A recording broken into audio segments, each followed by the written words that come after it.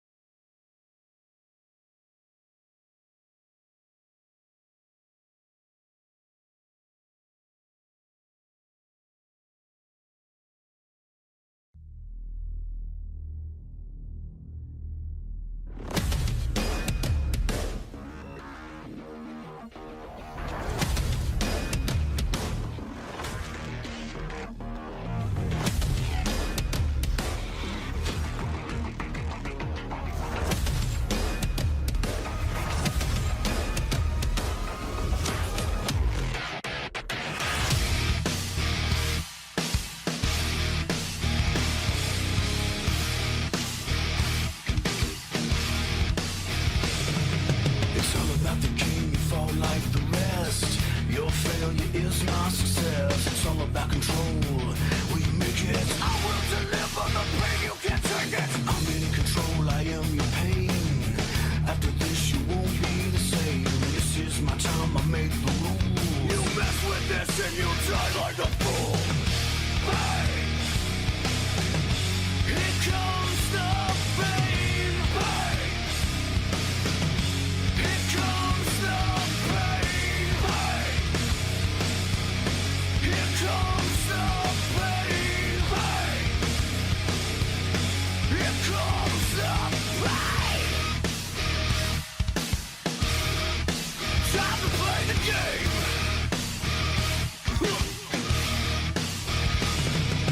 I am the debt that can't be paid.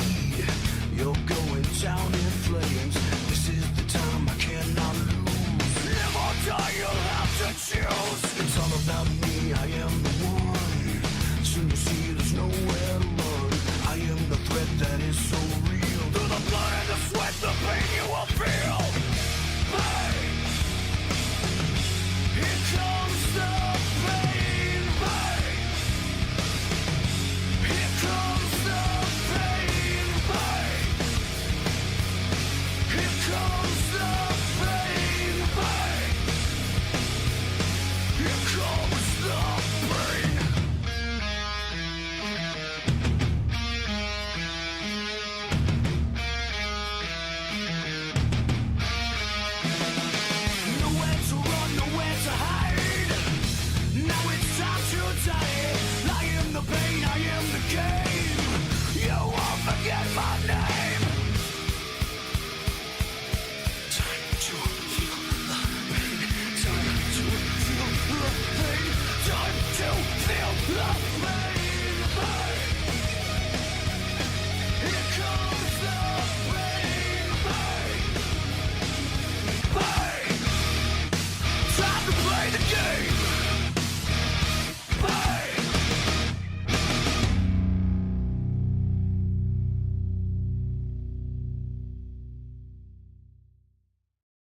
Oh god, I wasn't ready.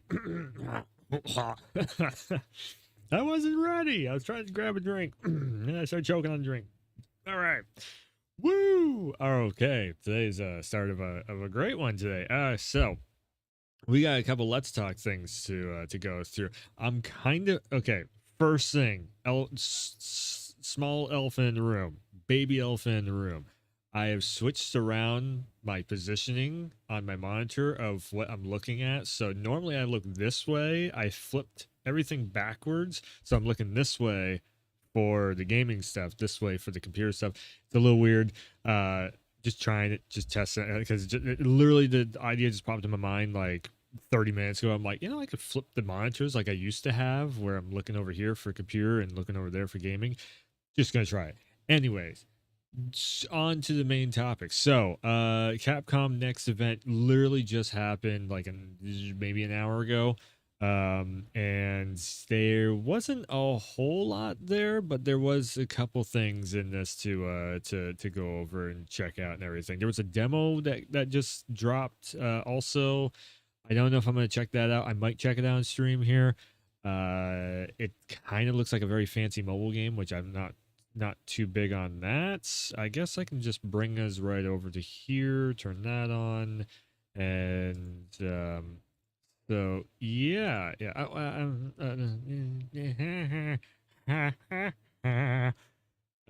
Boom and boom. All right, let me get professional mode for a second here. Okay, so we just had Capcom Next event just happened, and we're going to be checking that out real quick to see exactly what's up with everything that Capcom is working on. There was a bit so I watched this already. This is not a first time react. This is kind of more of a breakdown than a react. I'm going to skip through the stuff that I kind of don't care to see, and the other stuff that's kind of interesting. There's a couple things in this. There's a Dead Rising thing, and a Resident Evil piece of news was in this, which was sort of unexpected. So let's jump into this. Let's talk about it, shall we? Let's talk about it. All right, so we gotta get to the good stuff. So Capcom Pro Tour, which is very cool to see. Let's skip past all the countdown timer stuff. Okay, so this one here is kind of a mobile game.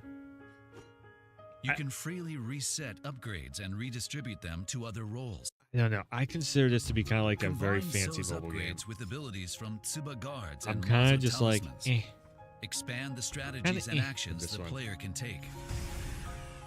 Work effectively with the villagers and guide Yoshiro as you purify the villages. Next, take a look at this.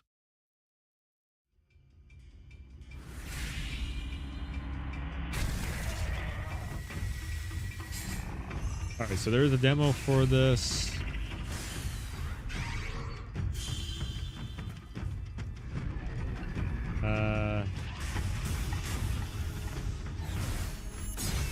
Hey, Batman. So again, this feels a lot like Capcom kind of bringing a mobile game over to the console. I get what they're going for though, because this is a very Japanese style. It's Kunitsu Gami. The demo version will be available from today. You can play part of the main story. If depending on how quickly I can get through Elden Ring to platinum trophy it, Lord of the Fallen, okay, all right. This unique combination of action and strategy. Lords of the Fallen, yeah, it was on sale. We also have a new announcement. Lords of the Fallen is an interesting one because that game has one mechanic that is in no other games, which is a double world. It's very interesting the way they got that set up. It's on Unreal Engine, but yeah, like I thought the mechanic just became really annoying. That was the one thing that, and not only that but also Lords of the Fallen. I got annoyed with just I don't know, the overall of the whole thing was just kind of like is kind of hit or miss. But I guess as an introductory to Souls type of games, it's not terrible.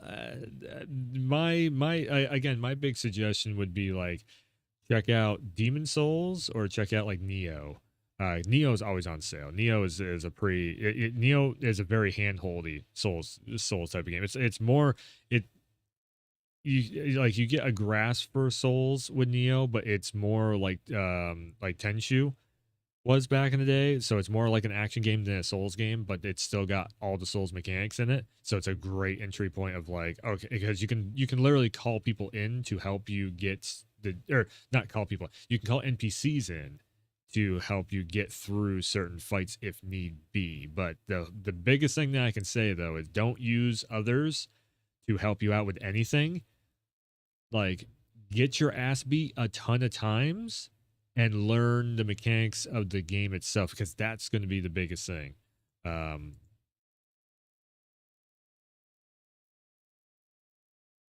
So yeah. All right, back to Let's Talk. Kunitsugami Path of the Goddess will have a collaboration with the 2006 action adventure. Yeah, so this is awesome. They're doing a collaboration with, they're bringing in the old IP of Okami to bring into a brand new game. All the Okami fans back in the day, if you want to see Okami come back in some way, promote this right here. We're having a special festival. Whether or not you're even playing the game, just be like, oh my god, Konami's or Okami is being used. Konami, right? Okami is being used by Capcom again. So we will include the yeah, I don't know. Maybe I'll check that out. There's a demo of it. And the new look for Resident Evil 7. First, take. Okay, this is interesting. So my history with Dead Rising is I played a demo of it. Didn't really. I kind of liked it, but not enough to buy it. That was my history with Dead Rising. Everybody else is like, oh my god, Dead Rising is amazing. I'm like, I like Resident Evil though. And Resident Evil and Dead Rising both being made by Capcom, it's like a big giant rivalry. I was always a Resident Evil guy. This looks good though. I actually kind of want to check this out now that I've platinumed a bunch of Resident Evil games, and I've for years and years now I've done all the Resident Evil stuff. I think maybe I could possibly have my way with a Dead Rising game.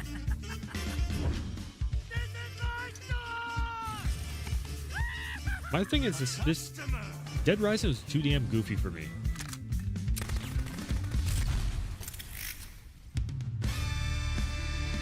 You know what's really funny? Like when I was watching this trailer, I hate it that there's a scene. What would you call it? Where is that scene? There's a certain scene in here where they're panning up the camera on the. Did you just say zombies? Take a look out there. Those ain't zombies. What would you call them? What's the shot? We gotta highlight something here.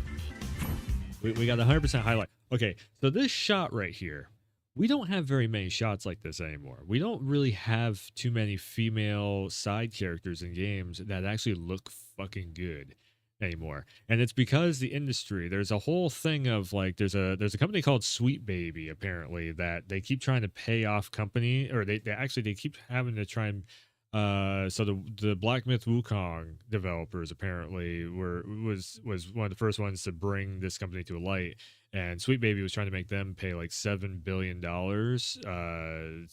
for some reason or another, something about inclusivity stuff, LGBT stuff, or whatever the fuck it was, like DEI culture shit, and basically the Chinese developers told them to fuck off. But it does bring up, as much as I don't like China, it does bring up a point of, we don't see this anymore. You go back to early 2000s games, and my God, women were like, the female empowerment movement there fucking was like, oh my God, women are being celebrated as sex objects. It's like, no, women were being celebrated.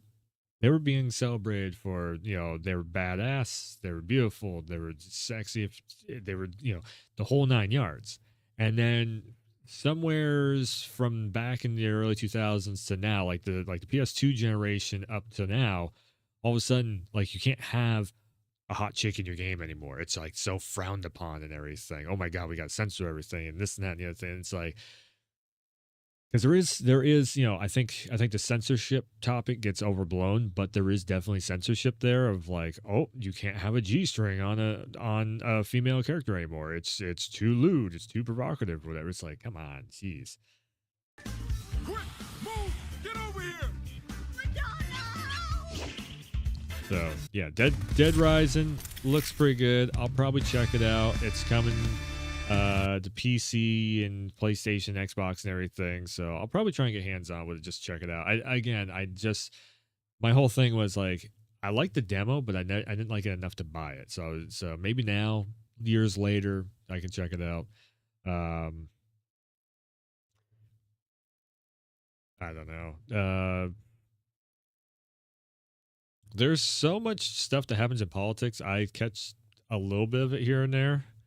I'm not, my nose isn't straight up the politics pipeline all the time and everything. Like if I actually had to start the other channel that I was talking about before, I probably would be more of my nose in the politics pipeline. I hear about it a lot of times, but like today, I didn't like. I have two Twitters. I have one that is gaming, one that is politics related. Just to see what the fuck is going on in the world, basically. Because if you throw politics on your gaming timeline, politics just takes over. Like, it's just fucking, the algorithm just goes, bah, bah, bah, bah, bah, bah, bah, bah, and you're like, whoa, hold on, wait, there's a new gaming trailer, there's a new music thing. So I have technically one Twitter for music and gaming, one Twitter for, but Instagram is really your music thing nowadays.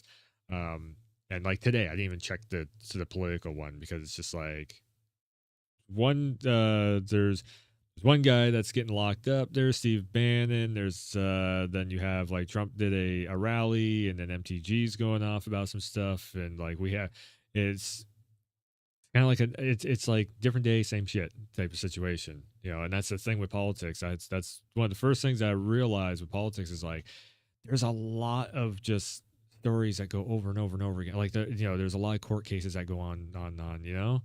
It's like all of a sudden you have a month's worth of the same news story, and they're just milking it. It's just like, okay, yes, we get it. This thing happened like 3 weeks ago.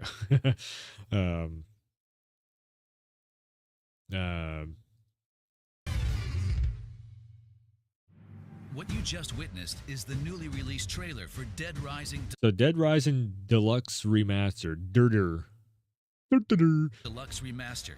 You may be thinking, that Dead looks Rising like a full-on remake. Edition. We had the same thought, so we spoke with 3 key staff to get to the bottom of this deluxe remaster. We began our investigation with director It looks Yosuke good. Murai. It definitely looks good, like all the Well, stuff that they're doing. actually, it wouldn't be an exaggeration to call this game a remake, considering the work we put into it. Before we could even ask a question, Murai was giving us the The insight. thing is everybody. So social media has diluted the terms remake and remaster so much, especially in gaming. If you don't, there's a difference between a remake and a remaster. There should be. We have really like screwed up the term, like just how people love to fuck up, definitions of words. We have fucked up the definition of a remake and a remaster at this point. A remaster is when you rebuild it from the ground up, polish that shit up, make it the exact same game, don't change anything. You just you're bringing it to a newer system. You are remastering the experience into the current day the current day quality. So you're up-resing basically. But you're also rebuilding it. So yes, it is a rebuilt remastering, as I like to call them, which is, I get that term from the industry, but then people were so stupid about like, oh, what is a remaster? What is a remake? Everything is a remake.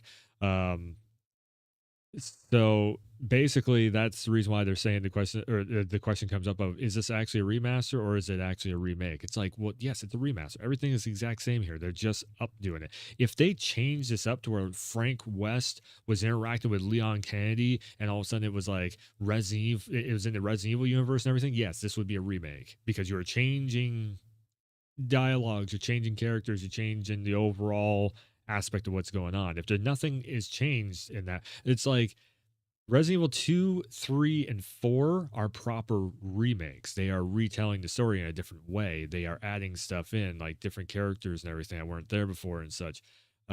Those are proper remakes. What this is a full-on, it's a rebuilt remastering. The Crash and Spyro trilogies that came out, those are remasters. They're built from scratch, from the ground up, but they are rebuilt remasters. They're not remakes. Again, everybody screws up those terms so often that now now the marketing departments are like, oh, we have to. What term do we put on the box? Do we call this a remaster? Do we call it a remake? It's because people have no idea what the fuck definitions are anymore. Dead Rising at full price. Sorry, I've seen it in chat and just didn't just get into it. I don't know. Hope they bring remastered GTA 4 to PS5.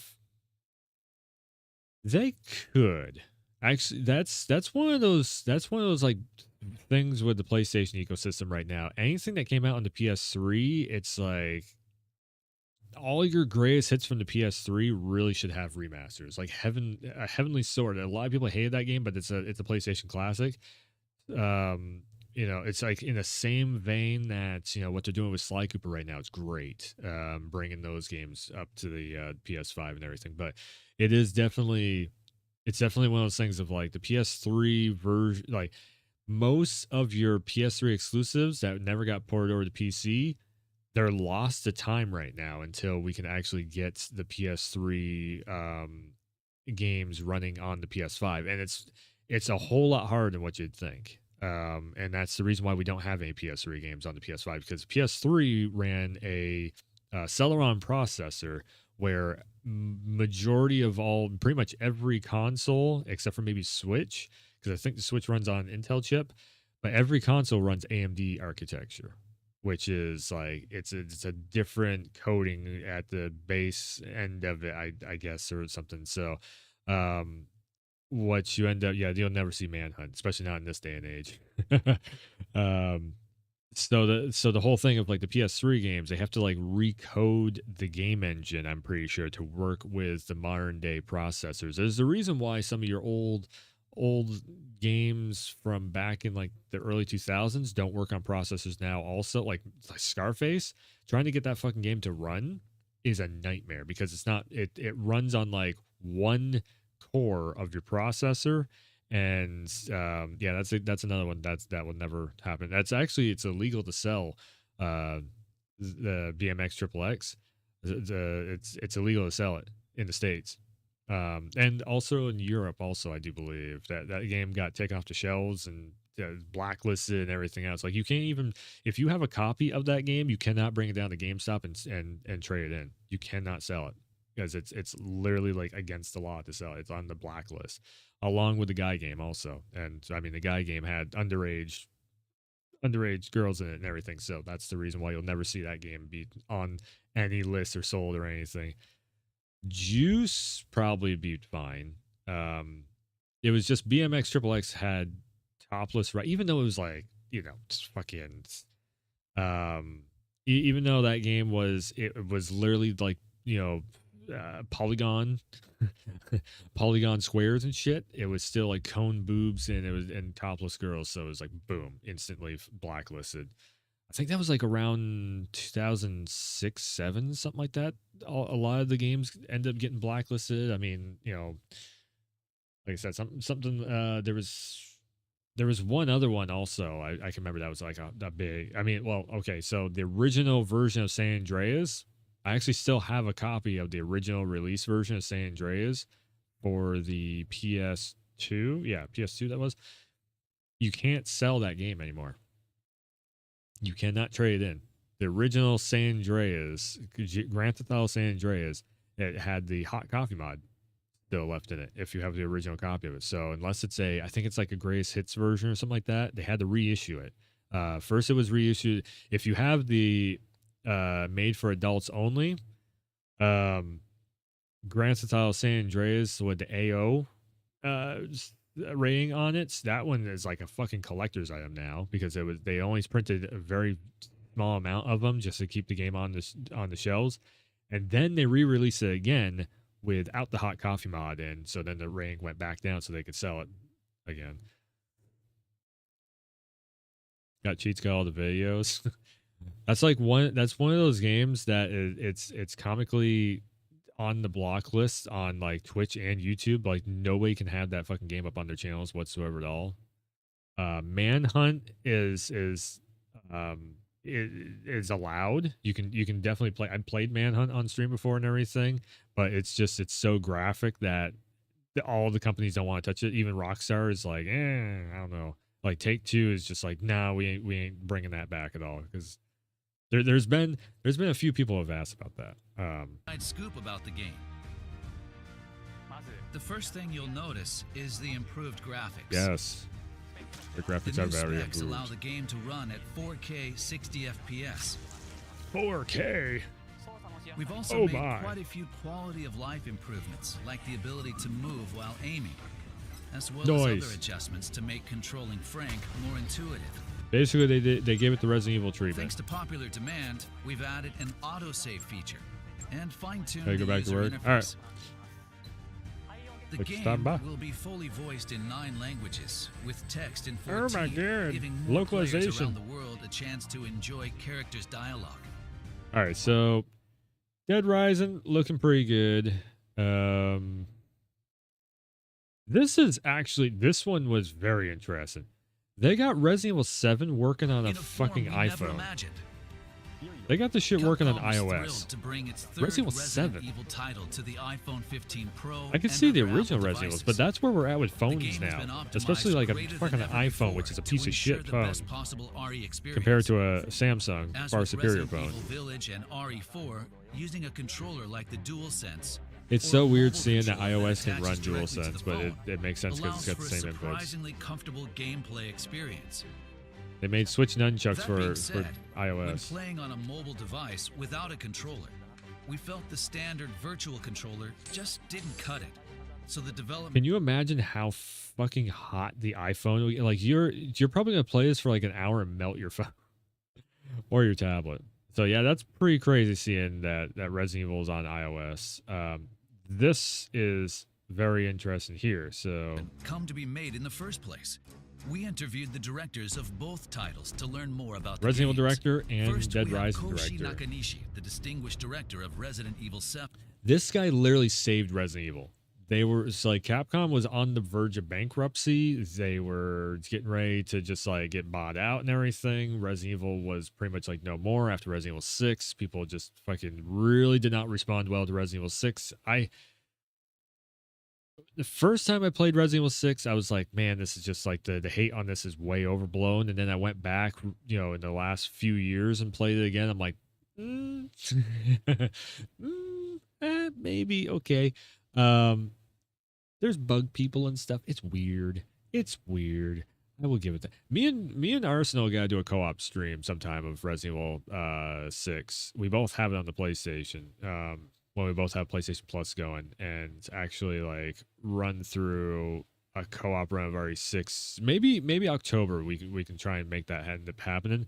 Just to be like, what the fuck were they thinking on that part? Like just the funny commentary that we can go back and forth with and just like kind of poke fun at RE6 a little bit. I still say it's a fun game. It's just the storyline is so fucking bad. Follow along as he shares previously undisclosed information about the game's origin. When we first started development, Resident Evil was, well, if I'm being honest, as a brand, we were off track. The action element had been expanded, and fans reacted much more negatively than expected. In the end, an RE game has to be scary. So we took another look at it. And the general consensus from fans of the series was that a Resident Evil game is one that should scare the hell out of you. That was the starting point for Resident Evil 7. So what's interesting with that is, yes, Resident Evil needs to be scary, and I agree with all of this and everything, but it is like Resident Evil at its core is still an action horror survival. Like the action is fourth and foremost, but you need to have the action mixed with the horror If not, then it just becomes just every other shooter. That's the thing that separates Resident Evil from everything else, is it's got one hell of a horror aspect to it. Like, you're walking through these very dark hallways and everything. Meanwhile, you have your gun ready to blast something in the face. Like, so you're scared, but at the same time you're ready to, to get the action going. When you're running through RE2 Remake for the first time and you're walking through the RPD, it's super fucking spooky, just because you don't know what's coming around that next corner. I want to say RE4 Remake also, I guess, yeah, there is parts of the stuff that they added to RE4 Remake was pretty damn spooky. Of like, okay, there's something like the underground caves where shit pops out of the water at you. You're just like, okay, where is it? Where is it? Where is it? Where is it? Another huge one too is RE7, like the DLC with the fucking mannequins that move when you don't look at them.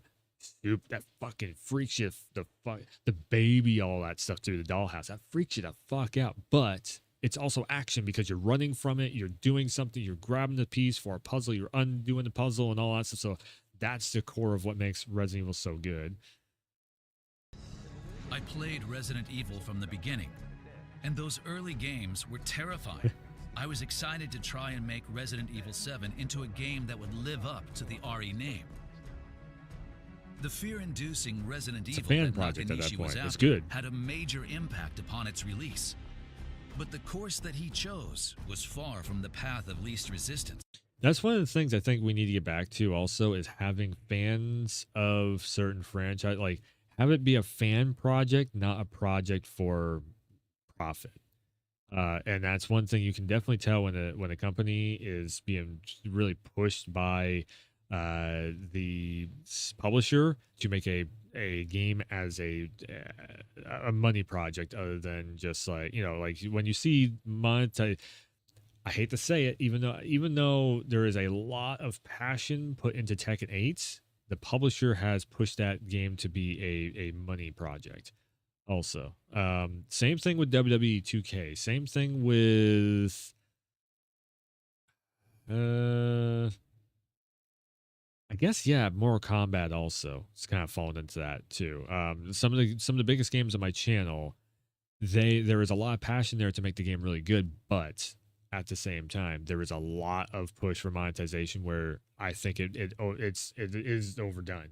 There is stuff in like WWE 2K that you can't. There's roster members that you can't use. We've never had that. This is the first game ever in 2K24. 2K24 is great. It's probably the best fucking wrestling game on the market that's ever been. But there is a lot of monetization in there. Like, you have to go into My Faction and play the shit out of that, or buy the packs and everything, to basically loot box packs to end up, getting certain cards to unlock certain roster members in other game modes and stuff. Like, that stuff is there. The season pass, though, is probably some of the best bang for buck that I've seen. So it's like there's give and take with that.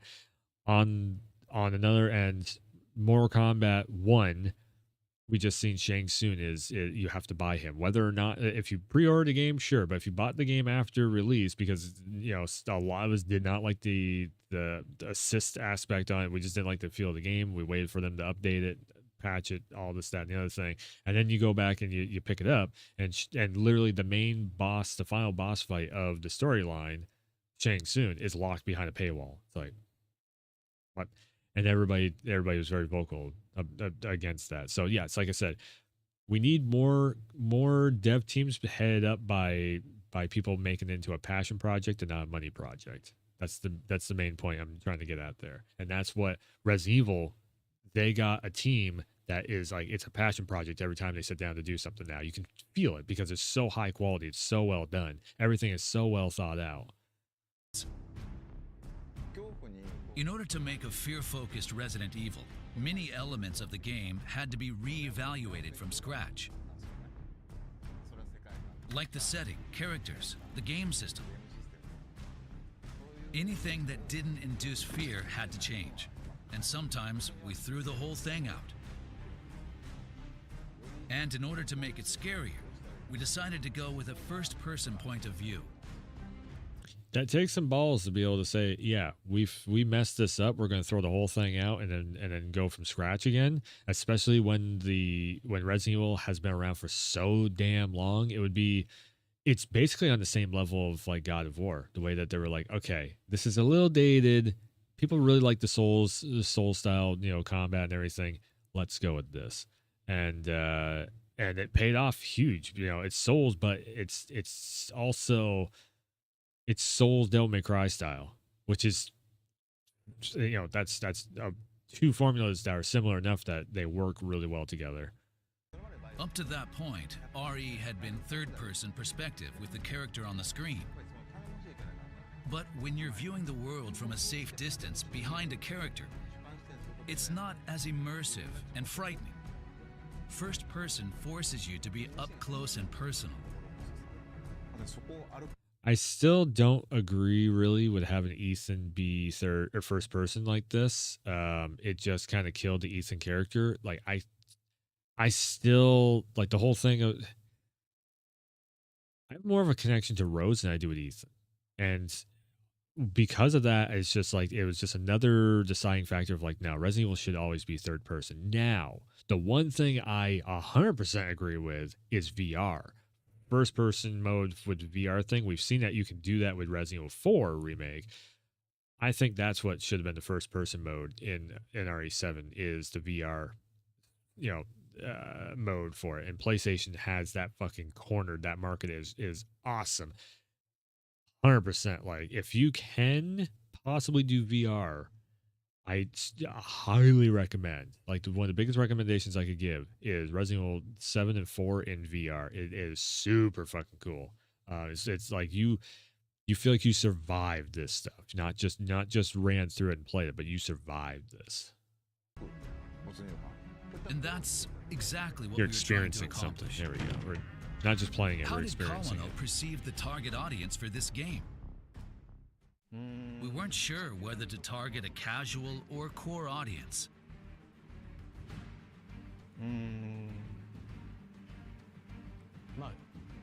However, we trusted management's concepts and made what we thought would be fun. And there's the passion project coming Kawano in. had a range of experience directing Mega Man Legends and Breath of Fire, and he was confident in this new genre. We wanted to put the main character somewhere that was overrun with zombies. Most games might ordinarily make their main character a cop or a soldier, a badass, decked out in gear, ready for the situation. But we thought going in that direction would dilute the madness and unpredictability of the zombie outbreak.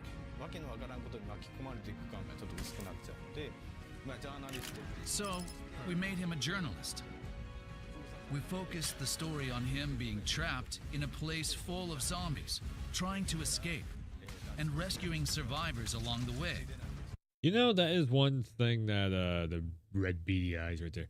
That is one thing that actually catches my attention now, more so now with Dead Rising over the top of before, because the way my brain works is I love a big cinematic story. I love it when I'm playing a game and I feel like I'm in the middle of a fucking movie kind of situation where it's just like, okay, these big set pieces are happening, all this stuff is happening over there and this and that, and I feel like I'm like experiencing a movie firsthand. I love that. But the one thing where I can actually probably wrap my brain around Dead Rising is if I treat Dead Rising like it's a survival game of I'm going in naked and afraid, and then I have to build up my arsenal of crazy tools, of whether it be a sword or a wiffle bat, whatever the hell he uses in here, like and I think now I can kind of get into the goofiness of it a little bit more. Like back in the day when it's funny. Normally, when you get older, you want to have more of a serious situation. And for me, back in the day when I was younger, I wanted it to be like realistic, serious, cinematic. That was my younger self. Now I'm just like, okay, I can probably embrace the goofy a little bit more. And just the amount of like shorts and everything that could come out of this too is just kind of like the plus, the cherry on top of everything. So that they can all make it out together. I used a baseball bat. Well, I used a grocery cart. It's like that whole thing. It's clear, though, that he still has the same passion for the game. In terms of the narrative, there's a zombie outbreak. who wanted the player to encounter people trying to escape and others who have become a bit unhinged, making them feel like they're trapped in the outbreak. On the development team, we all felt like it was a fun game, but others who saw the game were kind of taken aback. Some even asked whether it was okay to make a game that was so violent. I always hated those people. Anybody who's like, it's too violent. Can we actually? No, yes, you can. Just do it. Put the thing out there. All the ones that complain about it will be overshadowed by the millions of people that go, this is awesome. For a second, we started to doubt ourselves. Such an innovative project was bound to grapple with internal friction. But Kawano had a trump card to play: fan expectations. And see right there.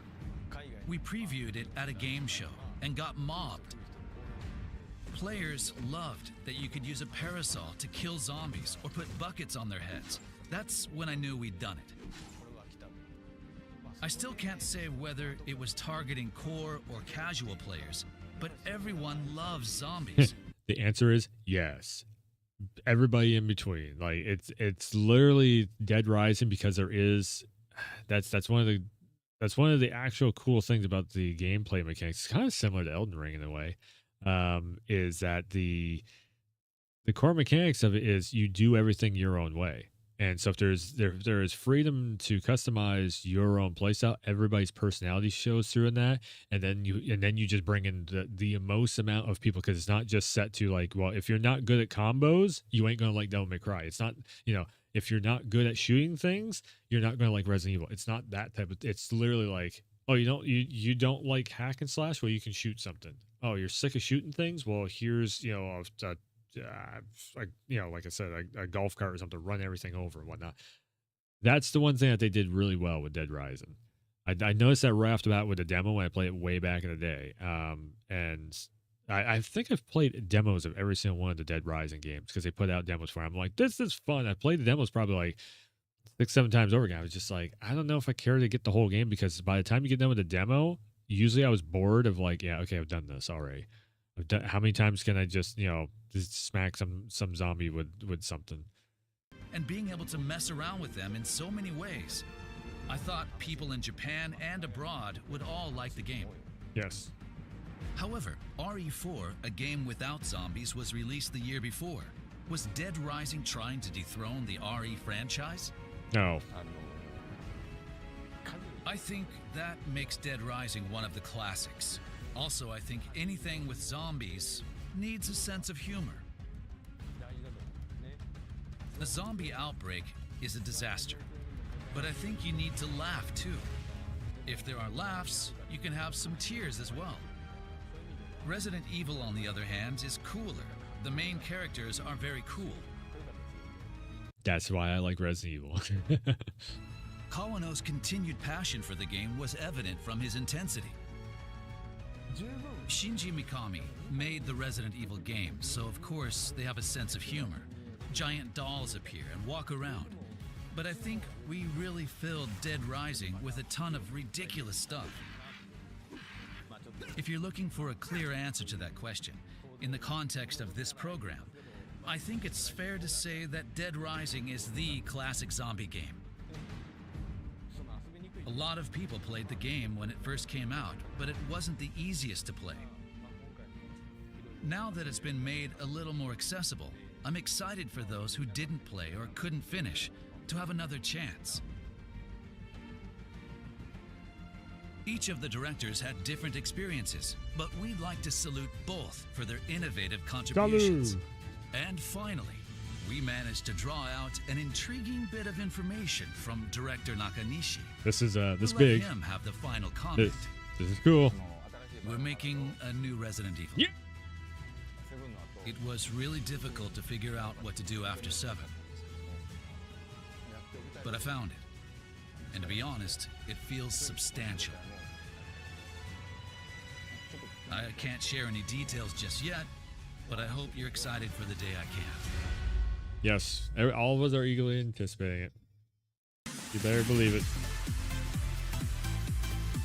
Here's a quick roundup of the game. Okay, so Capcom next events, huge news right there is that they are actively now working on the next Resident Evil game, a brand new Resident Evil game, not just a remake of, like Resident Evil 5 or something, but my big prediction is it's most likely going to be the Rose, the Rose sequel to RE7. They set her up very well. It's a very good setup. The Rose DLC for RE7. I should go back and replay it sometime in the future here. As soon as we'll probably end up doing a full Rose DLC playthrough again. Yeah, sorry. But yeah, I'll probably end up doing like a Rose DLC again in the future. As soon as a fully, like, if we get a teaser or we actually get like an official announcement of Resident Evil. Resident Evil is back. Rose sequel to Resident Evil 9, yeah. As soon as we get that, then it's like, okay, let's go and let's go and get the whole thing going. So my big prediction is, yeah, like I said, Rose sequel. Probably Chris is going to be there. He'll probably disband the Wolfhounds, whatever, or maybe the Wolfhounds become like its own organization that maybe Rose could be a part of, or maybe Jill's a part of the Wolfhounds. That'd be kind of cool. So she gives up Stars is kind of no more, but basically Jill gets brought in with the Wolf. I think we're going to see Jill for the Rose sequel. Jill's going to try and help her work with Rose, and it's going to be like it works in with the women empowerment stuff, but also it just like Jill, we've just seen Jill in that last Resident Evil CGI movie, and everybody's like, man, we need another Jill game. And I think Capcom's probably going to hear that and be like, you know what? Yeah, Resident Evil 3 did pretty damn good sales wise. And everybody just wants a top-notch Jill adventure that is not very, very short. So again, mix a little bit of Rose gameplay with Jill gameplay. Why not? And that's a recipe for success right there.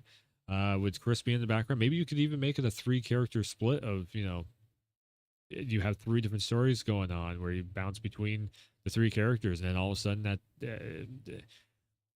I don't know. I'm just spitballing ideas, but yeah, that's my big predictions for the next Resident Evil game. Like we are now at that point where it's like, what's the next thing going to happen? When's the next one? I think it's going to be in the future. So let's change gears a little bit. Alana Pierce, once again, putting out a video with a topic that I have talked about a lot myself. This shall be kind of an interesting topic point. So let's listen to what she has to say. Elden Ring DLC is too hard. Hot topic right here.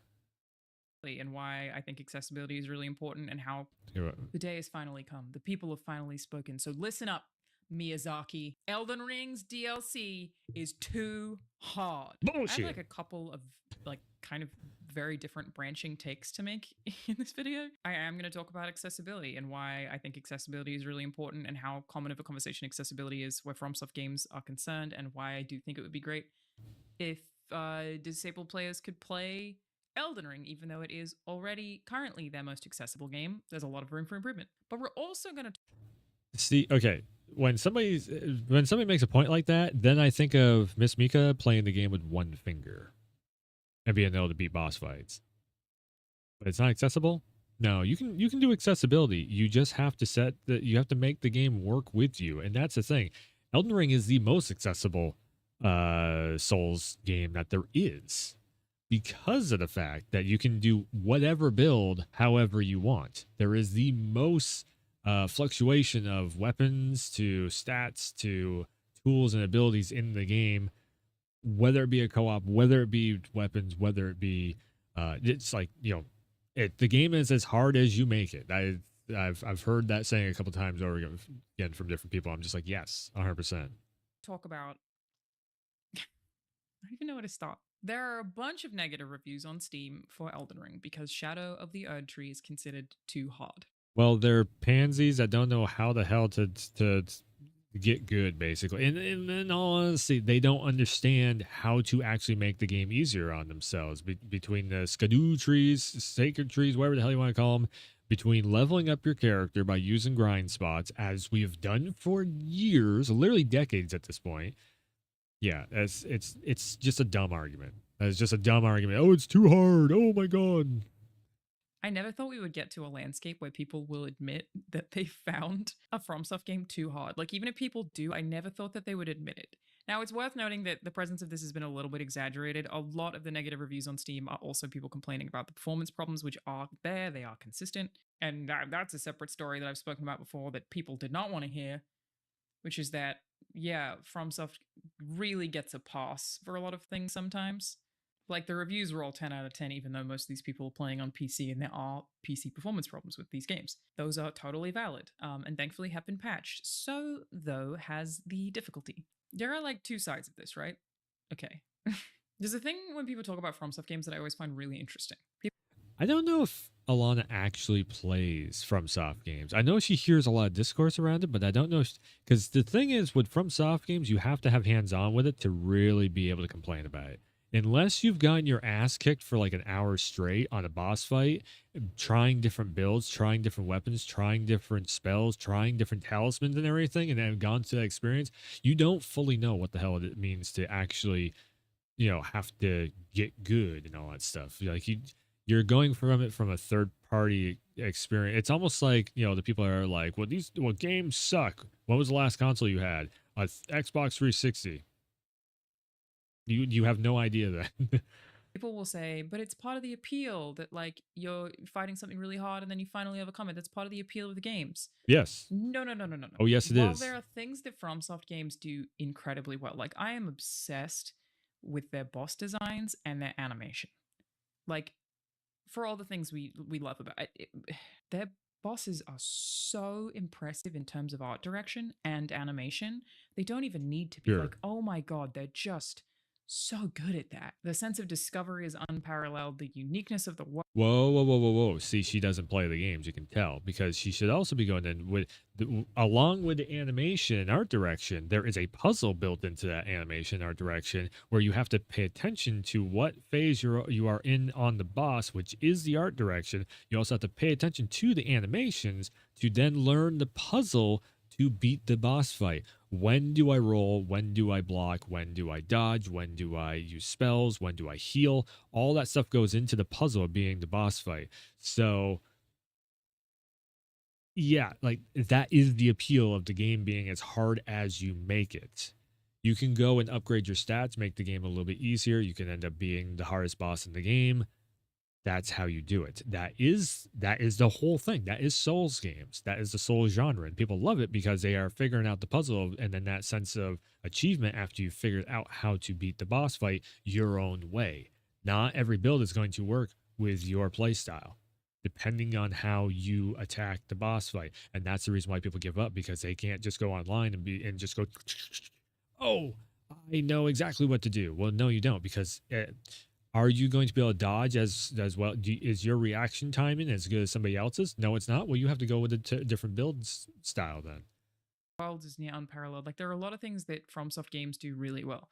But saying part of the appeal is beating but it's not part of the appeal. It's the entire design of the game. It's the whole game. Okay, it is the core ethos, the core game design of any FromSoft game is that you are supposed to approach a boss, be willing to die the first several times as you assess their moveset, you figure out the puzzle that is beating this boss, you've retained information about their movesets, about what kills you, about how you can avoid it, and you roll into them. And then after a certain amount of deaths, which are to be totally expected, if you beat an Elden Ring boss in less than like 3 deaths, in my opinion, that's an RNG fluke and not you playing the game well. The big part of the game is learning how that stuff works. That's the point. You go in there, you gather that data, and then you finally beat them. That is the point of these games. The achievement of it. The whole point is for them to be extremely challenging. I do think that people complaining about the Shadow of Erdtree DLC should get good.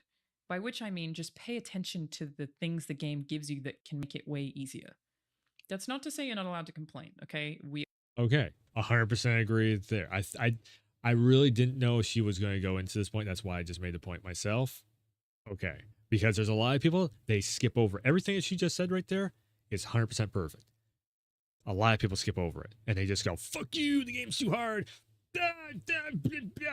They like, most everyone does that. Very good on a line here for making the point. We are also really weird. I'm already tangenting inside my tangent. Yep. We are really weird about acting like From some games can't be criticized. They are immune to criticism. Like, you are allowed to complain about finding it too hard or feeling like a certain boss isn't balanced or feeling like a hitbox is like, you can complain about those things and be valid. Stop acting like any criticism of a FromSoft game makes you a fake gamer. First tangent completed. It's not fake gamer, but there's a lot of people that are like, this is too hard. And when you go back and actually watch the replay, or if they watch the replay, that's the reason why a lot of people that complain that the games are too hard, they don't ever like watching the replay of it. They don't like watching themselves back, because then they start going, oh shit, yeah, I should have dodged there. Oh shit, yeah, I didn't block there the correct time and whatnot. And once they see that, they're like, oh fuck, because when you're in the middle of the boss fight, you feel like you are the badass, you are doing everything right, and it's like, well, that was bullshit. This is the reason why I tried to train my brain into going into, okay, what just happened there? Because it's not, again, this is something that I argue with Arsenal all the time on. He's like, well, on paper, it should make this sense. It's like, well, it's what you're seeing in there. It's the game logic that you're going by. It's not what you think. It's what the game logic is telling you. So if the game logic is telling you you can't dodge that move, you can't dodge that move. Well, you should be. No, you can't dodge that move. So you do something else that can make it so you can tank the hit. Literally, Radon, the biggest boss fight that's taken everybody days on end to do, I finally beat that damn boss using another different type of shield that I would never care to use at all, but the shield had attributes to it to where I could tank the hits. That's what you need to get through it. I apologize. Back to the video. Course correcting. Patch dropped for the DLC. Meaning that this to me would indicate that FromSoft, gonna lean over a little, kind of agrees with the criticisms, which is pretty nuts. Miyazaki did say that he wanted Shadow of the Erdtree to be the hardest thing they ever made, and it seems like that worked very well. People are finding it extremely difficult, even people who have been a long-time FromSoft fan. That was the intention. I mean, it would have been crazy to let you just like finish Elden Ring and then just continue as though you were still playing Elden Ring. Like, they did have to up the difficulty for the DLC to even justify its own existence, in my opinion. But basically, attack and damage negation curve scaling of the Shadow Realm blessings have been revised. The attack and damage negation has been increased for the first half of the maximum amount of blessing enhancement. Is she going to say the one thing that is literally very obvious with this update, though, that it didn't do much? It literally, all this did was it just upscaled the beginning. So the people that started the game or started the DLC in that first like hour and they gave up on it, it literally is just helping those people. Anybody after that is up to the ending part, you're not feeling it at all. You're not feeling any of that. And the second half will now be more gradual. The attack and damage negation granted by the final level of blessing enhancements has been slightly increased. So again, I take this to mean that they like kind of agree, and they were like, oh, we maybe did make this too hard. Okay, our bad, which is super interesting. But there are things about this that, oh my god, I have so many opinions. This video is going to turn out so messy. First, Shadow of the Erdtree tells you what you need to do to get good. And I think really it just requires patience.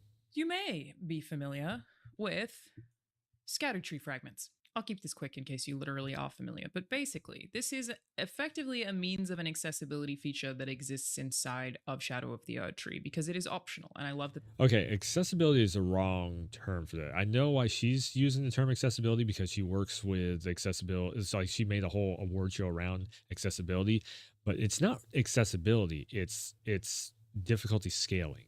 That's a different thing than accessibility. Accessibility is making it so somebody with one hand can play the game. That's not difficulty scaling. That is making the game accessible to those who don't have two hands that can hold on to a controller or hear or see or whatever.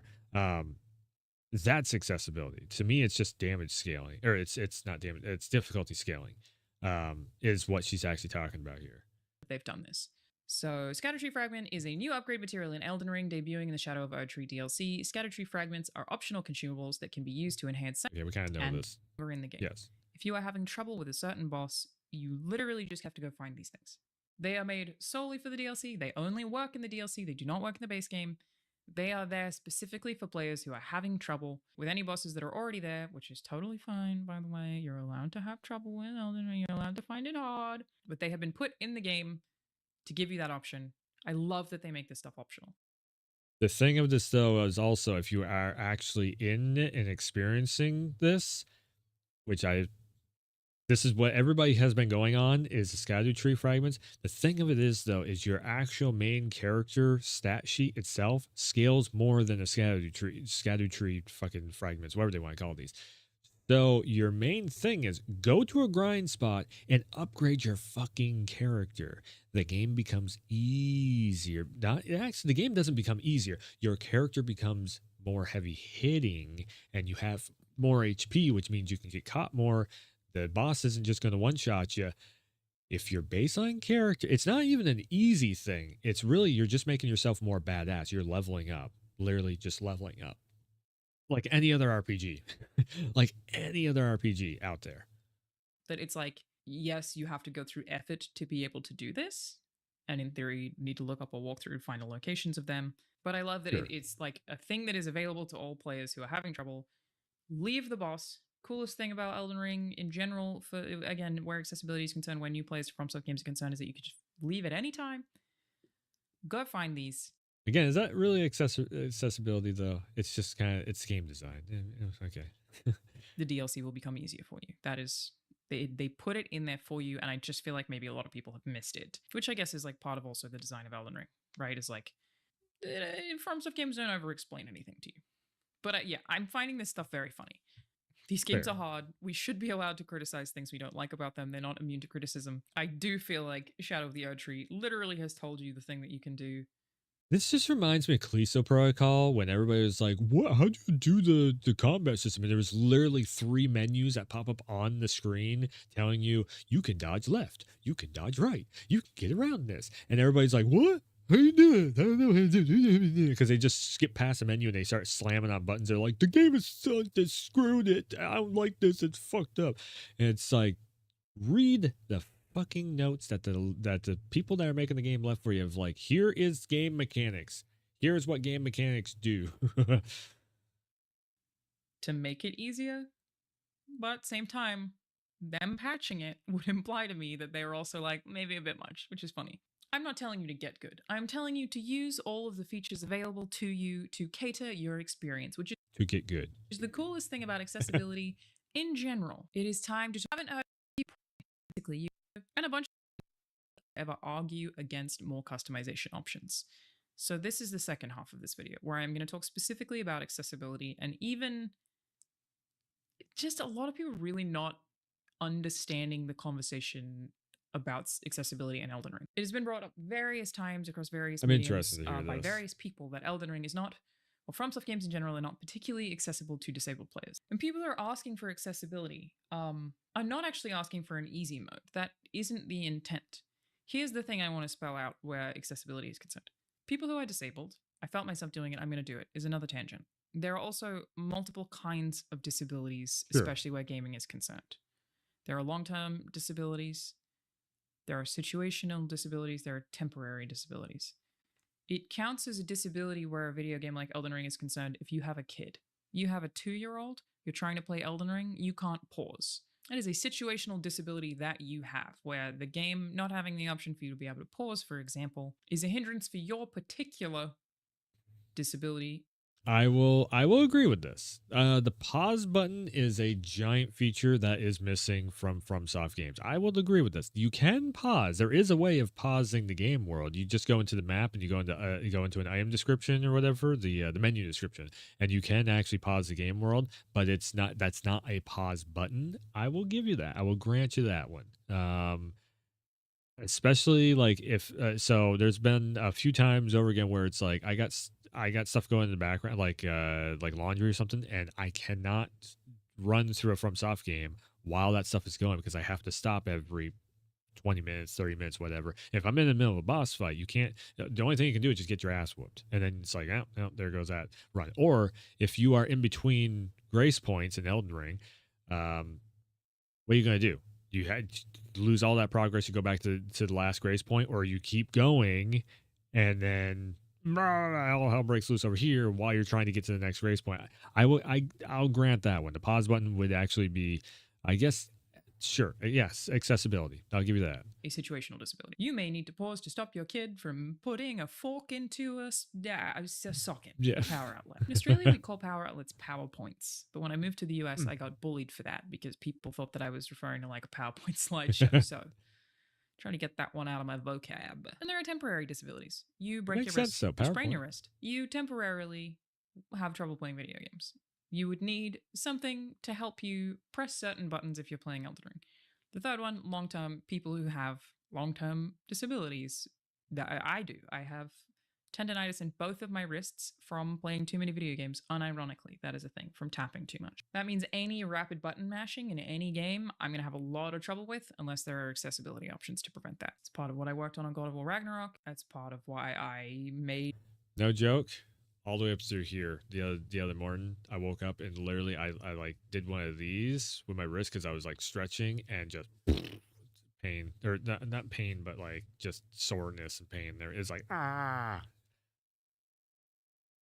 an accessibility award show to like highlight this particular thing. Is like, I have a lot of trouble with fighting games. I have a lot of trouble with any game that's really button mashy. If there are too many button prompts, I'm gonna be in pain and have to like ice my wrist afterwards and not really be able to play it. And here's the thing about accessibility in Elden Ring, where any of those things are concerned. I think there's a misunderstanding that people think disabled gamers, whoever else, want an easy mode. This is not the case. It's that the appeal of Elden Ring being really fucking hard is also appealing to people with disabilities. They too want to play the extremely hard game, the challenge that is very hard for them to beat. They're not asking you to give them an easy mode and make it easy for them to get through. They're asking for a version of the game that can be played with their particular disabilities, so they can still enjoy really hard games as well. The thing is, where there is a will, there is a way. And that's where the challenge runs for all these FromSoft games come into play. It's like, for fuck's sake, I was just seeing somebody playing the game with a dance pad earlier today. You can do everything that you want to be able to do in Elden Ring. You can. Like I've seen people do it with fucking Guitar Hero controllers and everything. You can't move the camera with these controllers, yet somehow they make it work. The complications with this conversation arise, I think, with Elden Ring specifically. Like, yeah, there are so many people who just dismiss it as like, shut up, who cares about you, you're disabled, which, fuck off. Yeah, second, that's not people cool. Just assuming they're asking for easy mode, and that's not the case. It's not an easy, it's not even...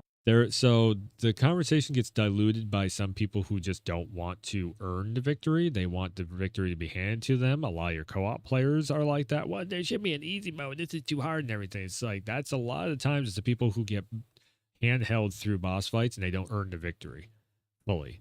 Like, they're just kind of there while somebody else whacks the shit out of the boss fight and earns them the victory. I was this close for Radon, but that was after I got him down to like the last 10% of his health bar. And I'm just like, okay, literally, if somebody else is in here, they could, they could pull aggro and I could go over there and just stab him in the ass. It's done, over with.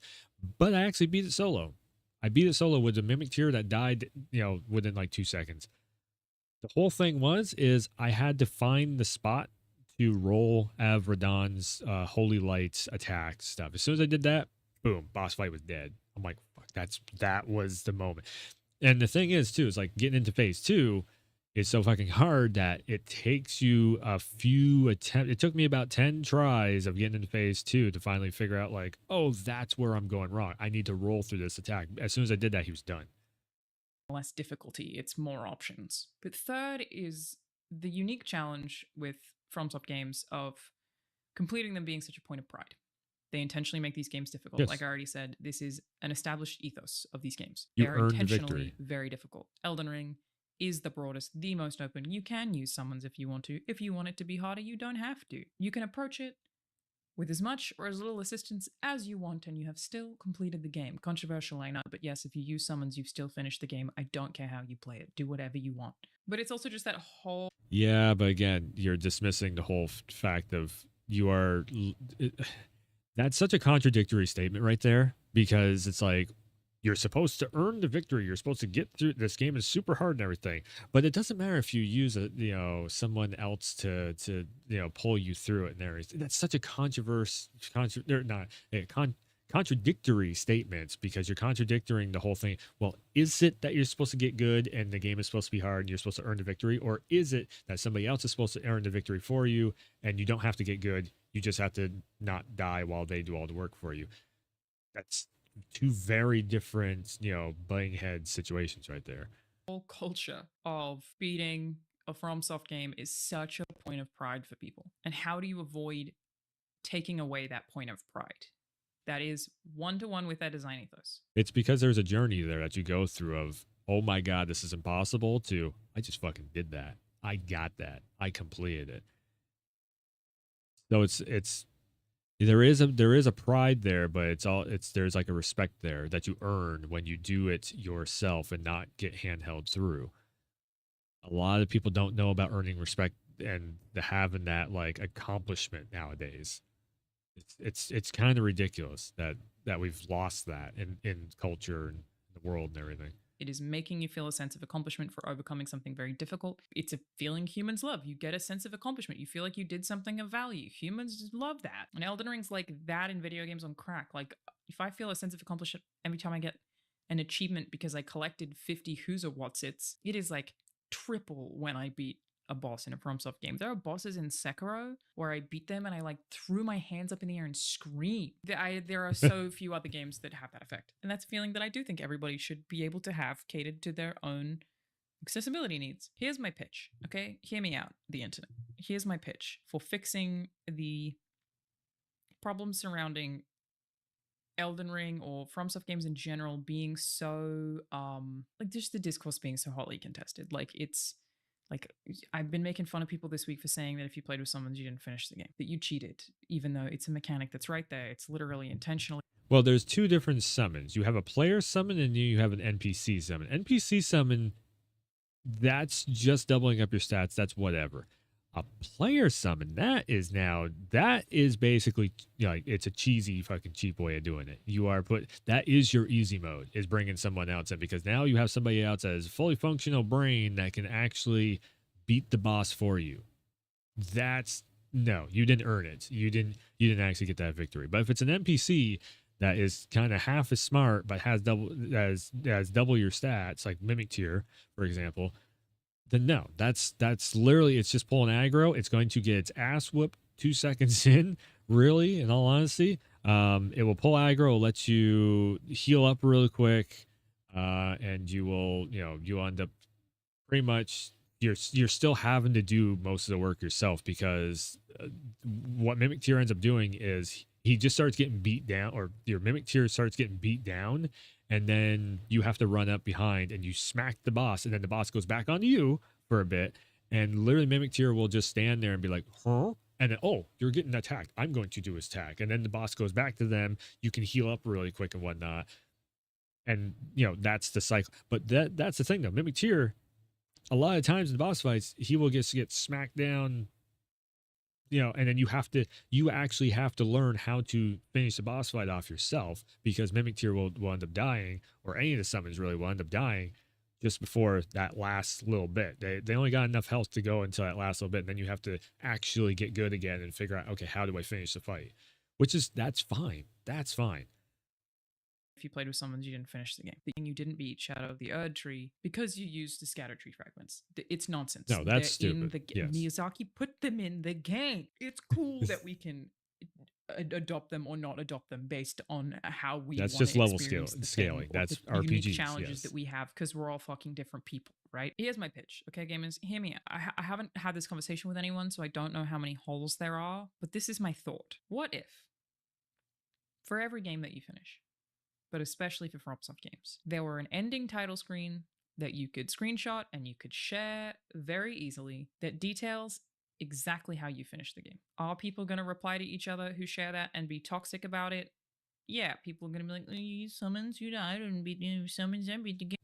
Technically, that's what streaming and making videos of the gameplay is for, though. Yeah, people are going to be dicks. But I feel like it would maybe prevent some of the extra accessibility specific gatekeeping. Like all of these people who are vehemently against accessibility options, which is really, again, just in game customization options. No one's asking for less or more damage, but like less button presses, or there's a large list of things that can make it. I mean, how would you do that, though? Like, because you have to time your button presses to when the boss is doing the thing. So how would that translate into a workaround? So if you hold the button to do multiple swings, you're going to screw yourself up. Really, more or less, you're making the game even harder for yourself because now you can't time out your swings to your roll. You can't do a roll cancel in there because you're holding down the button to do a 1, 2, 3 swing or what. I see the reason why they don't have that, and that's the biggest loophole that I would see, or the biggest plot hole in that black hole, whatever she just said there. The hole in that information is like, how would you actually incorporate that? What if you get just a screen at the end with the credits that This is basically just Resident Evil and screen is what she's talking about here. that shows exactly how rank. you played it or what options you had on or off? In my head, this would alleviate a lot of that discourse. People are saying like no accessibility whatsoever because I want to be able to play Elden Ring the exact way that I want to be able to play it. And I feel like those people are shooting themselves in the foot because what if they get one of those temporary, situational, or short-term disabilities? You break your wrist, you're not going to be able to play Elden Ring. You have a kid, suddenly you can't play Elden Ring. Like, I feel like they say it when they don't have disabilities, but in 10 years, when you do have some kind of disability, I feel like you're going to retroactively kind of regret that you were like, absolutely not. Don't change anything. I finished Tunic. That game rules and is very hard. And after I finished it, I beat the final boss that you don't even have to, well, spoilers. She was so hard. She was so hard. It took me days. Tunic has an accessibility option in it that you can use to, it's basically God mode. I think you can prevent all damage. I beat the game without that and felt so accomplished and so proud of myself. And I don't care that that mode is there or that option is there to help other people who still want to experience the game without that. I think that's perfectly fine. But it robs you of actually learning the boss fight. And that's the biggest thing with this, is that's the point of hard games, is you're supposed to overcome that challenge that is set in front of you instead of it just being like, well, I'm just going to get the handhold moment. I would have liked just a little something at the end, even an achievement, to give me the credit for doing the hardest fights on what is effectively the hardest in-game possible difficulty because I didn't have those accessibility options on. You know what I mean? That's my thought, basically. Elden Ring is already the most accessible FromSoft game. If you're complaining about Shadow of the Erdtree being too hard, you don't have to play it. You are definitely allowed to criticize them. And I also think you should explore more because you will find another build or another means to make things easier. Like, I think you're Yes. being impatient is probably Yes. what's happening realistically. This is for people who obviously don't have accessibility problems. But what if, so that we could actually allow disabled players to play these games, which is a thing I care about, you just, the end of the game, you just get a screen with all your stats. How many times you died, what options you did or did not have on. So people can still brag and still show off, because again, that is clearly a thing people like doing with these games. I just feel like it would solve a lot of this conversation. This is really not about asking, Not really. What I see is just that just causes more toxic behavior of like, oh, you did it that way, well, fuck you, you suck. You know, that's what that's going to turn into. That's not going to solve really anything, because you could do that anyways with your stat sheet in the game. So yeah, I don't know about that one. Anyways, talking about Shadow of the Erdtree and Elden Ring and everything, I have 2 endings to grab, and then I have the game plotted out. So talking about the game, I feel like it's time. I feel like it's time to do one more stream, one more Elden Ring thing here, and actually get the platinum trophy. I do have some bosses I haven't beaten. I probably will make videos around those bosses. And depending on how quickly this takes to get, I basically have to beat Elden Beast twice to get 2 endings. Boom, game is platinumed. That's pretty much what I was planning on doing today after just checking out the Capcom stuff in that video. So that is what we're going to do up next. I have to turn the PlayStation on. One time the PlayStation's turned off. Okay, so we're going to put that in sleep mode. We're gonna flip over to Elden Ring thing. Once again, the game is gonna haunt my nightmares.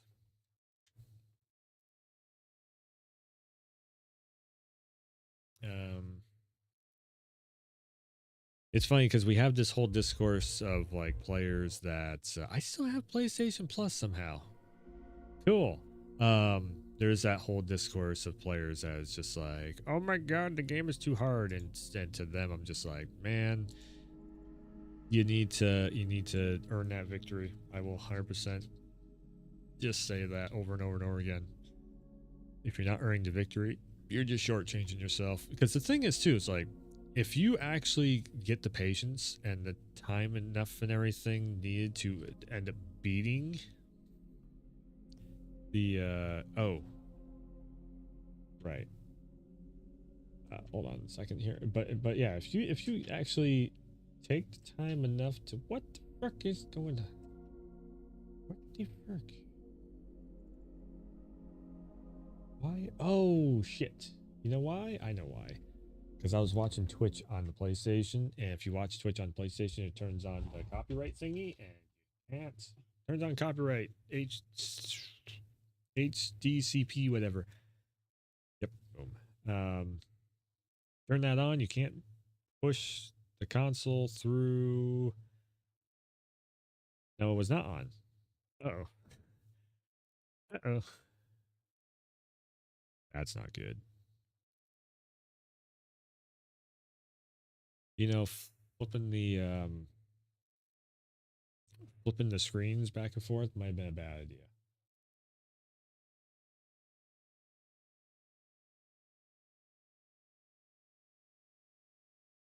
It should just pop up. It should automatically just pop up. Bingo! That time it worked. Okay.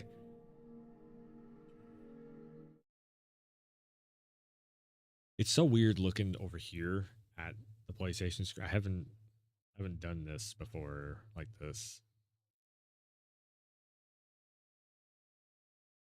Bingo, wanga tango, bingo bango, rang a tango, Shazam. What? I'm just saying shit. I'm just talking a bunch of bullshit. Okay, so we're going to put this on roughly about then, maybe. Yeah, I guess so.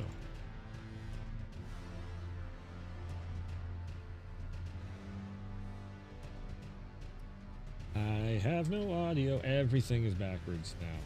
This might have been, again, it might have actually been a bad idea doing this.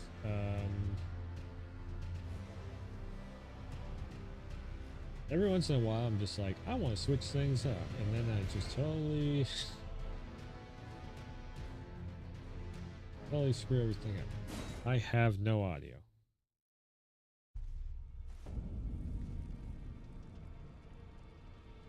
Sound source needs to be flipped over to this. Bingo. Now I have audio. All right. So here is what I need to do. So I need to go down below. No, wait. Storage. Is it? Save game data. There we go. All right. So I have.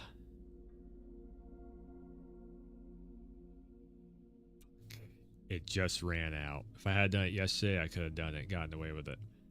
It just ran out.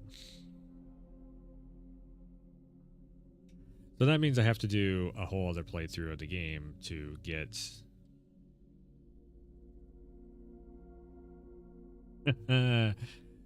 Shit. So I can't do save.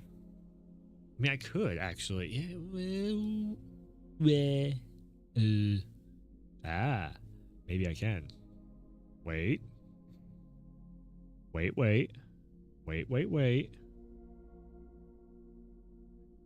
Not cloud storage. Upload or delete from to cloud storage. Nope. Can I upload to a flash drive?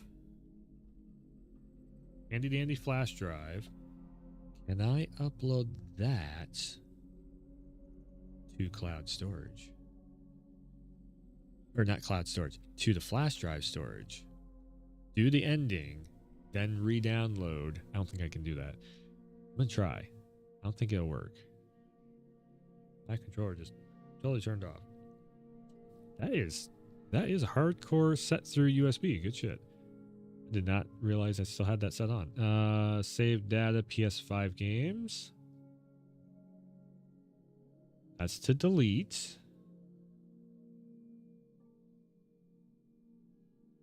Can't do it, can you? Copy the USB drive. Fuck.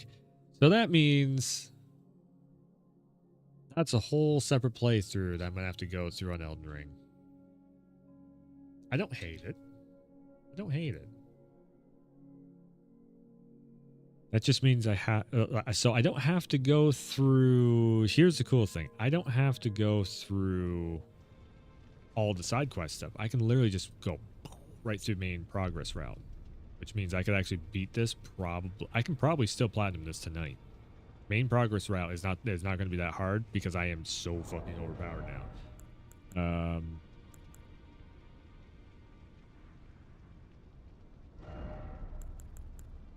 I will again too. I will have the video out. It'll probably be tonight sometime, but I will have a video up of beating Radon. I could show the video right now, but yeah, it was literally every time I came so close to beating him, I basically just needed to roll at a certain moment, and then I just stabbed the shit out of him and I killed him. It was literally, I was like 1 or 2 rolls off. So, of a god and a lord. Annihilate foes with a pillar of light. Light of Mikola. That actually looks really cool. Faith of 72, though. Whew. Lord and light. Light speed slash or promise consort. So it's so 2 swords, the same sword, but one of them has different abilities on it. Imbue the 2 great swords with the light of Mikola, then deliver a slashing attack accompanied by columns of light. Additional input allows for up to 2 follow-up attacks. That's cool. Assume a luminous form and leap forward to deliver a downward slash at the speed of light. This attack will be followed up by an additional light attack. Charge to increase power to skill and number of follow-up attacks. Okay. I need a bell guy thingy. The belly thing there. I need to do that. Oh, also.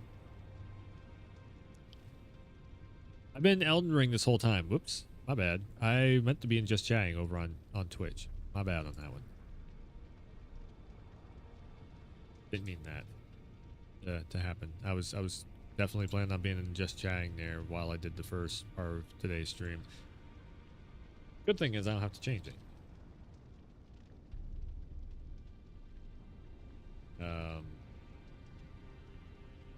Let me just do this real quick. It's like 9 o'clock. 70. 75. Yep. 80. Might be able to do 85 right now. Nope. 75. All right. That's fine. That's whatever. Okay. So my time with Elden Ring is coming to an end. I will say that for everyone watching, and it's been a awesome amount of viewership and subs and everything else. And I'm gonna get this first sword, and now I have to find one of the bell guys to be able to do the other one. Oh, do we have Young Lion's armor? Is there no new armor sets? It doesn't look like there's any new armor sets.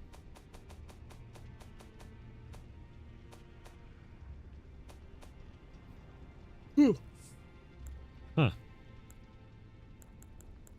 I would have expected there to be an armor set. My expectations are Torted. Torted? Torted.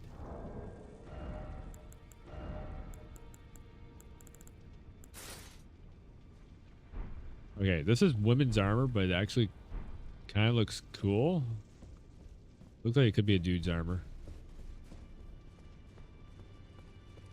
I need to become the Elden Lord. I need to get the Frenzied Flame, actually, which that's what I need to actually run down and do first up here.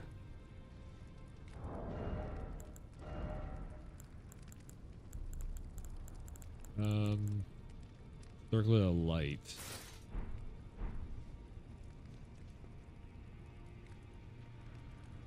Huh. Technically, it's the crown, like that. It kind of looks like the Elden Lord's crown in a sense. I look so fucking regal right now. Wait a second. If I was just saying, like, if you play as a female character with no pants on like that, yeah, okay, be a very kind of like short skirt. Okay. Because the reason why I'm like, just that popped in the head is because it's a female character, so I'm like, wonder if they actually did that. Knight Cavalry's outfit kind of works too, but. And that's another one. Beast armor. Kind of the Solitude one kind of works with it. And I do believe I am... Holy shit. There we go. Medium load with this.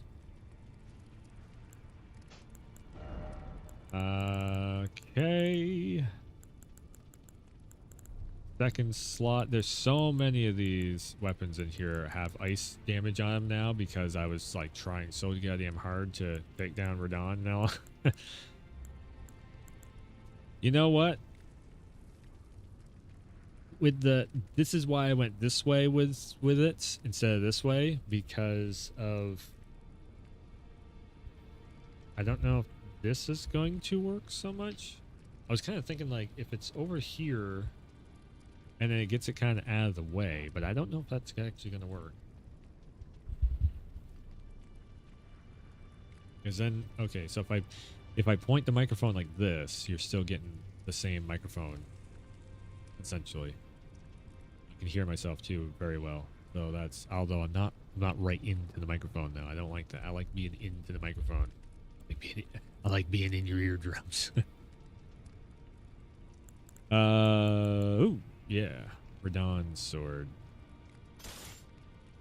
Actually, well, do that, and then third sword be Star Scourge. Great sword is Radon's original sword, and then great sword of Radon the Lord one. Malachus blade also we got. Huge. It's a pretty big sword. Yeah, this is the sword that I was thinking of before. I'm gonna walk into Radagon and he's gonna be like, "Look at this asshole," because in this playthrough I haven't actually become the Elden Lord. I'm just looking very golded out. Oh, okay, that fucking holy light horseshit.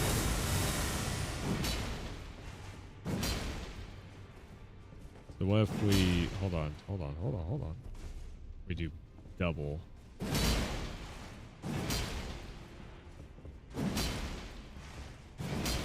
Yeah, all right.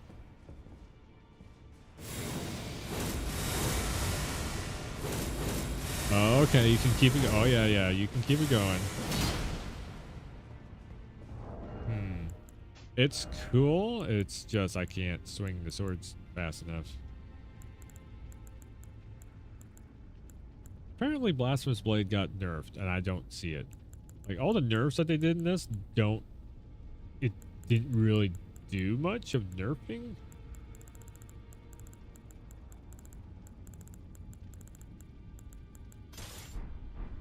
So the crazy thing is too, is now I actually have the abilities to use magic in the game. Took 2 playthroughs to do it. And I finally let myself go into kind of a magical side of the builds and everything, which is, again, I don't ever do that.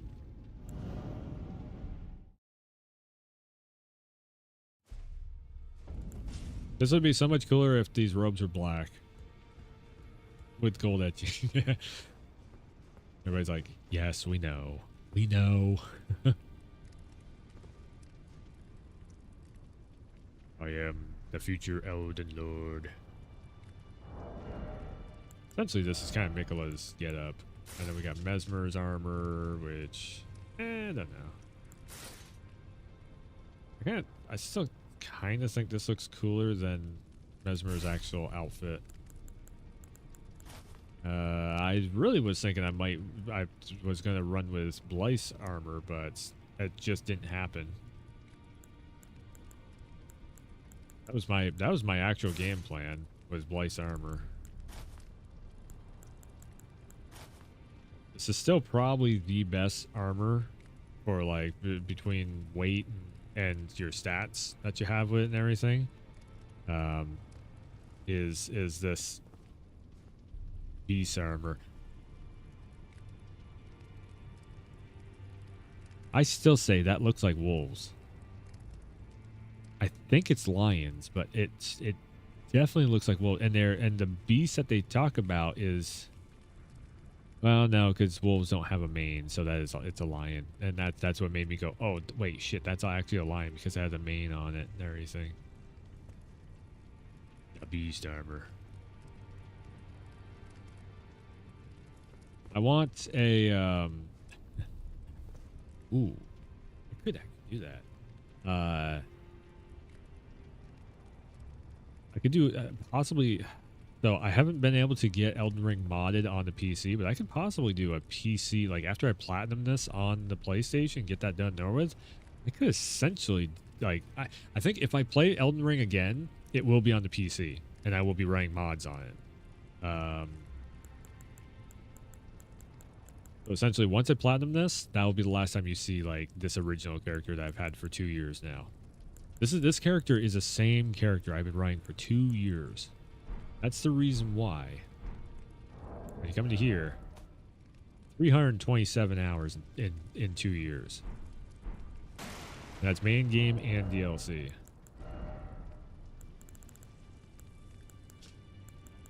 What's the difference in between that and this?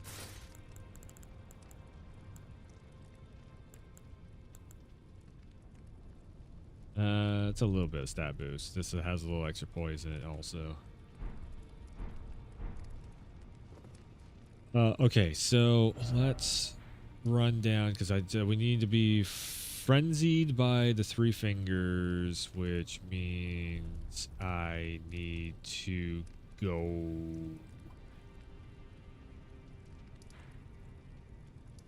down here. I do believe Forsaken Depths is the place. There's also another Cathedral of the Forsaken, Frenzied Flame, Prescriptive. There we go.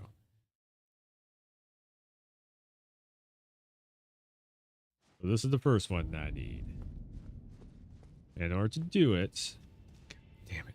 It sucks because I was setting it up for a stream today just to burn through both the endings, and unfortunately I screwed it up by not doing it yesterday.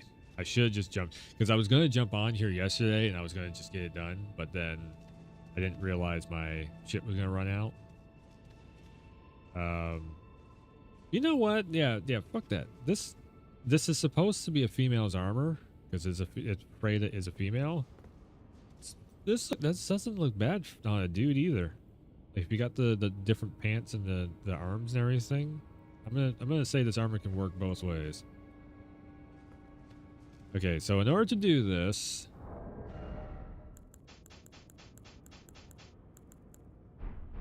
you got to go in naked and afraid. So here we go. We are going to platinum the game out. This became just a lot more than what I was expecting it to be. Now I'm going to have to beat the whole damn game all over again on another New Game Plus. There we go. I've never done this before. I didn't care for the Frenzied Flame ending. It's the bad ending.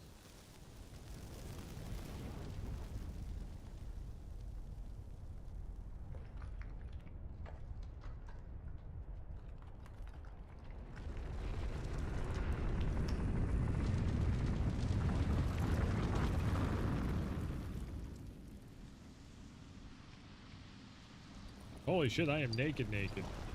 Am I? No, I still got my underwear. I got the tidy. I got a G-string on. What the fuck? Yeah, so the 3 fingers. I'm thinking they are this 3 fingers here are like OG fingers or something. I don't know. There is a bunch of lore. Everybody has lore videos and all this shit.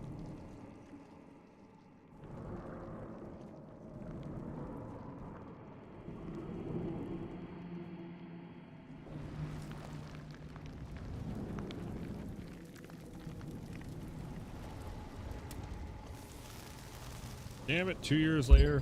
Ooh. 2 years later, level 300. Or 2 years later, almost 330 hours in. I'm finally doing the bad ending.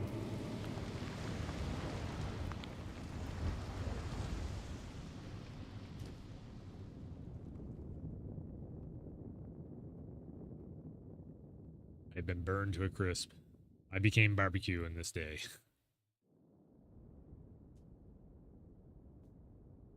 Ah. Fingers. Everybody was just. That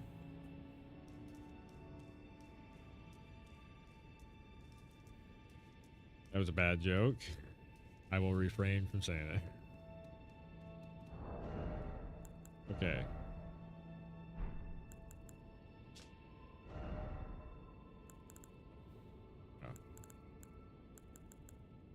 Ants.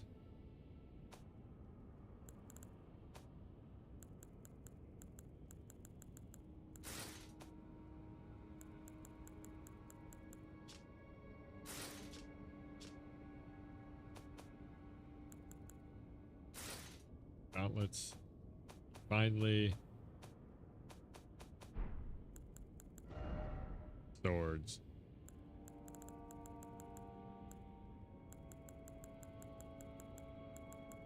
Damn it, now I gotta find my swords all over again. Oh my god, where did they go? It's down here, right? No, up here.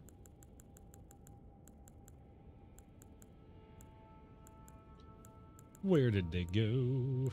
Where the fuck did my swords go? Okay, there we go. Second one. Where the fuck? Yes, where the fuck did my swords go?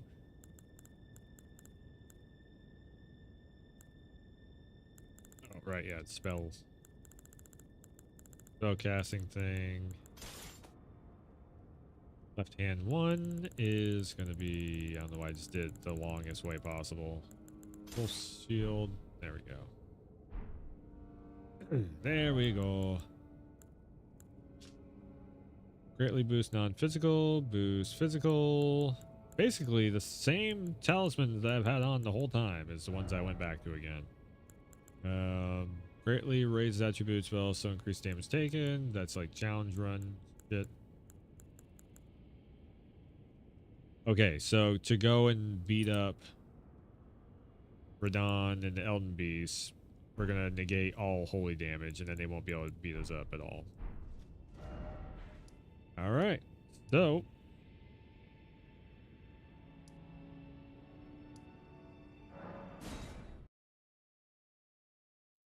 next thing to do is to go beat the Elden Beast, and then we have Frenzy Flame ending. The Ashen Capital.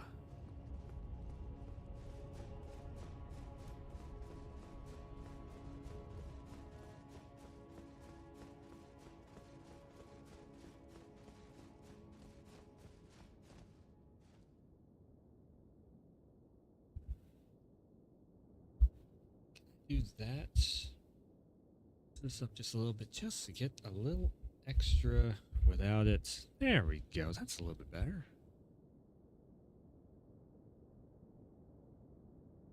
Oh my god. It must be cooled off outside because that is cold as shit now. Air conditioner doing its thing. Okay. Here we go. Actually, let me double check just to make sure that this is exactly what I need to be doing, because I don't feel like having to run through the game again afterwards. As soon as I commit to this, I can't, there's no going back. This is PS5 version of it. Game progression round, endings guide.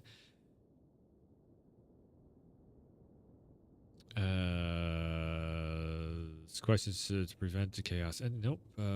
Ending helpful links. No, I'm looking for chaos ending. Ouch. Age of Fractured ending. Age of Fractured ending. A default ending of the game where Tarnish chooses to mend the Elden Ring as it is and begins a new age of Elden Lord.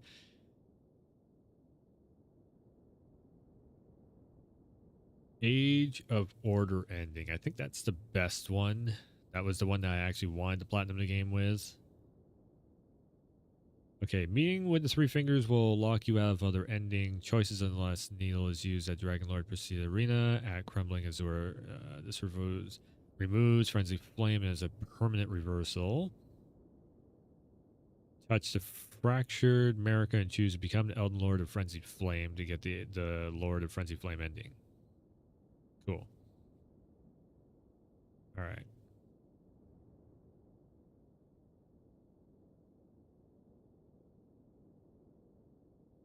Yeah, because Age of Order ending alternate version of the Golden Order ending when the Tarnish choose to use the mending rune of Perfect Order on the Elden Ring restore between putting an end to the strife caused by emboldened flame of ambition. Noble gold mass once lamented that all the good and great wanted foolishness. Yes, this is Elden Lord ending also. So that's the reason why I was like, that's cool. Complete Gold Mask and Brother Corrin's questline to receive the Mending Rune of Perfect Order, which basically that's after I do this and beats the boss and everything, that's pretty much what I'm going to try and do. It's Gold Mask, Brother Corrin, get the Mending Rune of Perfect Order, then just burns through the game, beat the game, Elden Lord ending, Age of Order ending, done. Essentially, that's the best ending that there is. This ending here. This is what I'm talking about. First up, we're grabbing this one. Then we're going to go and do this one. So that is essentially where we're headed to and do it. So let's go do it.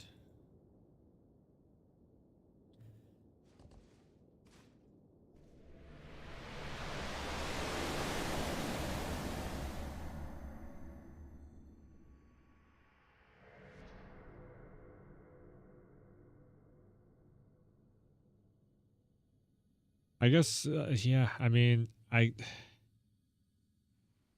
so she's hanging up there. I guess, yeah, because the hammer is right down there below.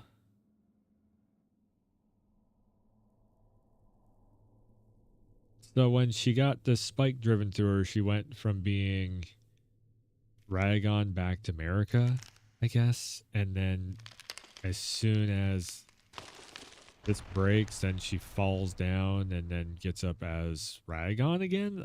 Again, it doesn't make...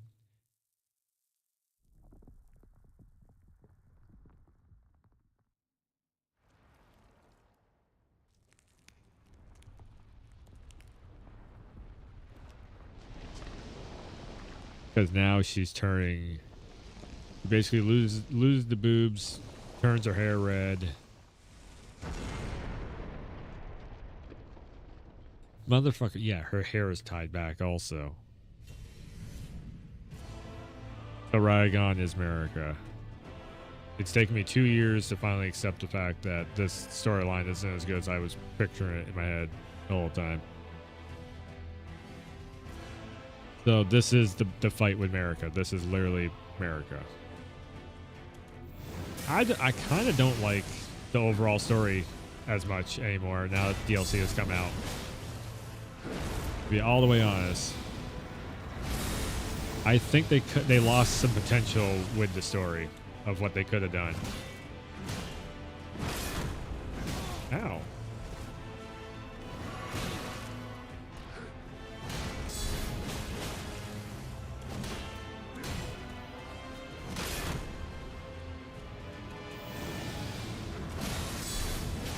Oh yeah, I'm taking no. Oh, I am taking some damage off of that.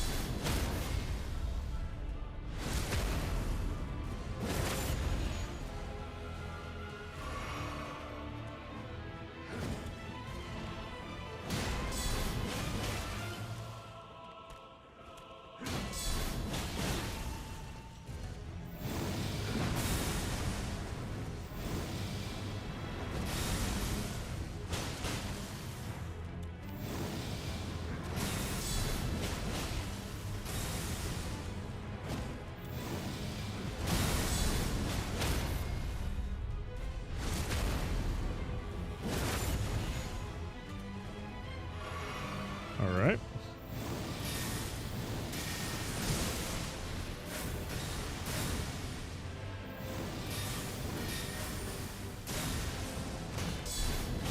I guess one of the biggest things also that I was like really wanting out of the DLC was just like I wanted to hear America speak, you know, like we see where her little home village there that she comes from. We see that and everything, but it's just like, what kind of a ruler was she? Like, we don't know. We have no idea whatsoever at all. Oh my god.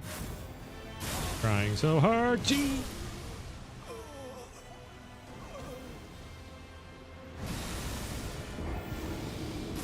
I'm not quite sure why that didn't go into Elden Beast. Boss fight was halfway over. That was weird. I'm starting to really see the reason why I did what I did. I might, you know what? I'm flipping this back. Yeah. It's not broke, don't fix it. And I tried to fix it and I broke it. Hold on. Yeah, just hold on a second here.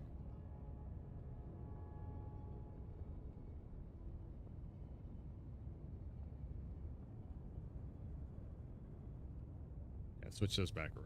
Put the computer over here, put the game over there.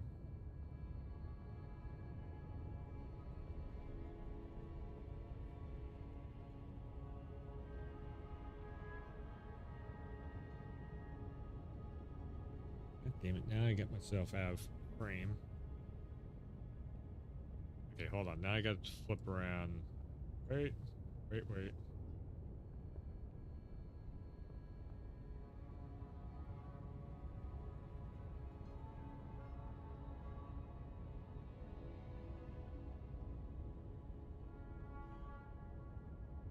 So really wish I could put both of the chats together in the window. I actually, that's another thing I gotta do too, is OBS. I gotta look around in the forums.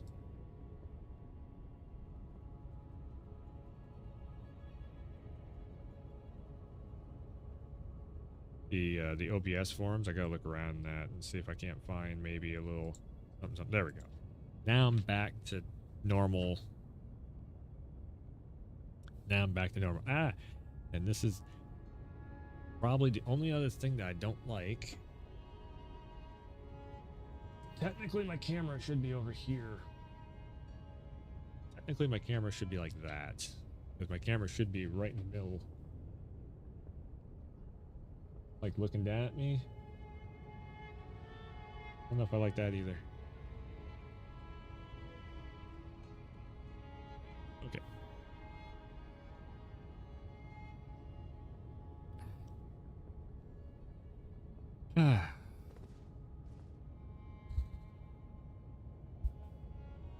Like readjusting shit now. All right, let's go beat America gone. Ride America.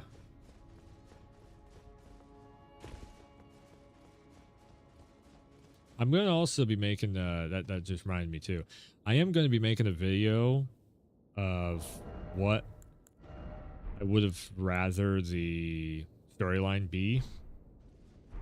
You know what? Before we go in there, let me put on this. And let me put on this. There we go. I'm also going to use the Elden Beast sword just to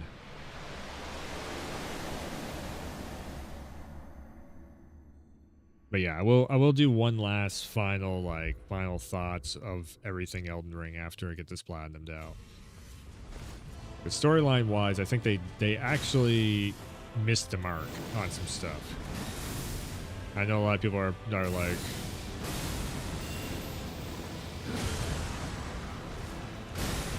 holy damage powers you up. Okay. Did not realize that. Holy damage absolutely powers you up.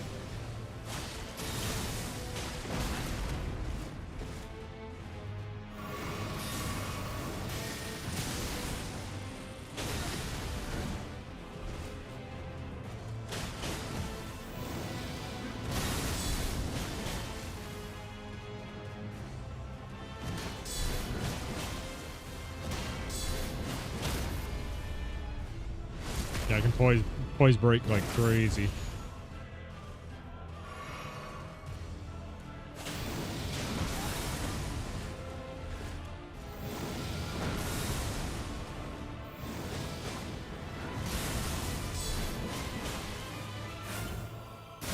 Ooh.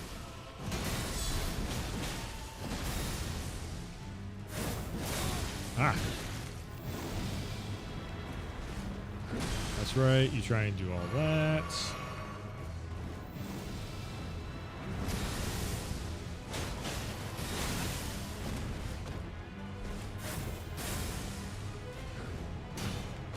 Oh, alright. Ow.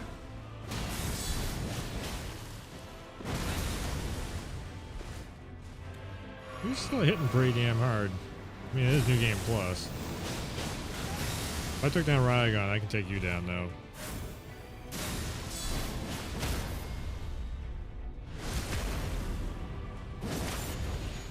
Oh, that's right. We have to beat them all the way down. That's right.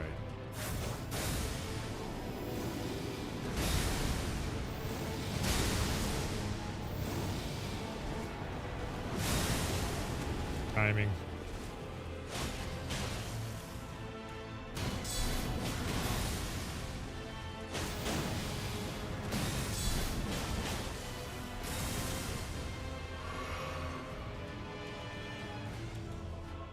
Oh, the other shits wore off. Just noticed that.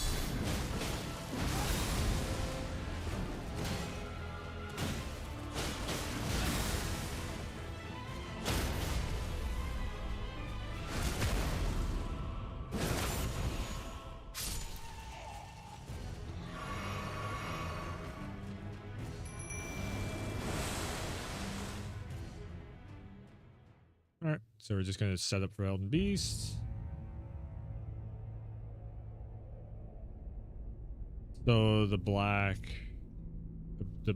arm basically is the Elden Beast.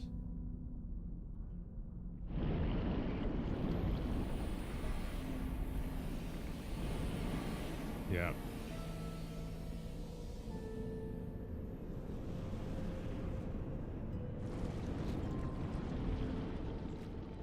Takes Marika down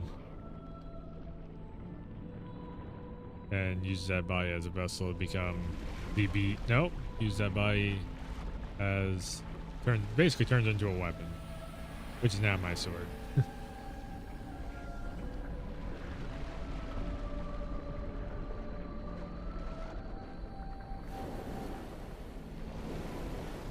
We all come from Stardust. I don't hate that whole aspect of this. Like, basically, this is like gravity magic, Stardust magic.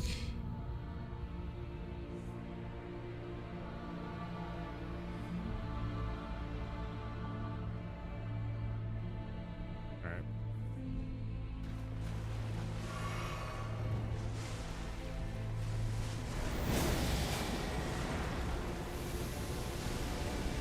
I could essentially make this way easier on myself by going with the tombstone looking ass shield, but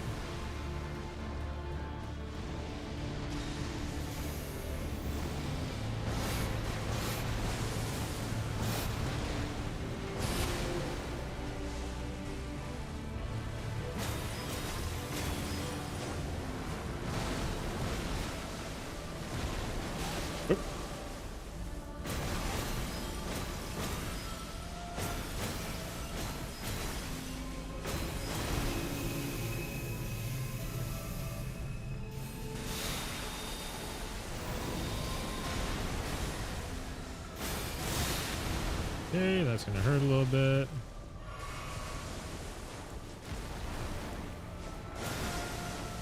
I get my vitality spell going.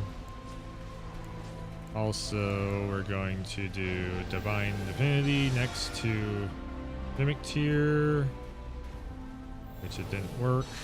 There we go. Now we both should have it.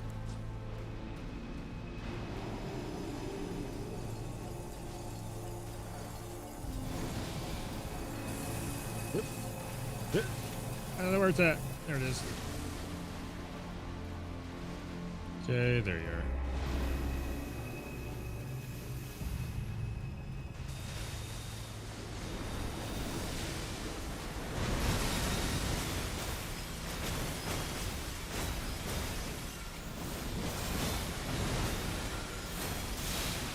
Oh, that actually works also.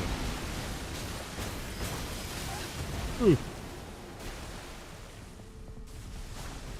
That hurts a little bit. I'm out of healing? Shit.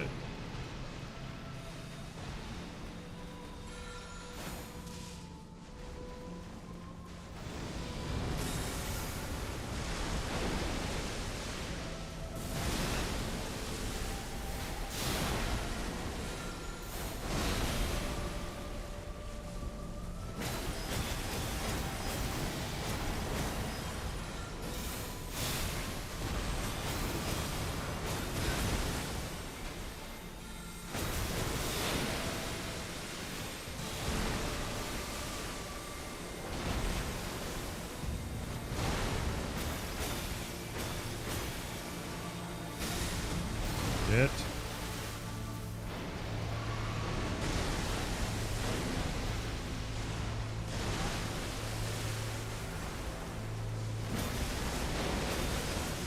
This is the hardest spot of the fight just because he runs away so damn much. Damn thing just is on the move.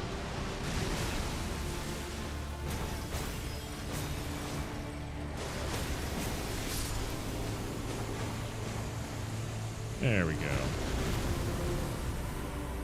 Second time ever defeating or ever beating the game. Elden Remembrance. And I still 1 million runes and I still can't upgrade. I still have to go down and alright. Only second time I've ever seen this.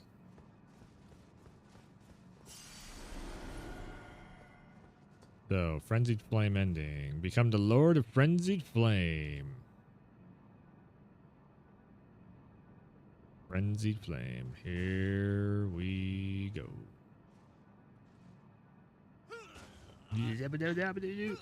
Hey-ya!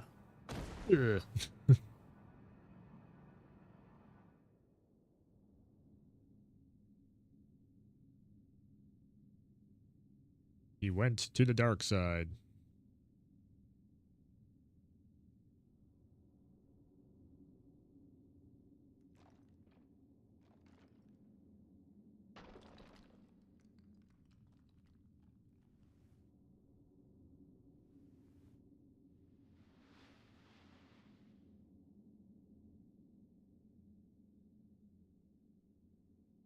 That's kind of great with this outfit too.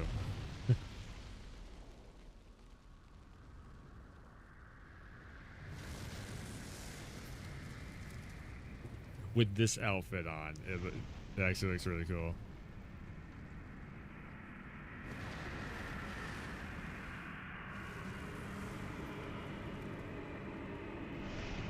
Burn everything.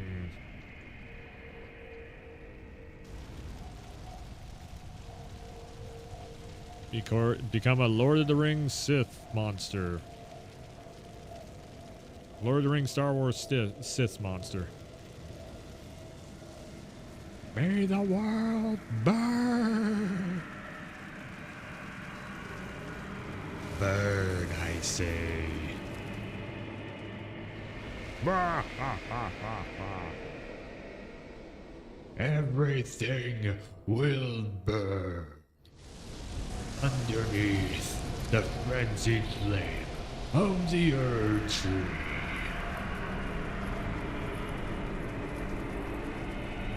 cleanse the world with frenzied flame.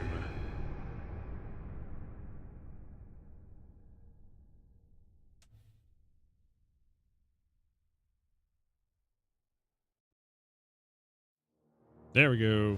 Lord of Frenzy Flame. I finally have gotten it. I did the thing.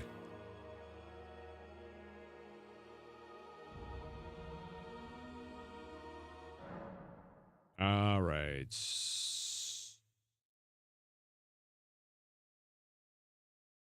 Now it's pretty much time to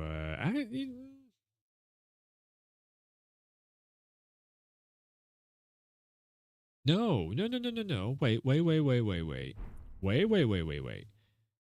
No, because I can go back in there. No, I can do this. I just have to do the needle trick. Wait.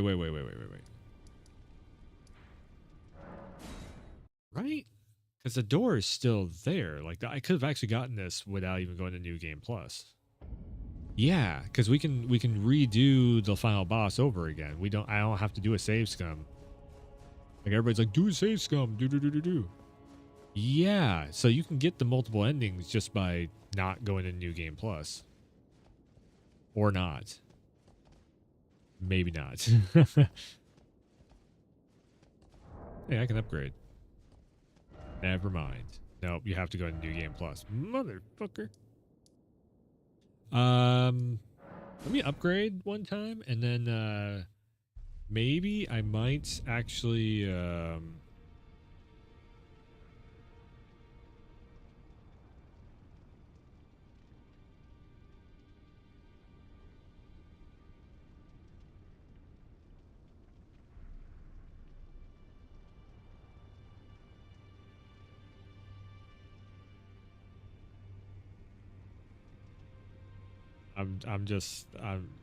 we really gotta do a fucking, we gotta do a let's talk on all this stuff. Arsenal's still like, he's still complaining, it's bullshit and all that stuff.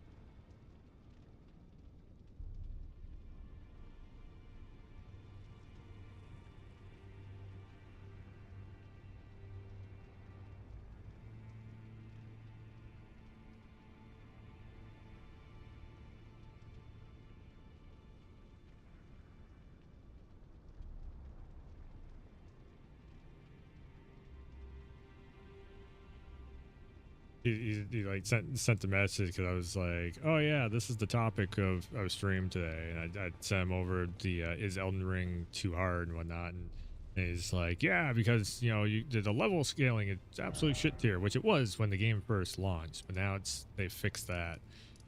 All right, so where is it? I don't know if I have the needle or not. Let me just fly over to. Let me fly over to the dragon real quick.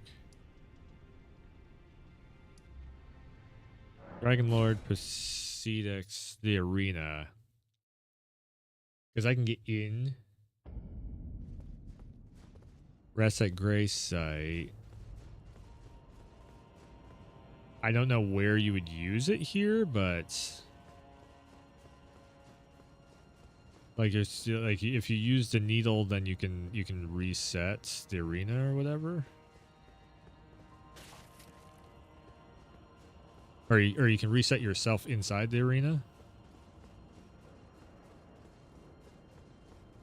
I probably don't have the needle. I could swear I should have the needle though, because I'm pretty sure you get it from yeah, you get it from like Mikola or whatever. Melania. No, I don't have it. Fuck. Well, shit.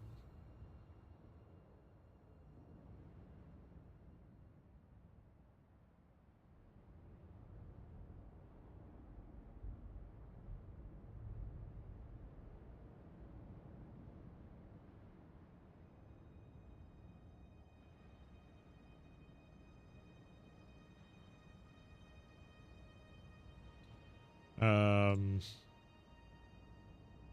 mean, it's like, you should have done it earlier, dumbass. I'm like, well, in all honesty, it just gives me another excuse to run through the game again. Yeah, so can't do it that way. So basically, new game plus it's and then we run through, get the golden ore stuff done.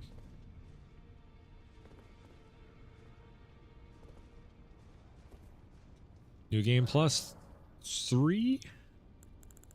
Yep, new game plus 3.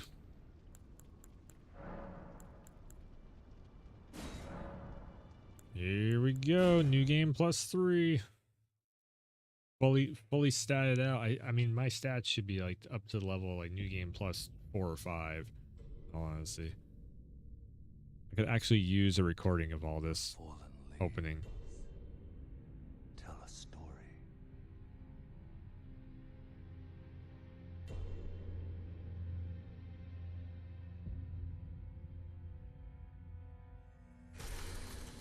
The great Elden Ring was shattered. In our home.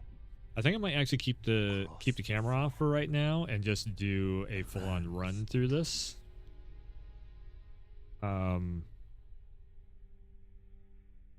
So I can have some footage for a possible video in the future. Now, Queen Marika the Eternal is nowhere to be found. So she's a shaman. Like this whole time, it sets her up to be in. Of the Black Knives, Godwyn the Golden was first to perish.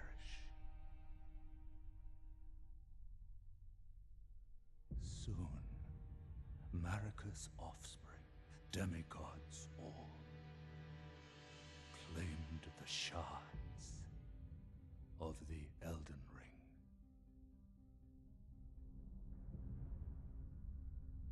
The mad taint of their newfound strength triggered the shattering.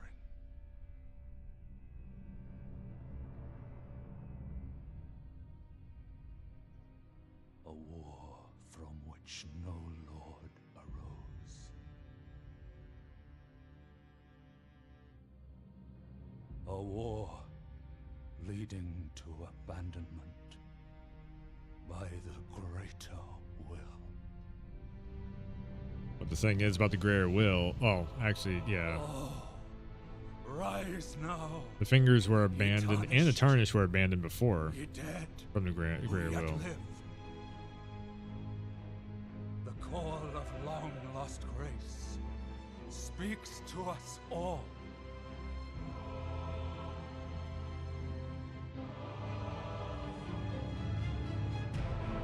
Horalu, chieftain of the Badlands, Or Lu. the ever brilliant Gold mask. I need to go find that guy. Fear, the deathbed companion, the loathsome dung eater, and Sir Gideon Ofnir, the all-knowing. He is a hoe.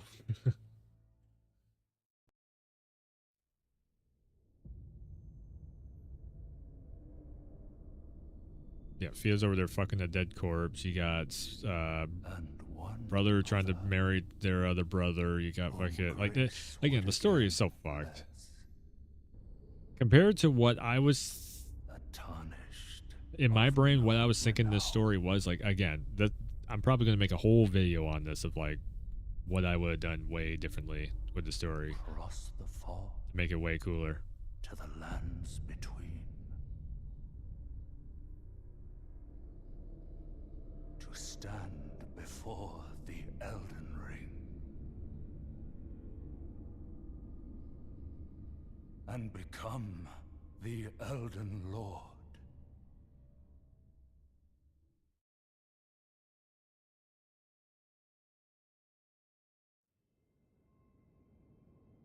All right.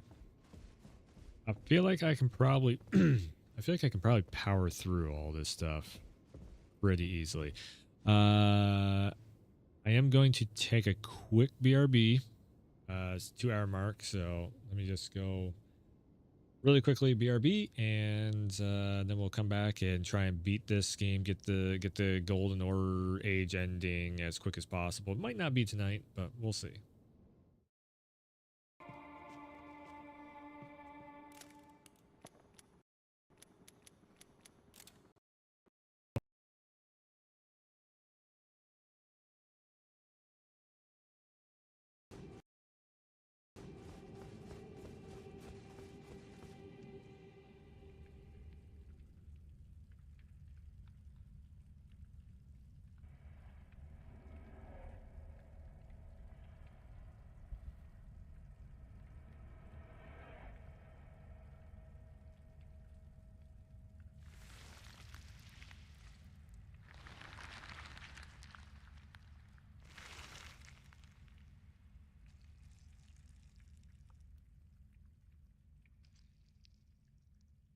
He's got a ring on his finger,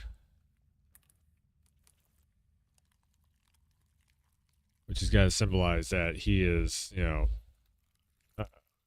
royalty. If that, I'm pretty sure it is. You know what I need to watch is the first trailer over again. I'm pretty sure in the first trailer it did show that we get like pulled into there. Dearest Mikola. Okay, yes, there we go. That's confirmation. You must abide alone a while.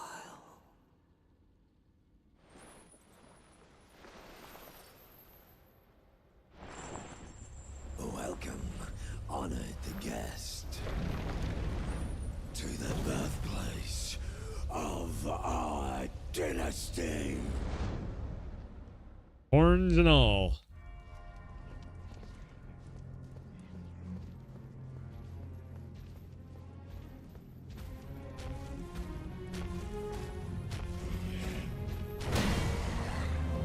Woo.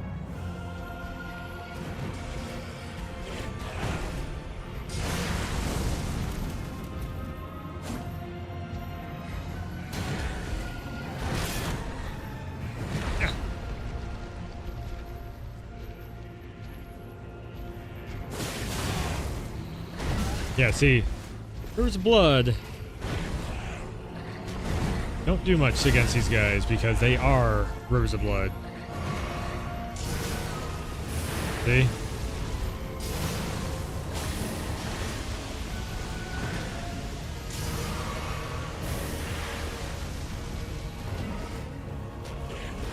Yep.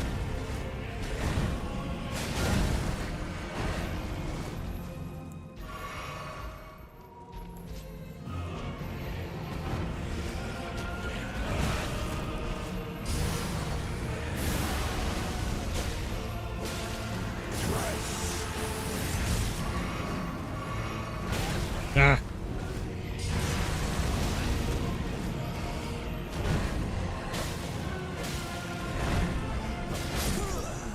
Is mine and mine alone. The Lord of Blood.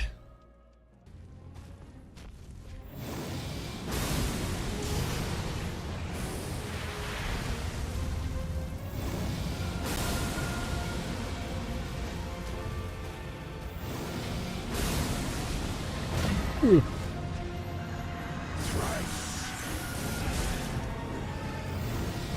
Ah.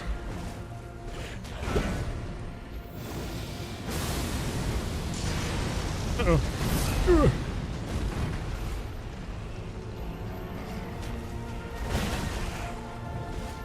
You should not have that much reach. I throw gold, you throw flames. That's gonna hurt.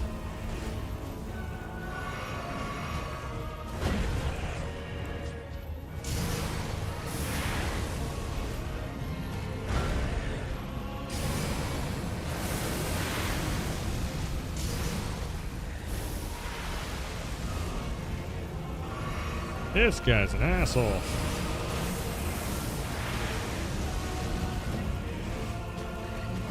So it is like blood flame.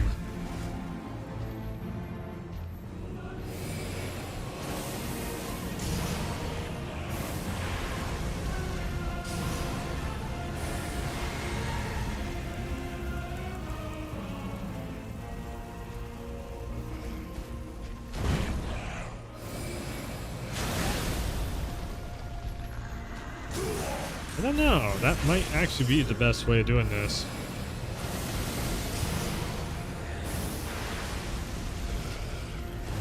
Oh, shithead.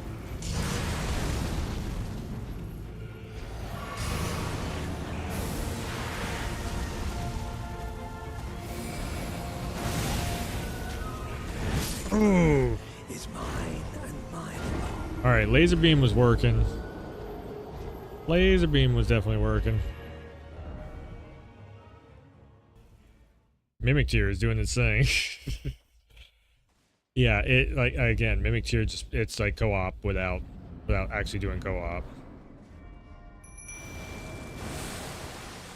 Again, if I run other better armor too.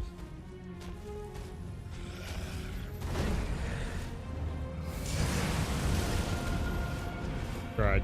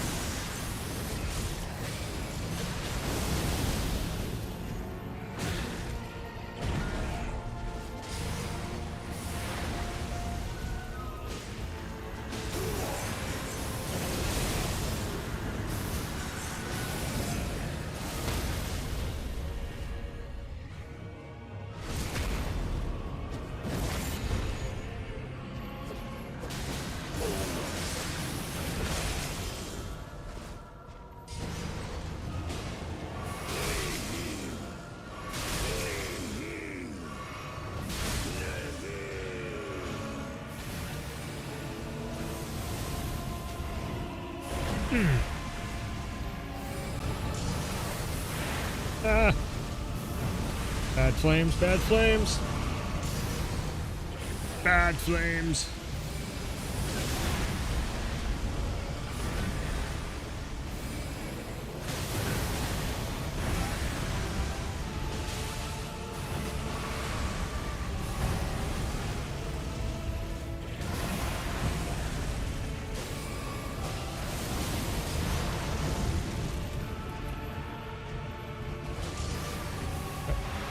Come on, target me.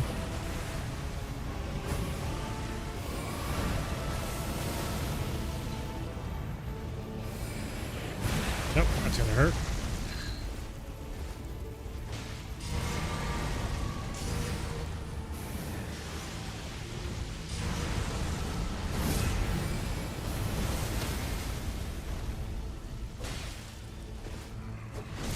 Woo! Major damage.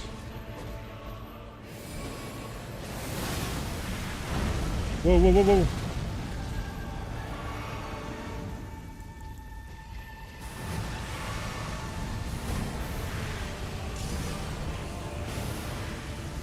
And yep. There we go. As clear as day. The coming of our dynasty. Morgwyn.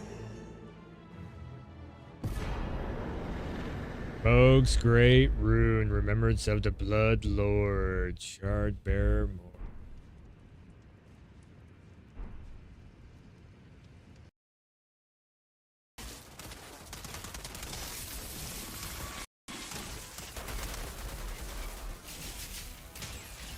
Where the fuck are you guys? Right there. God damn it! Don't have my ability! Come on, come on, come on, come on. There we go.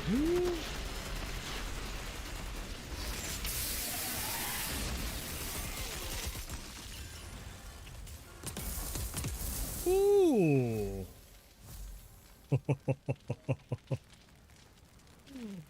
Cyclone Slice. What? Now you give it to me? Oh, that would have been so good in this building right here. Oh my god. I just sliced through their asses. I'm like, come on, come on. Boom. Oh. Hold on. Oh, jeez. Yeah. This is going to take me... It's definitely going to take me a second to remember how to use this. Really? Oh my god. Injustice 2 bullshit. Just like that. And that is the reason why people are so concerned about MK11. It's shit like just like that.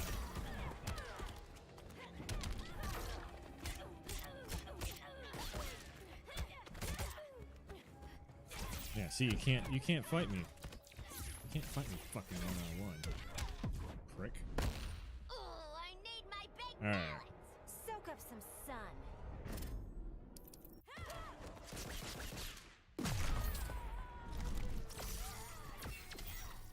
Can I jump that? Christ's sake.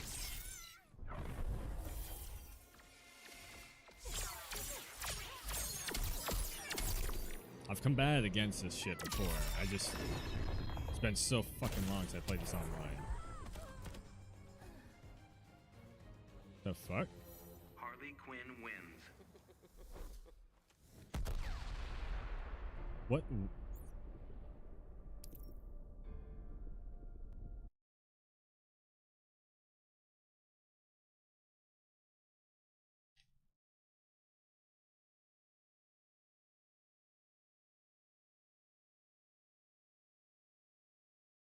People that play NetherRealm games are weird.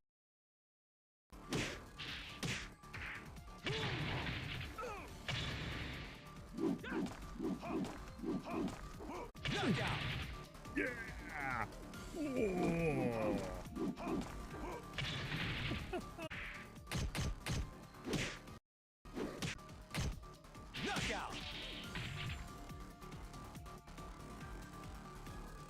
One match, and they left. Oh, and they dashboard. Well, now it kind of feels like we're going upwards. It doesn't. It feels like we're around the mountain instead of going upwards. I need to warm up.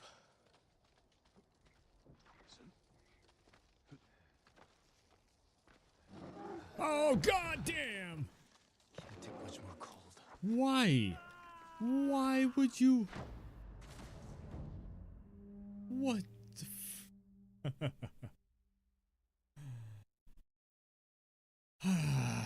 Why would there be a bear right there? What asshole goes, we'll just put a bear up here.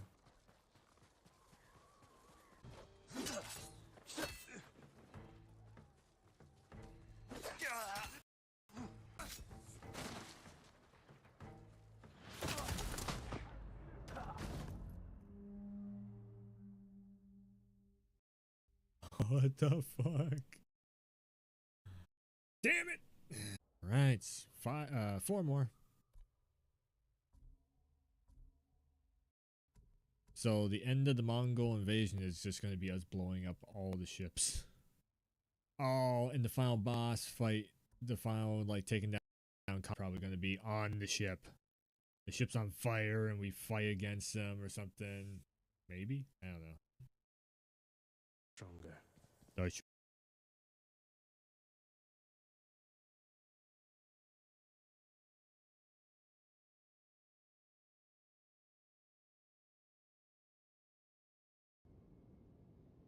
There we go.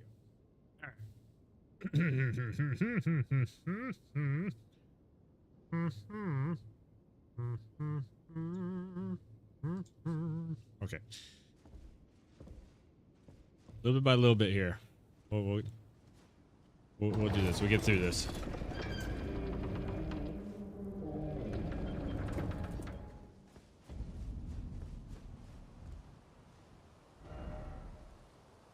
Oh my god, no gray sights. No gray sights. Ugh. Right, so that's this. You can come back over here too. There's there's a way to do it. Well, oh shit. Well, that's one way of doing it.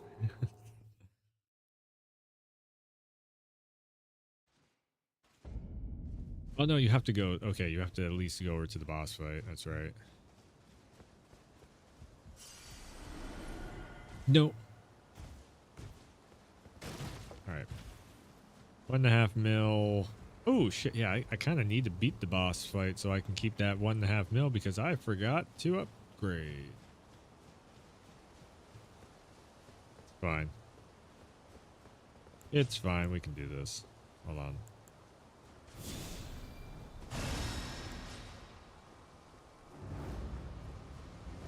Kadoosh.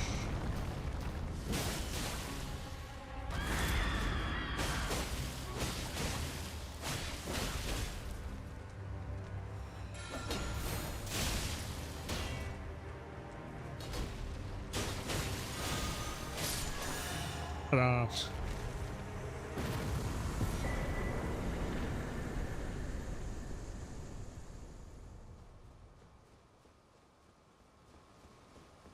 So the reason why I am now going through this with no camera is because I might use some of this footage for a video going over what I would have done better with the storyline.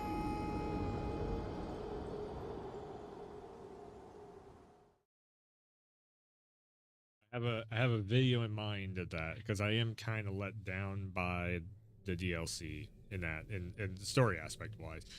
Boss fight wise and everything, like gameplay wise, DLC is badass. It's awesome and everything.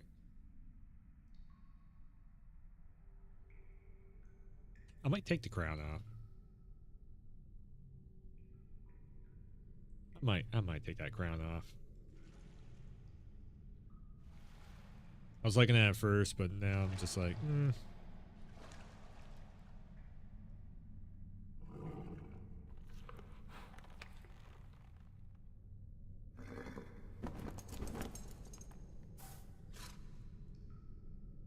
Don't worry, Torrent. Fortune is on his side. We found him here, after all. yeah. So Melina has a ring on also. One of his kind is sure to seek the Elden Ring. Even if it does violate the Golden Order. I haven't really actually paid attention to all this lore bits in 2 years.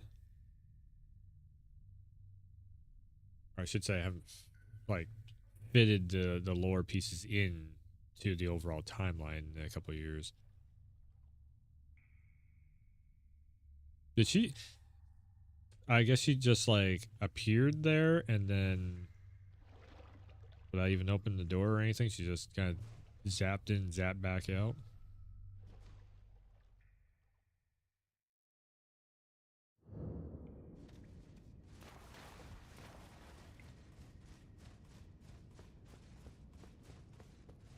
And it was getting super hot again.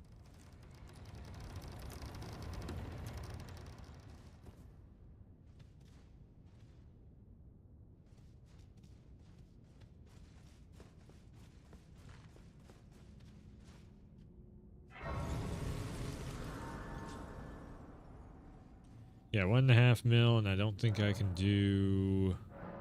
Oh nope, I can't. I can't upgrade until I activate it.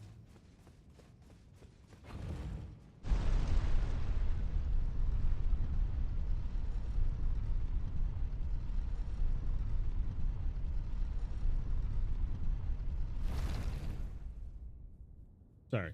Out of the way. It is. All right, so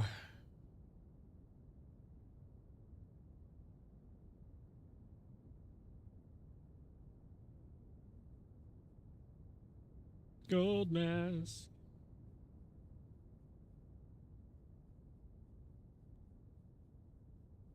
Atlas Plateau region, the forest spanning Great Bridge.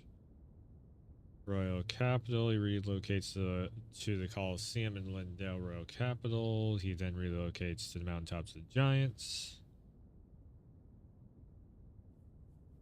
Okay, so this is the quest line. Round Table Hold. Highway Junction.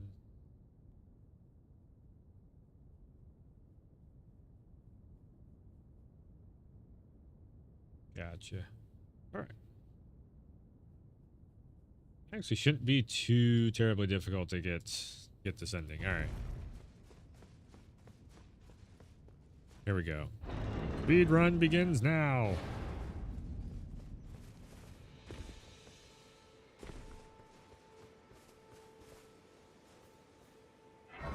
I could actually get up into the Giants area by using the finger method like that. No, because that brings me over to, yeah, never mind. That's to get underground. Although I do still need the underground part too. So if I need to level up, or if I want to level up or get any runes or anything. Oh, yes. Tarnished, are we? Come to the lands between for the Elden Ring? Hmm? Of course you have. No shame in it. Unfortunately for you, however, you are maidenless. Without guidance, without the strength of runes, and without an invitation to the Round Table Hold, you are fated, it seems, to die in obscurity. He's not wrong. He's actually not wrong. Luckily for you, however, there is one shining ray of hope for even the maidenless. Me. Vare. Take care to listen. Are you familiar with grace? The golden... You may yes. also that... it will lead Even if it kills you. I think I might actually turn off the subtitles for this run.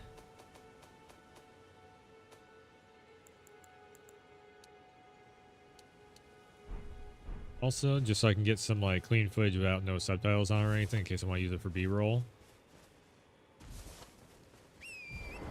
I already have Torrent. And Mimic Tier.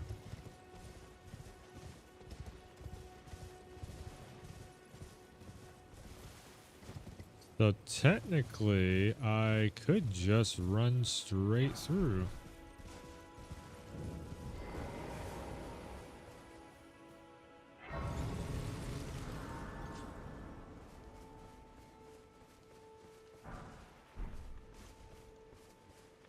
That guy, none of the merchants need to die because I've already gotten all the bells. Oh my god, there is one freaking... I have a point on the map and I don't know where it's at.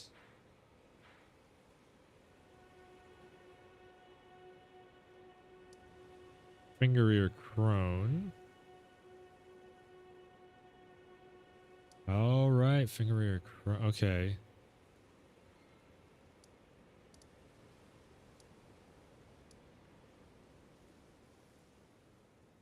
Everjail.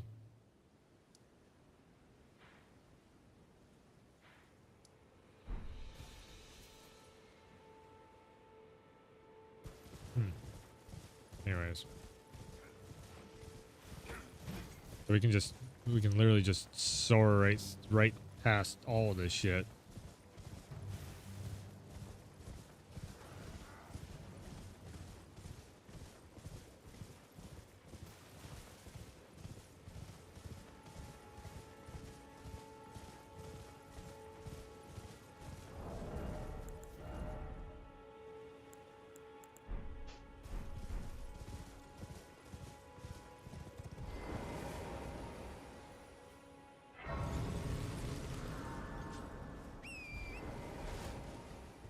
Okay, we got this.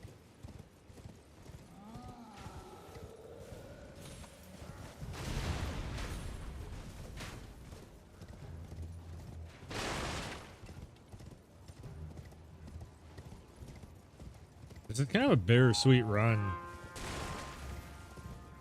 It really is, because this is my last run. My last big run in Elden Ring. I really don't need to pick up any more of those golden seeds.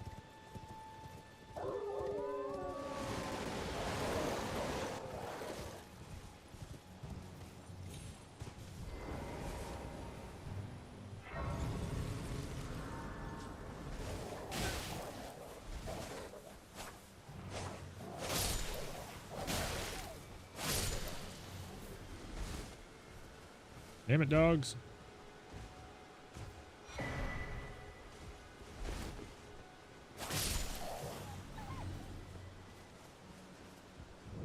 Everyone's been grafted.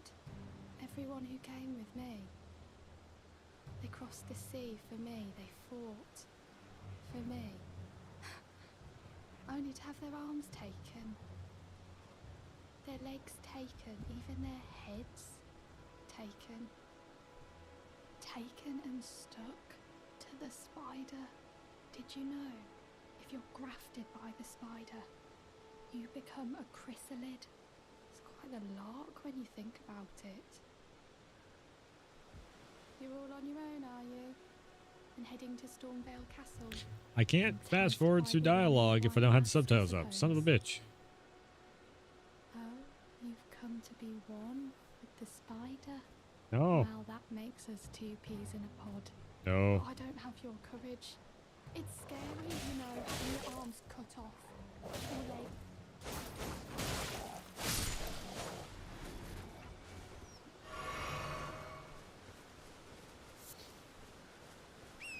Okay.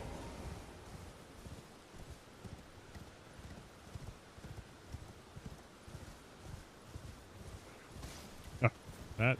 Oof. Frame rate just dropping like crazy.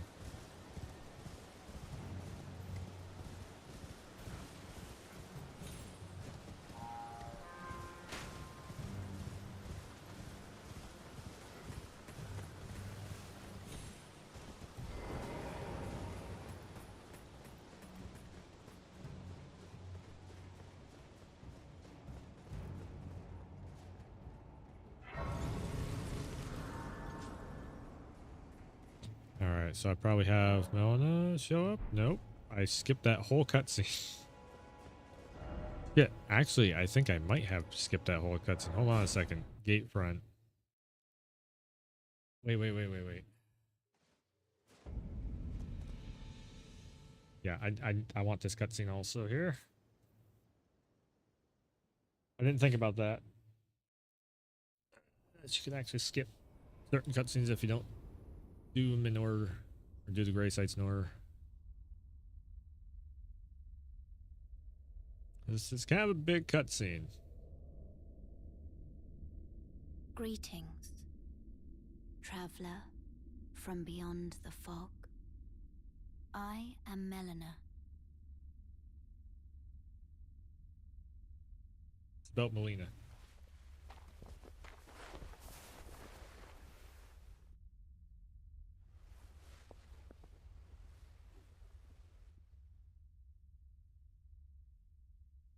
I offer you an accord.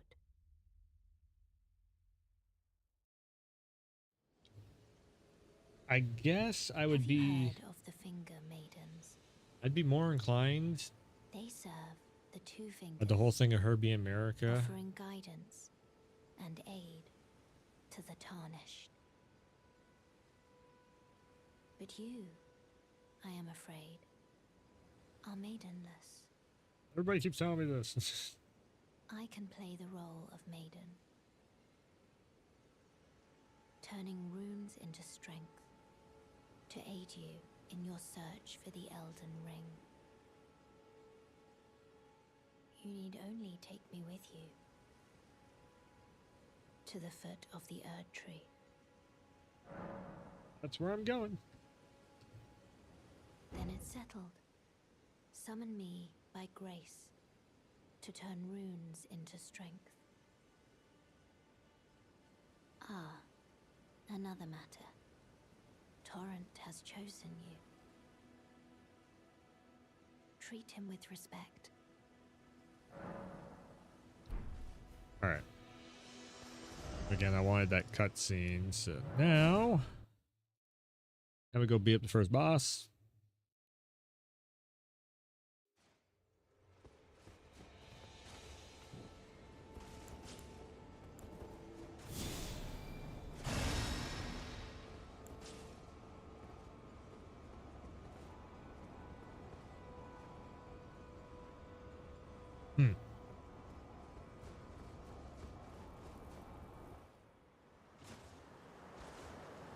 Foul tarnished. In search of the Elden Ring. Emboldened by the flame of ambition.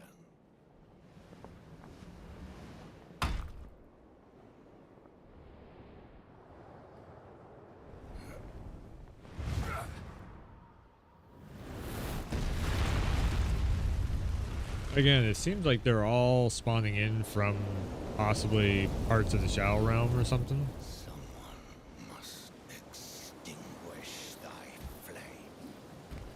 Let it be Margit the Fell.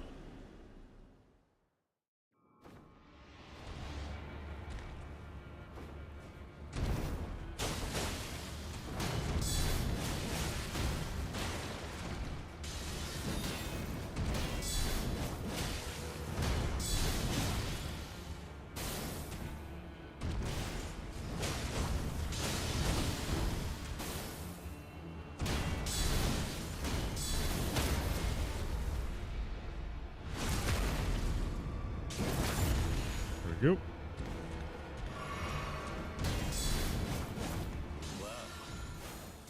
Thou art of passing skill. Warrior blood must truly run in thy veins. Tarnished.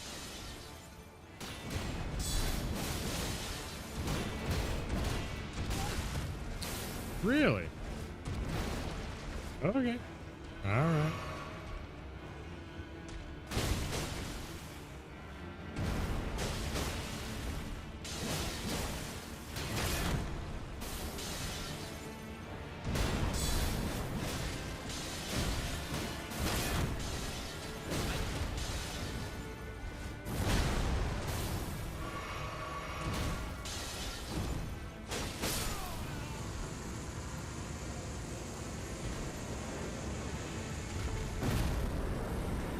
God, it'd be so much better if I was running this without the hood on, but Tarnished. Smoldering with thy meager flame. Cower in fear of the night. The hands of the fell omen shall brook thee no quarter. right. So also Mesmer, I was thinking Mesmer burned all this, the lands in between. It's Mesmer only burned the the Shadow Realm. So the whole war thing that you're seeing in the trailer apparently is him burning the Shadow Realm. Forgive me. I've been testing you to see whether or not grace truly does guide you, and whether you are fit to face the challenge that entails. It seems my worries were unfounded. Torrent had your measure from the very start, whereas I merely pretended. There is but one other thing I can do to offer you guidance. I can take you to the Round Table Hold, gathering place of tarnished champions, guided by grace. Very well. Let my hand Let's rest upon go. you for but a moment. Go to the round table.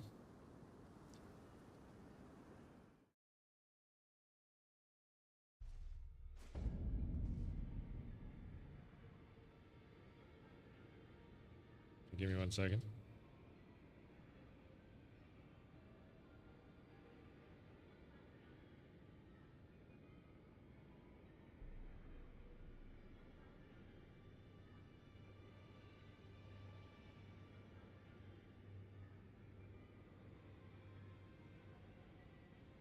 Damn it. First found in the main room in the round hole table, so we're going to start the quest line. This guy right here. Oh, I see you've just arrived. Welcome to the Round Table Hold. I'm Corin, a man of the cloth.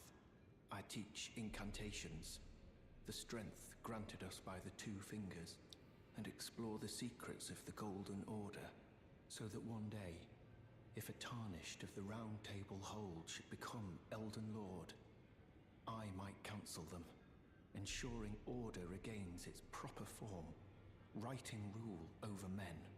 By the way, do you still see it? The guidance of grace. You do? Wonderful news. Most tarnished are blind to it these days. You are something of a rare breed. Well, what do you say? Care to learn an incantation of the Two Fingers?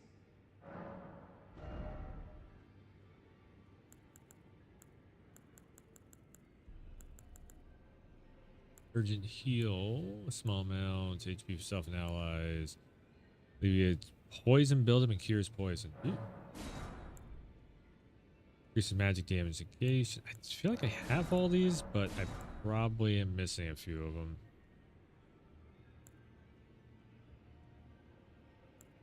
Flame spark from the hand, throw balls of raging fire. Again, I feel like I got all these, but May the Golden Order shine through you. after leaving Round Table, you can be found north of Atlas here.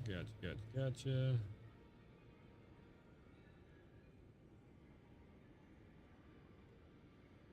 All right. All right, so now we gotta get the lift up and running.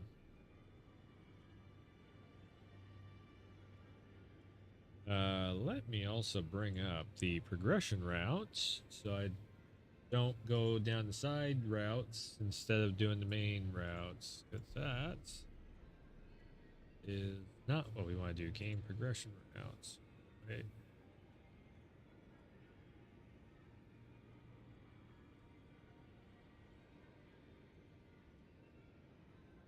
Limgrave, Mistwood.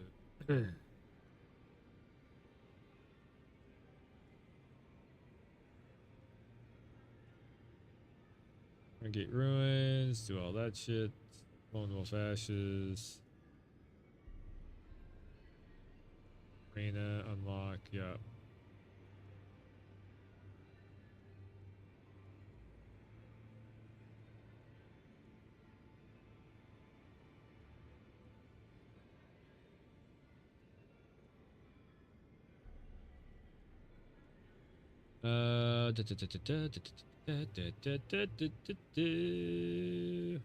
Just trying to do straight up just the progression route. All right, so up next is we go back over here.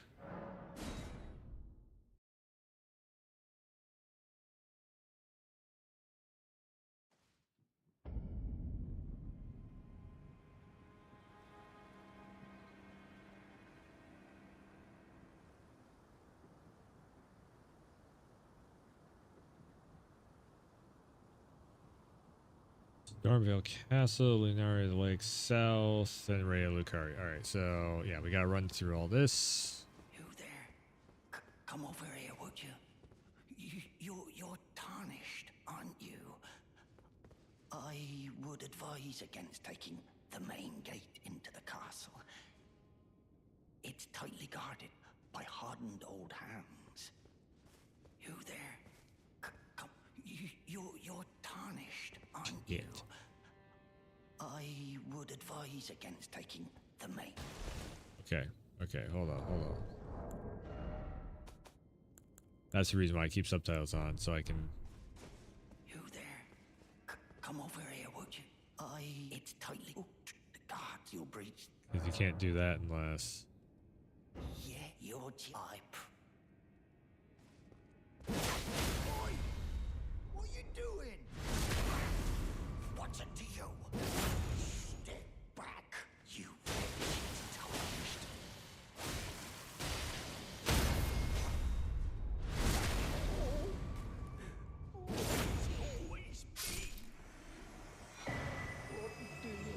I was missing that one. Pretty sure I was missing that barrel bearing. Hold on a second. Because I never knew that you could get a bell bearing off that guy until I just seen it the other day.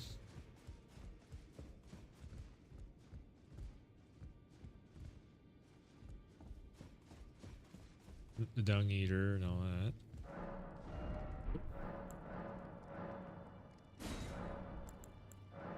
Bingo.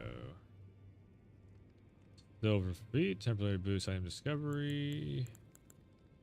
Bandit Gur, bloody. Ah, and then you can buy those.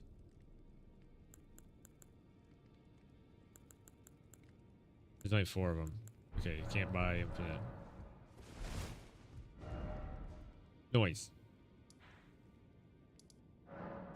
You know, the only thing that sucks about doing this, going into New Game Plus 3, is that I have no access whatsoever at all to the DLC area. Okay, dexterity. I could. Faith. I could. Jeez. Max equipment load.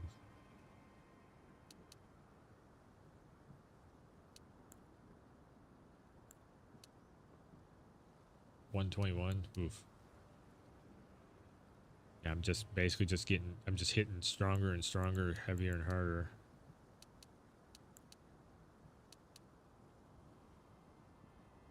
Yeah, it's the dexterity weapon. Yeah. I think that might be what I'd do.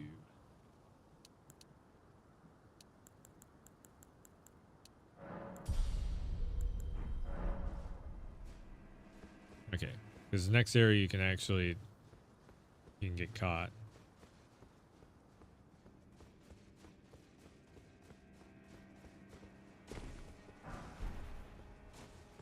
Alright, so we got run up through here.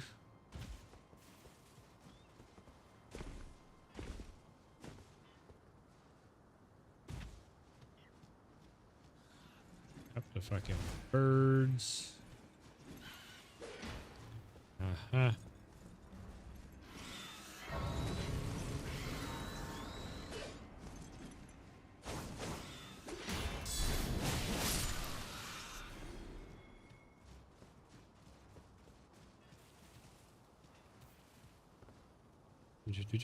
Up the other way.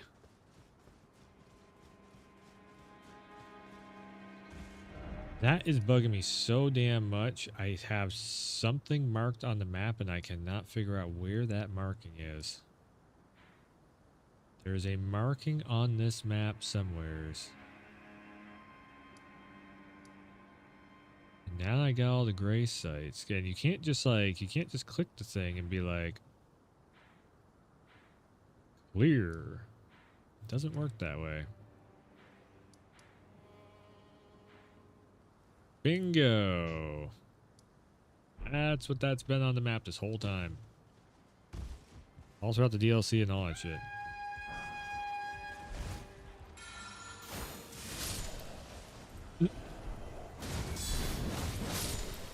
Yeah, I can just literally run through.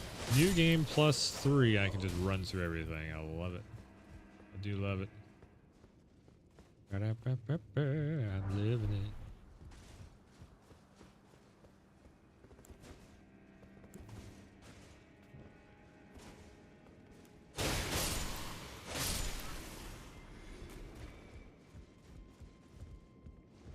Come on.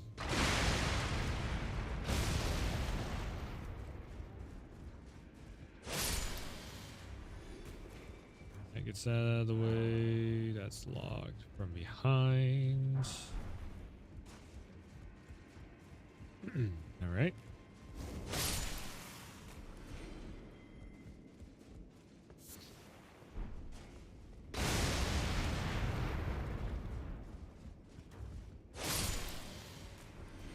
Just get all these guys right out of the way.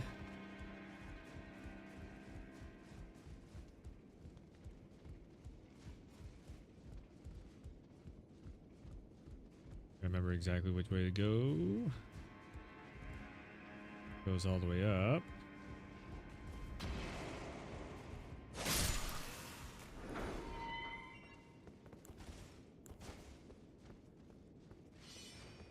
Right, the knight's in here.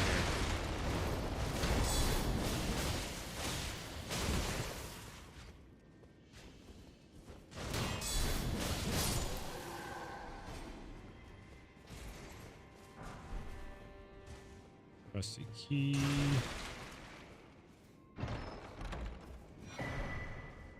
Curved sword talisman. That's where I got that from. Was in here. Okay. Trying to remember exactly which way to go.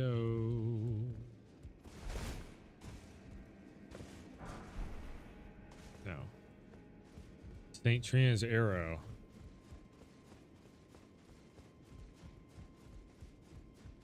It's kind of nice coming back and just doing one last run through this, because then all the character stuff that we just heard about and figured out in the DLC and everything kind of starts to make a little bit more sense. And all that. How the fuck? You know why? Because I'm pretty sure it's this way. How do we get out of here? Or get through here? No, because that loops back up around. I've played this game 3 times over again. And I still can't remember where the fuck to go. Son of a bitch. Was definitely not the right way.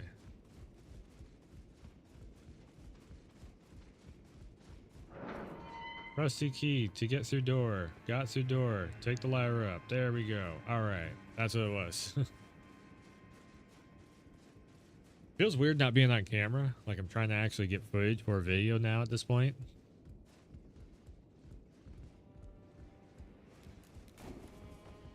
Yep, you're trying to grab. That's not happening. I grab that real quick, and then we're gonna run up through here. I'm pretty sure we take this up. Yep. It's been a while since I've done this. At least a year ago or so.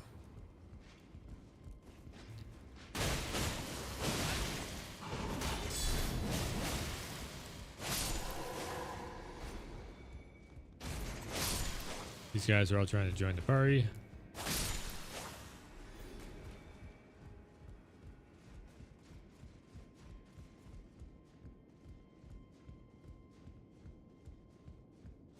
That's right.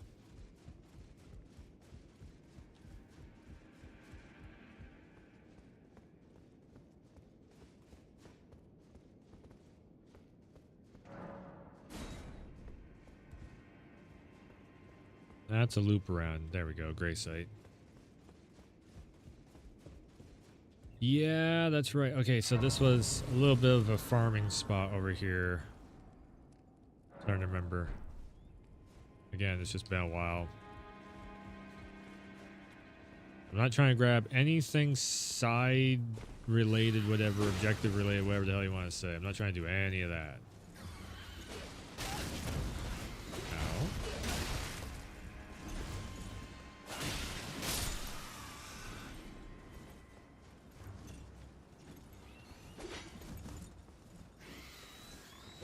Literally just running through.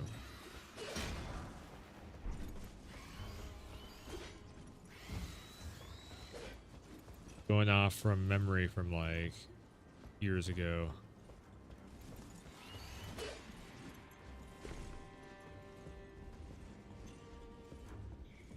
Ah, nice to meet you. The pleasure's mine. Roger is the name. A sorcerer, as you might have guessed. Big I'm hat. looking for a little something here in the castle. When I'm not hot-footing it from the troops, that is. But enough about me. What are you doing here in Stormvale Castle? This place is bristling with tarnished hunters, you know. They sacrifice our kind for grafting. Not exactly a place I'd stroll into without a purpose in mind. I see. I'm here to kick challenge Godric's Godric ass. and lay your hands upon a great rune, are you? You can see it then, I take it. Well, enjoy it while you can. I'm tarnished, but unlike still. I'm privy to a few magical battle arts. Would you care to learn one? As a fellow... I already have all these. All right.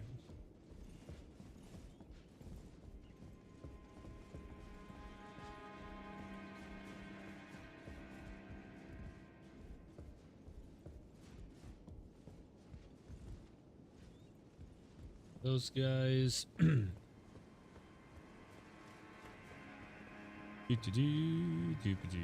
So, I think I do need to go back this way.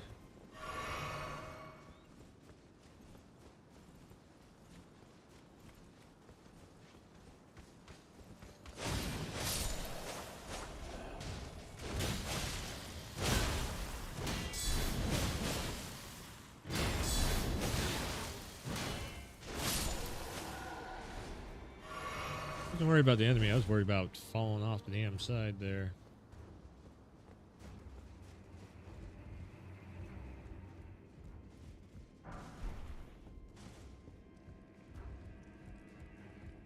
This might be totally the wrong way. I actually can't remember. No, this is the right way because you have to go through all that. That's a big ass boss fight over there.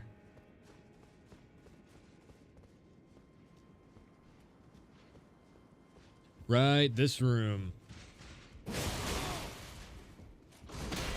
Died so many times in this damn room, especially this enemy right here. Camera will not lock on.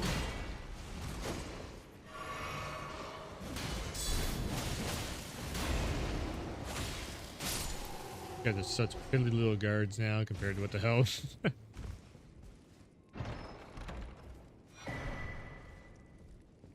Mimic's Veil.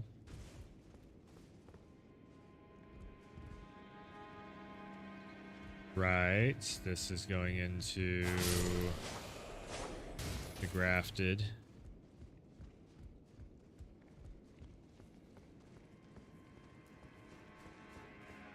Mr. Spider-Man himself, basically.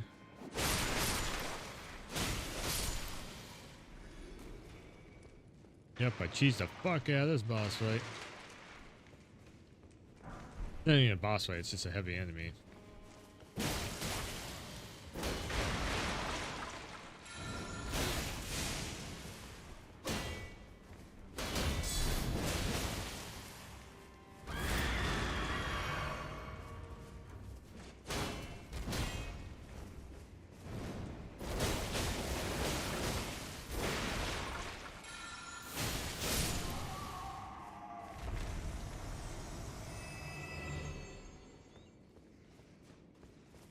Send them back to the Shadow Realm.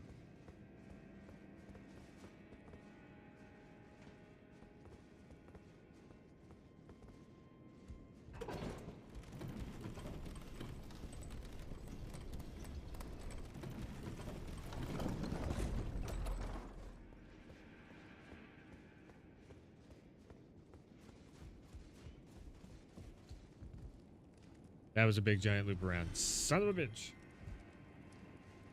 All right. Here's what I actually think I'm going to do. I am going to bring up a YouTube video in the background. I'm going to follow the YouTube video.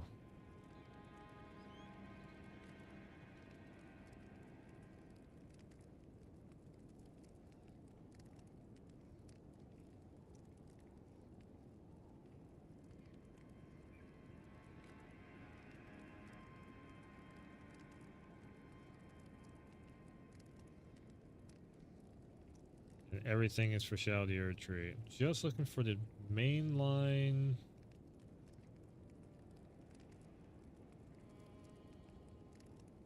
Like everything is just, it's going to have all the side quests and everything. I don't want that. I just want just progression.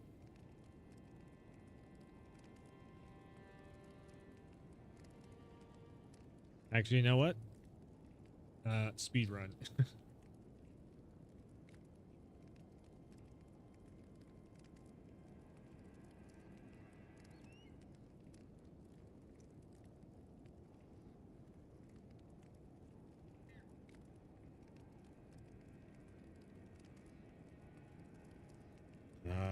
No hit speed run. Come on. Rune farming. Tell the Ur tree. Fucking hey, man.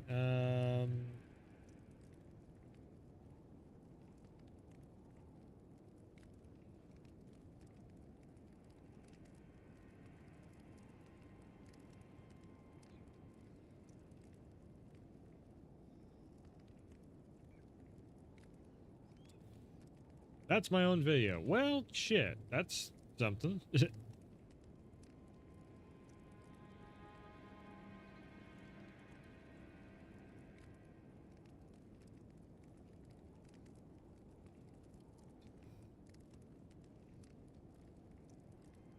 All right, cowboy. Let's do it.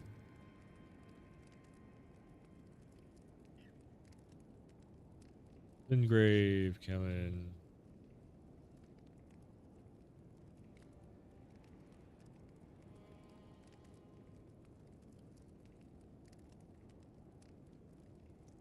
Yeah, see, he's trying to do...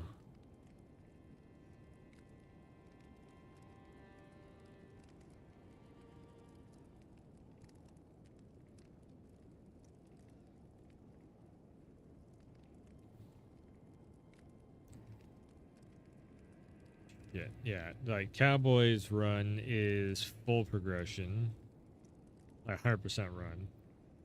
Not what I'm looking for.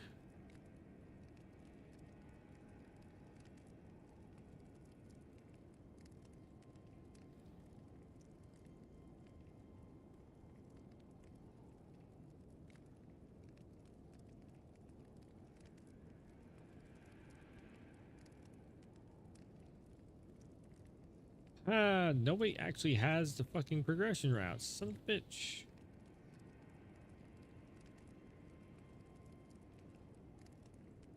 I guess I'm gonna have to go through Fextra's run.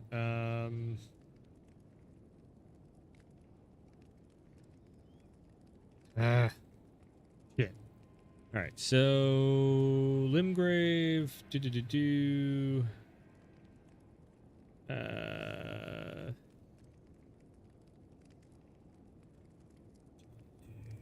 Get the Flask of Wondrous Physic. Trigger that. No.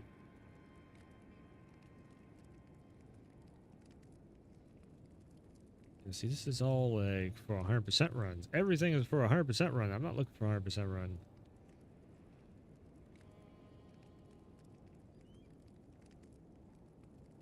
Okay, I guess we'll just keep going same route that I was just doing.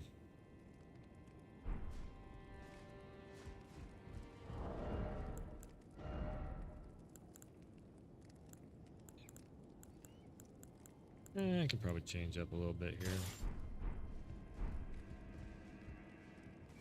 Backhand blade, why not? With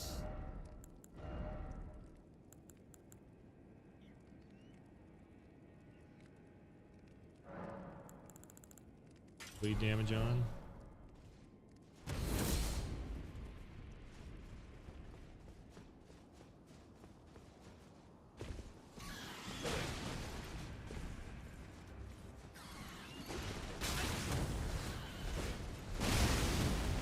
Motherfucker.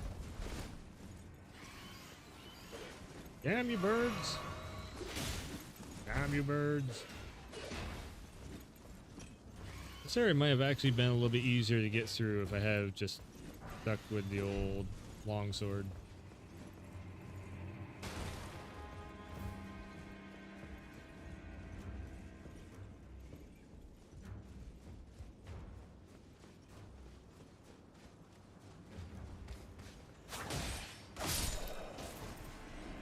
Lyre. Oh, there's a lyre. Oh.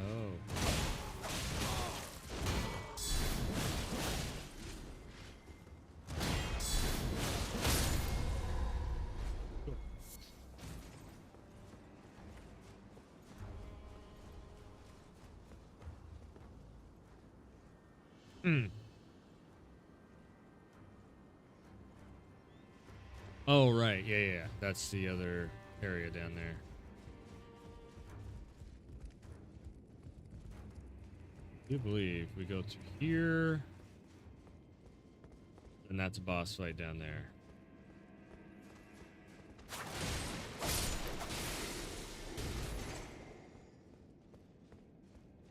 Like, there's like something over there that you can grab. I do remember that. Now I'm running back to this again. One second. Let's see here. So.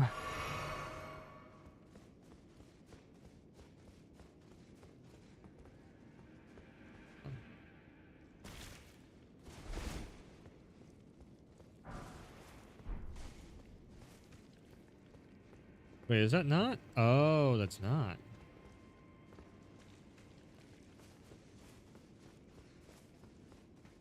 Okay, you got that area there, then you got this area over here, which, yeah, that's right. Because I use that area to cheese the fuck out of the boss fights. You got that down there. I don't need to do any of that, though.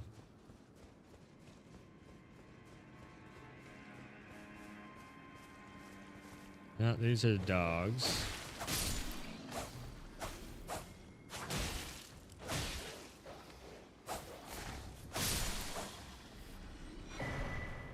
Yep. Chrysalids, Memento, that's going to help out with Red Scarf there.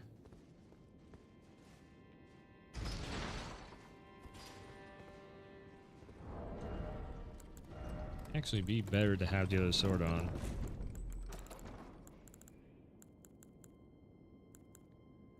Funny enough.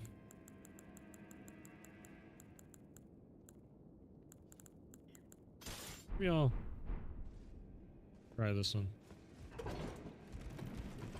I don't have a favorite, so Rivers of Blood is still great. Still really like the Rivers of Blood and all that stuff, but for like a straight sword, still don't quite have a straight sword. I don't feel.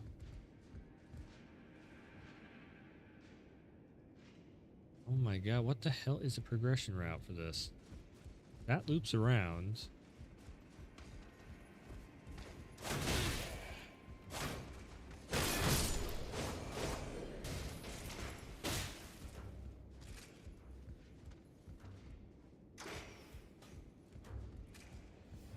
Actually, the other sword, I can reach out and shoot you with that other sword, which is kind of nice. Is this it? This might be it.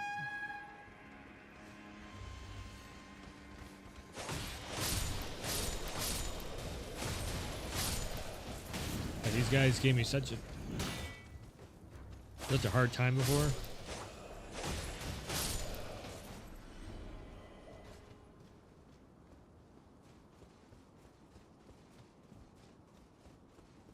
Doesn't help either. I'm trying to do this during the nighttime, so I can't see shit.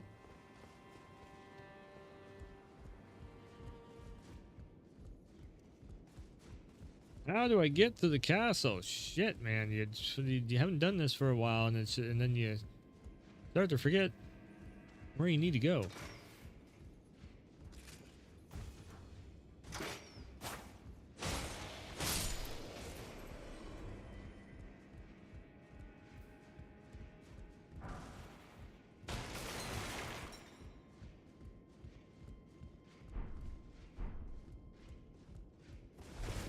This is not it.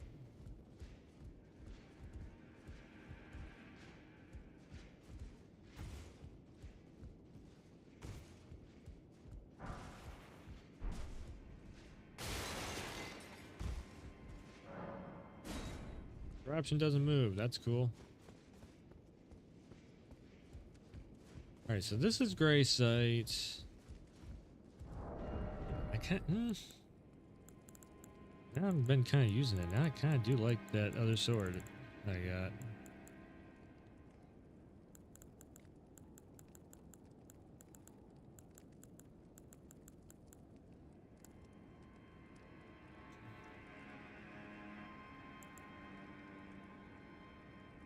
I mean, I could run around with a great katana, although that one's a hell of a lot harder to swing.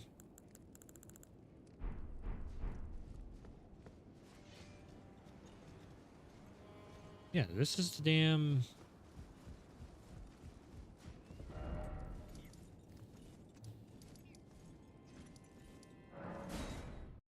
let's go to Stormhill Shack. We'll get her because have a nose. We'll use her for spirit tuning. I do believe if I give her this. I've been heading to entice well that, but I don't have. It's scared. I want on nothing. Can you take and it'll be glad. Oh, tell them I love finally get. What's there? Keep. Oh, I can't. They all thought. I think I'll perhaps I'll. There we go. Now we got her unlocked.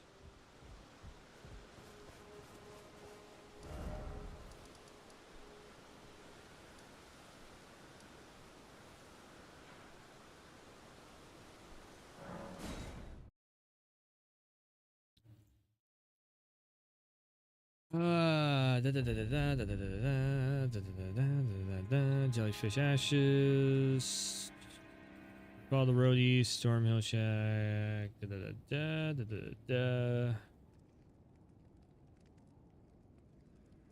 Lights. Third church. No.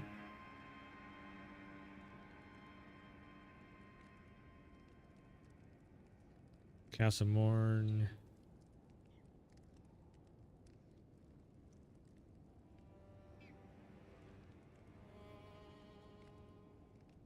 Round table hold. Stormville. Bingo. This is where I'm at. Is he trying to read this and trying to picture where everything is? Birds, head up the stairs, Great Castle, Mimic's Veil. Another armory room, have a left side chamber, side grace, lever. Take the lift, follow the path till you reach a room with jar enemies. Right, okay, yes, the big ass jar enemy area.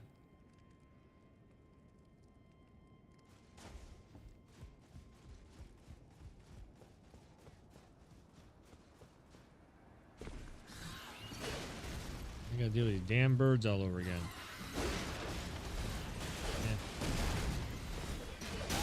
Yeah. Ow.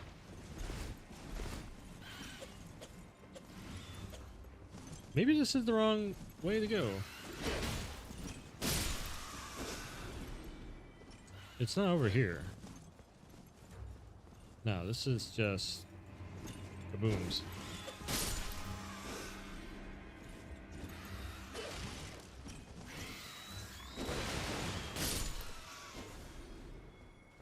Pretty sure it's just... Yeah, it's just booms over here.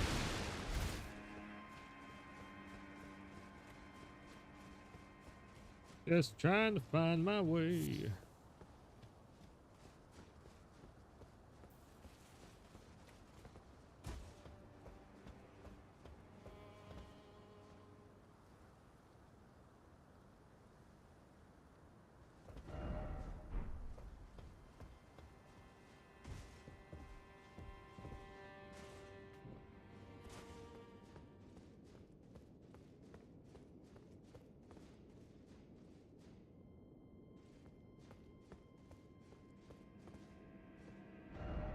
If I jump down in there, it's going to be death, but maybe not. I honestly don't remember what the fuck.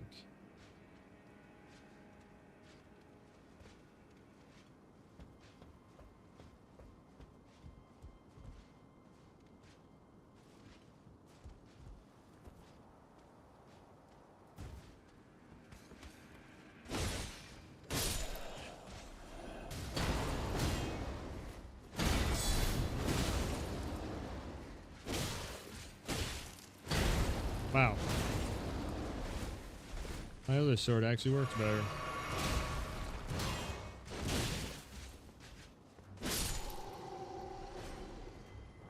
Again, katana is not always the best weapon to use. That one is just a little too slow for what I'm trying to do. I guess, yeah, we'll go back to latest sword. Oh no, she's got cool armor, cool sword. As soon as I saw the artwork for the character, I was like, that's a cool looking character. Simple armor, but looks fancy at the same time.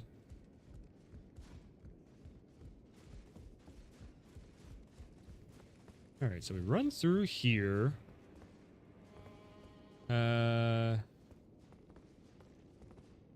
That's the painting. That's not. I was thinking that was a door. That's the painting. I think I gotta go. Yeah, it's through there and all that stuff. All right, hold on one second.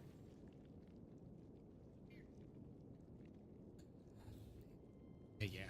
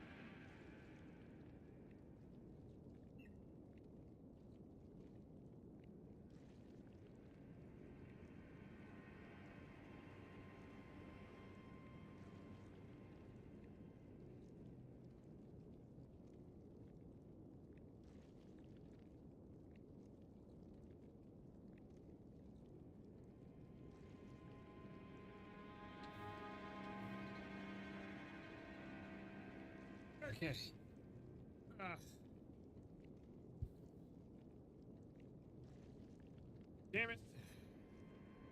can get to this damn castle, figure out where the fuck to go to get through it. Shit.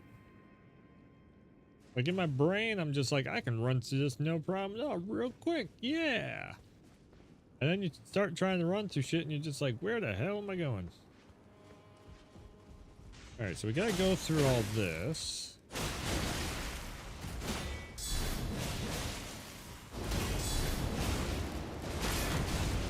my God.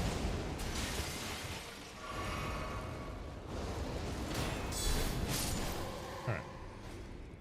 Get out of my way. Coming through. Coming through.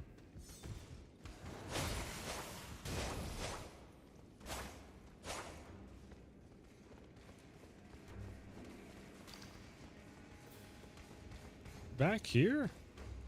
Maybe this is it. Ah, this is it. This is the room I was looking for. Yeah, so you gotta be careful running through here because everybody has a rampart type of thing all set up. Yippee-doo-dah-day. Oh shit, that's right.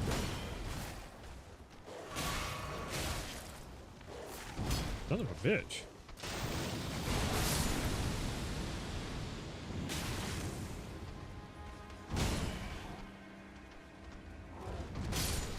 Yep.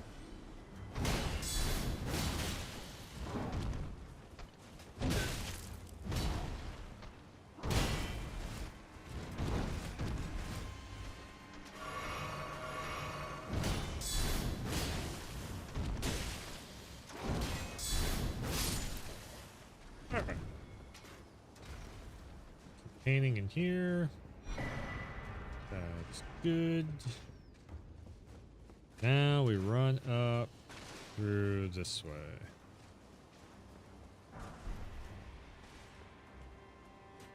That is a gray site over there. Now we're getting somewhere. It's okay.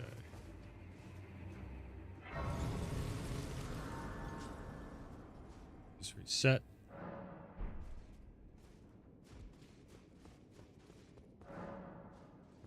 Doesn't open, that's fine.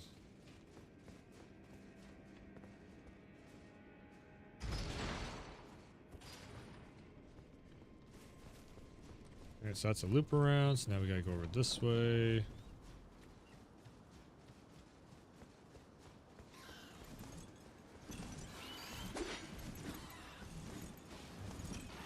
All this.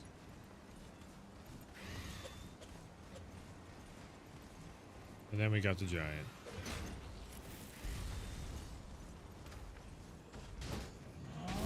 Yep, there we go. So it was. I just couldn't remember which way to go. And then we got another. Nope, that's gray size over here. So you go to the left, that is a secondary area. You go to the right, you get the gray site, and then if you go through fog gates, that's to boss fight. And then this Storm Veil's almost done.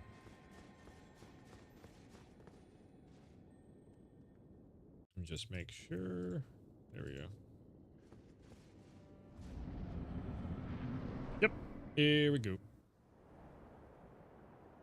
I keep trying to turn my camera off so I can get all these cutscenes and footage, but... Mighty dragon, thou'rt a true-born heir.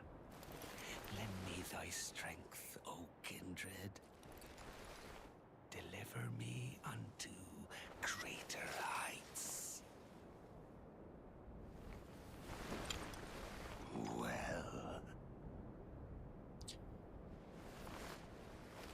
So this is Godwin, right? Okay. The lowly tarnished,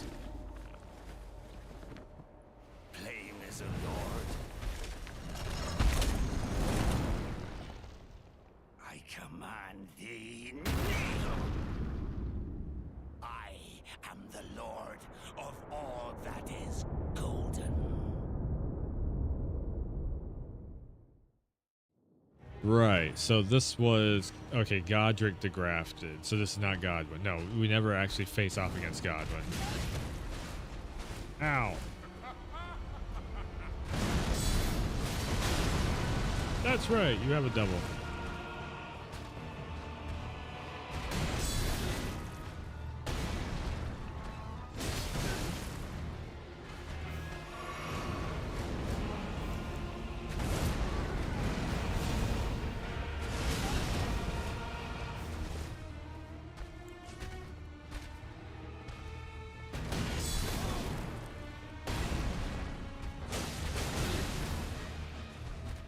I'm being very lazy in these fights. Like I'm not rolling or anything, so.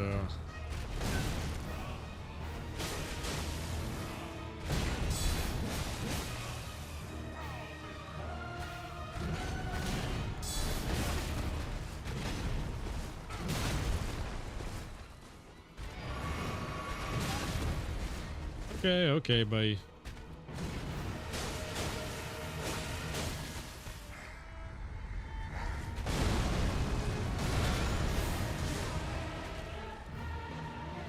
Damn. All right. Yeah. This guy. Ah! Takes off his own arm and all that.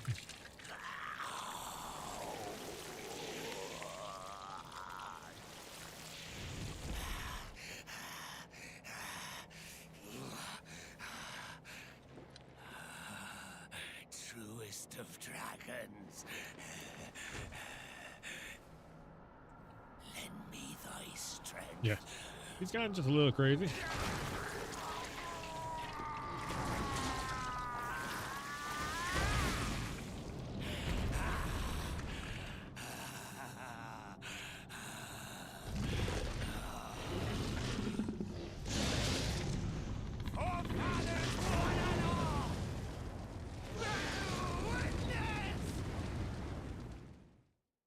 Witness me.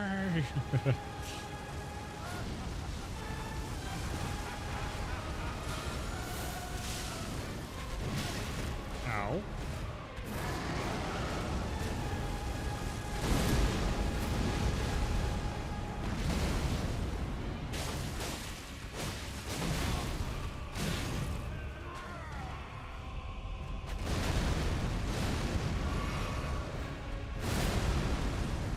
Damn it.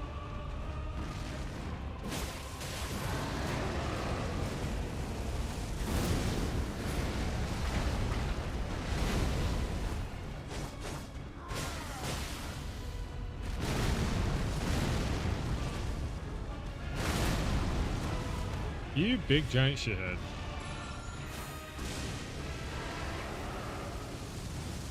Uh-huh.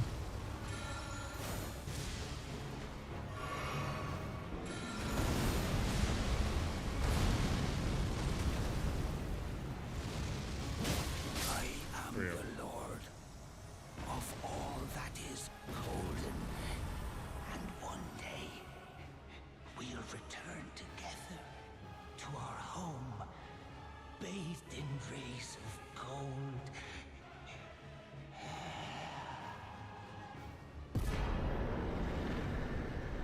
Roderick's Rune.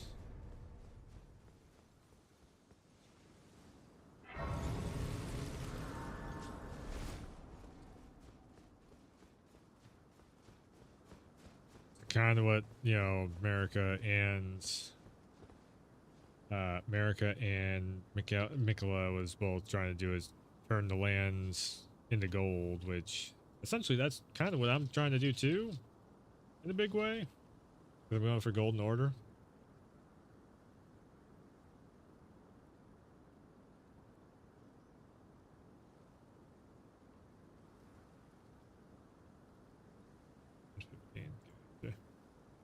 You know, okay, hold on 1 second here.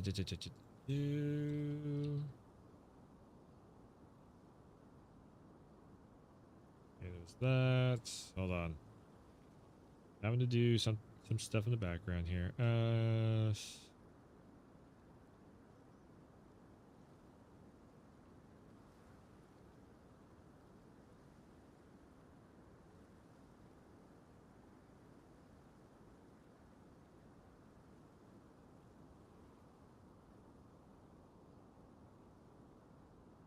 First time says open roles. Open roles as a company.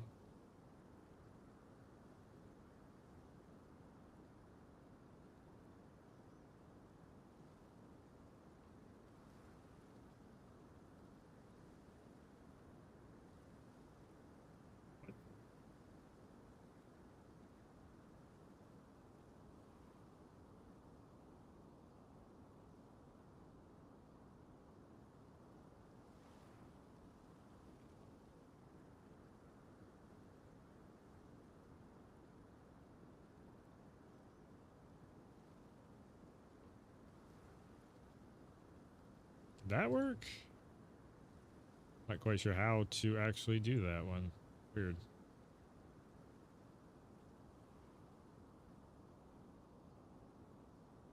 Okay. Alright, so I think I got most of...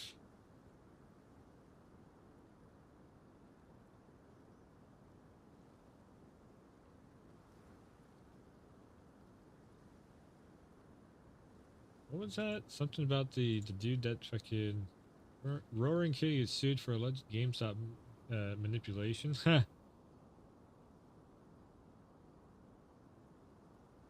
Wow.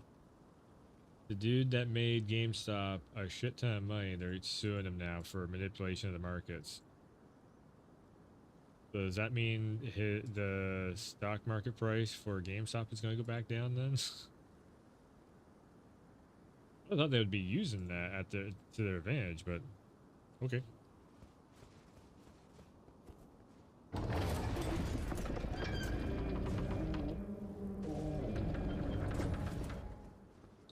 And there is... So that's his throne. Hmm.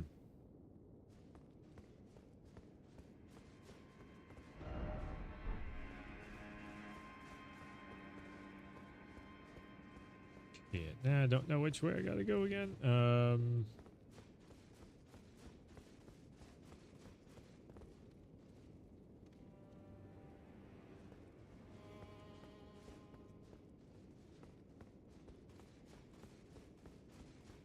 Seems like...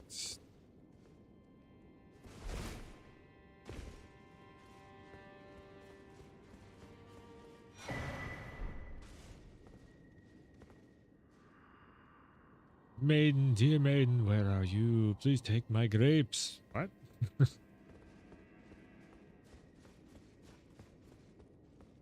just wants somebody to hold his grapes for him. Yep, that's the thing. And we're on the other side of the map now. Yes, okay, so now this is Lunaria. Oops, gray site's right there. Good stuff. So we're in the second part of the map. Still need to get up to the other... Right, okay, so yes, we gotta go through Lunaria to get the other... Yeah, because I think this guy gives you one half of the lift piece. Sacred Tear. I don't think I can use that. You're tarnished, then. Believe it on for a... Well, you're a my name, presuming only... Right.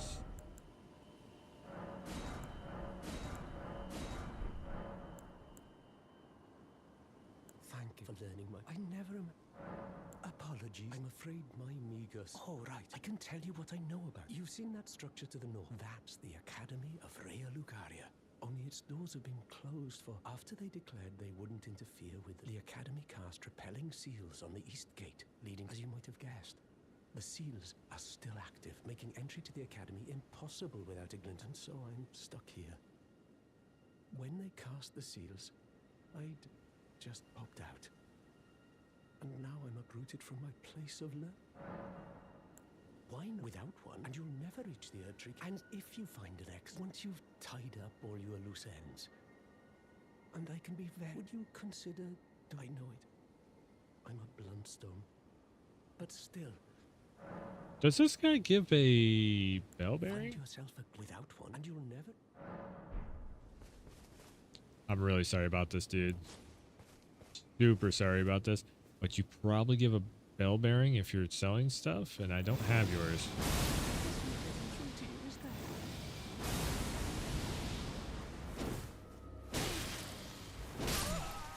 Sorry. Aria, the home of my studies. Oh, glintstone staff. That's, yep, there is a bell bearing. Sorry, buddy. Very so sorry. Okay, so now we gotta go and kill the dragon. So I don't need to go through any of this stuff over here. Like any of this. Any of this. I don't need any of that. What I do need is, I think it's somewheres on the map. Maybe it's over here. Probably over here. I need to go kill the dragon to get the key so I can get into here. That's where I got stuck the last time I was doing this. And I'm literally coming up to the same exact spot as the last time I did this all.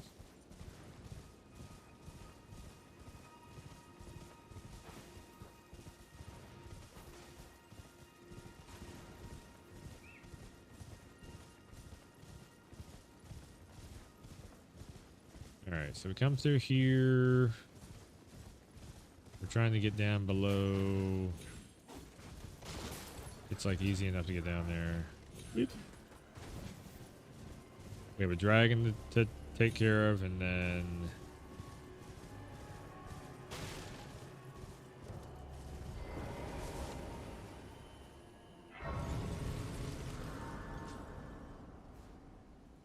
I'm all but certain I got this guy's bell bearing over here also.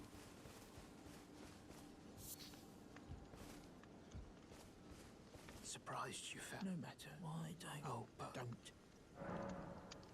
A mag merchant. Astrologers. I don't actually think I... No, Smithing Stone 1 and 2. I don't think I actually have gotten this guy's stuff. Am I just going to go through and like murder all the damn merchants once again? I don't mean to. I don't mean to. I don't know if I have your bell bearing or not. Sorry.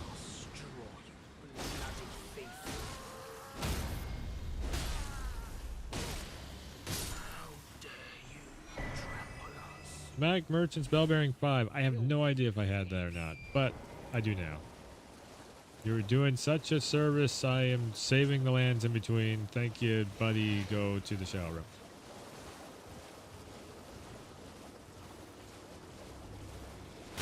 Oh shit, that's right.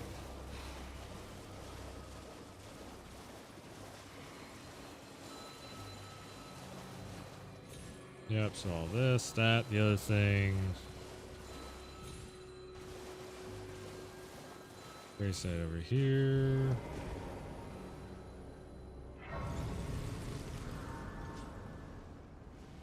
Right. What in the hell is... What the frick? Who just hit me? Assholes. In the hell are you set? Goddamn.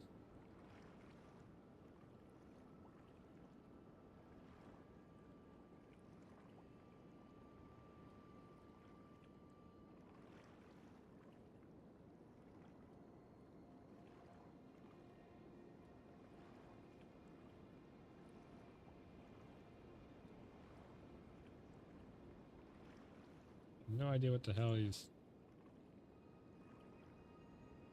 Oh, it's a... No, okay. Right.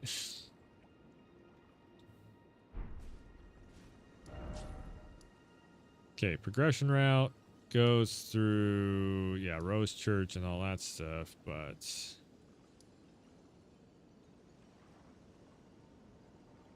It's either over here or it's like over here or something. Nah, I can't fucking remember.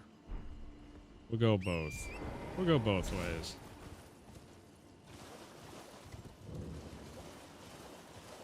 We can dance if you want to.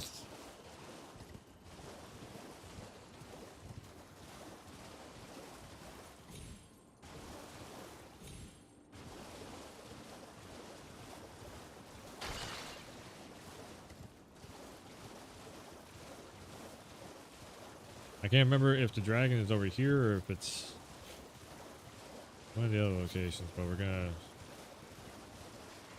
gonna run through just the same.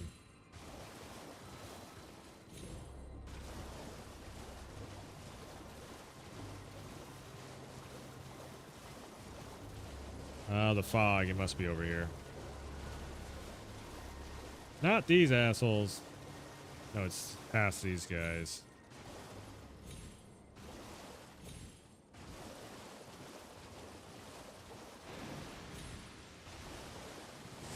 Ah! Hate those guys. Everybody hates those guys. Oh my god.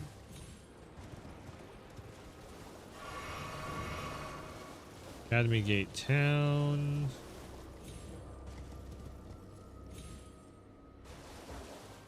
This is not the area. So it actually might be over here.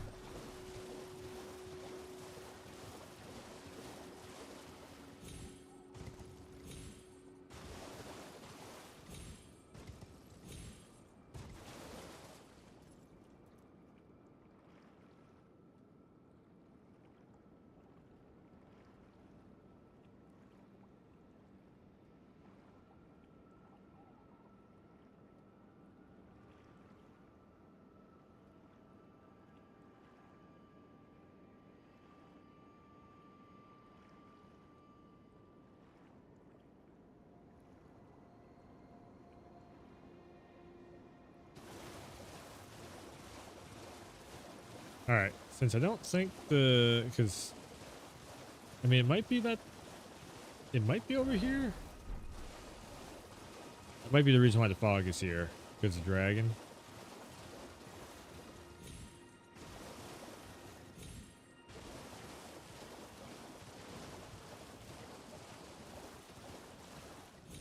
Is it?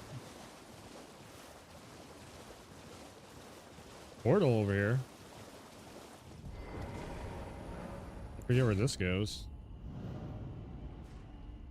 Bring me somewhere cool. To the other side of the map. An area of the lakes. That works.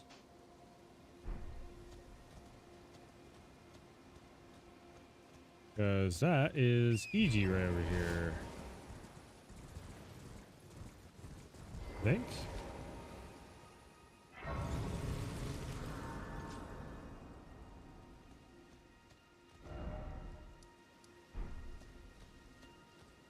Okay, so yeah, I gotta get through.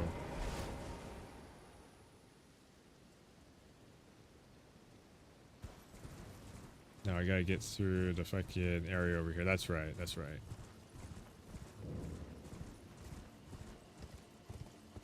Kingdom Ruin. Yep. These guys. And you have to like kill these guys to get through. Nope, you don't have to kill them. I can just go whoop right through. Yep.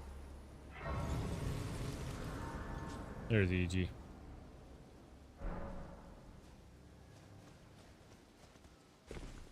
I presume you.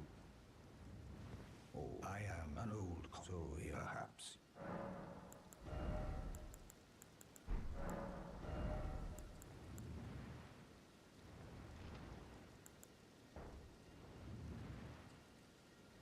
Somber smithing set. Wait, I don't have this upgrade. Oh, I don't have it upgraded. Oh shit. That's right, because I was using the other one and I was like, nah, fuck that.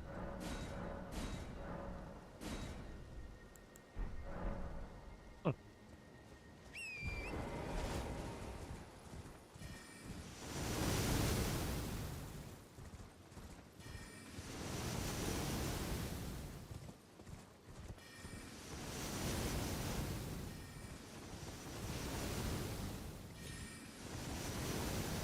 Yeah, this is side area. This is all side area over here. Uh-oh. Nah, it doesn't hurt. Yep. Don't need to be up here. That's Ronnie's stuff up there. what I'm trying to get to is this, and then Rhea Lucaria, I do believe I have to get through. Like, that's essentially where I'm trying to get up to, is up here, and then I gotta talk to the other guy up there. These up there though, it's just you have to go through a bunch of shit. So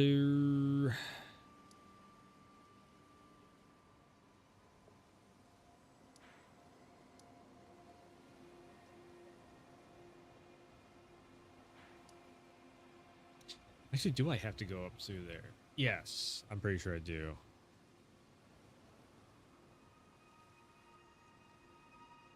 I'm trying to remember.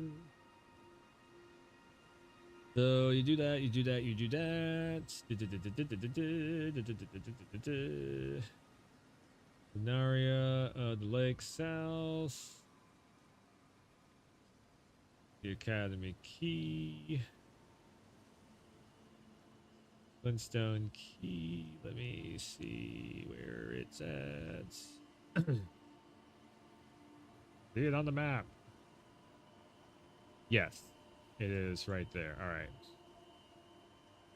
I thought so. I just didn't. Okay, so we'll just run backwards. Grab the key from the dragon.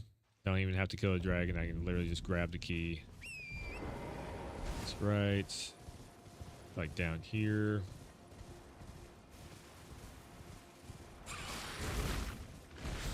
Ew. That was fucked up.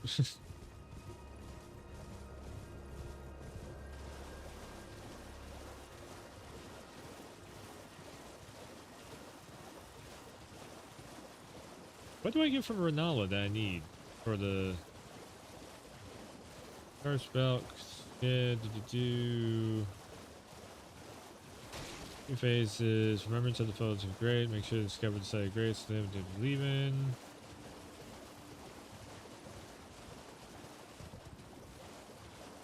I think I don't even really need to go into the academy. I can just skip the academy altogether and go do the golden order shit.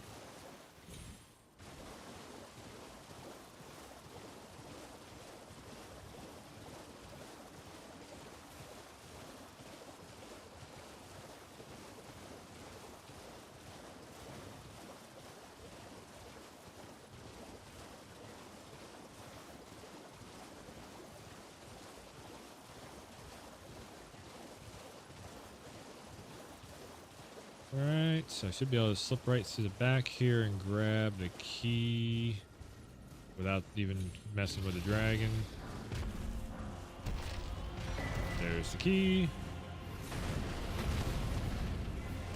Although I do get dragon hearts from killing it, and it would be pretty easy to kill it. Ah, fine.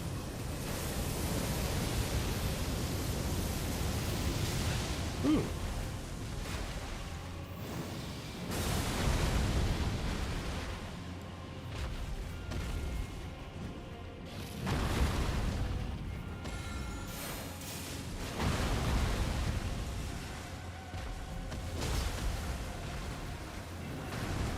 So you know what I could use is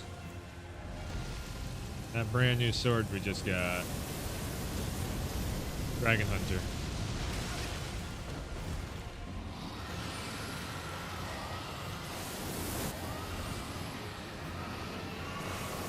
Actually hurt a little bit.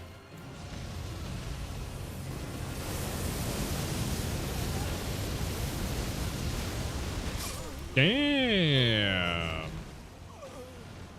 I mean, to be fair though, I was also in the menu for a good solid chunk of time there. Dragon hit a little hard. It was the fucking fire. I knew I was going down that one.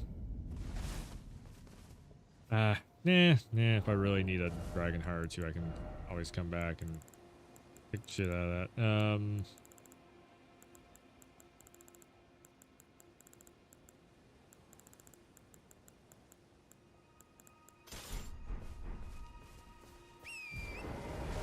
Alright, bing badoo badoo, bop badoo badoo. Now we need to go up through here.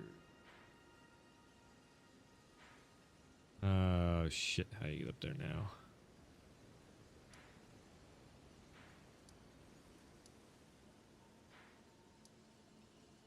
I'm thinking right. I think it's over there. Oops.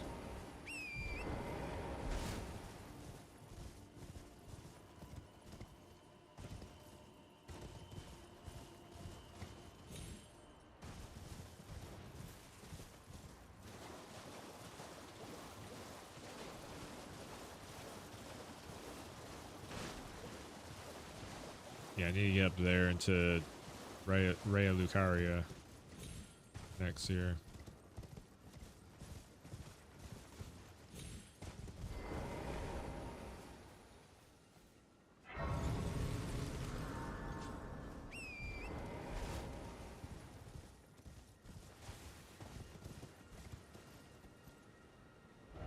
So first gotta remember how the fuck do I get up there? Academy of Rhea Lucaria. Wait. It's back there. That's not the one. It's back over here. Alright, just go from here up.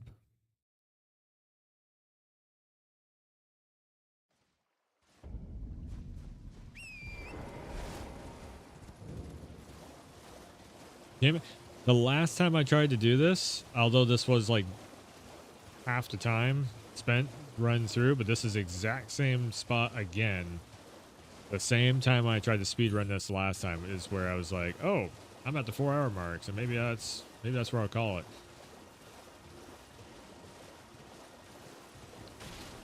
Hello. Hello. You're a side quest. I don't need side quests.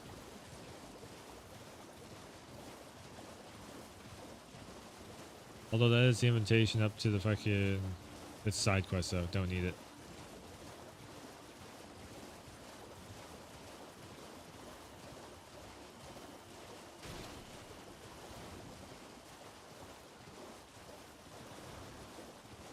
Too bad there wasn't a way of making Torrent go just a little bit faster. Ew.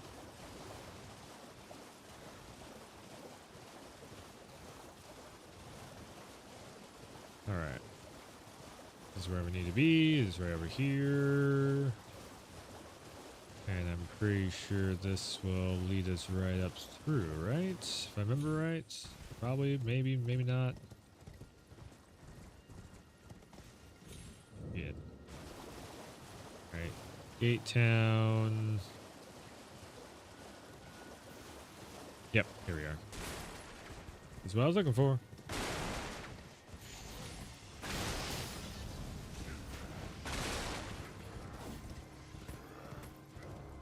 Because I'm pretty sure we actually have to come through here. If not, I can skip this whole area then.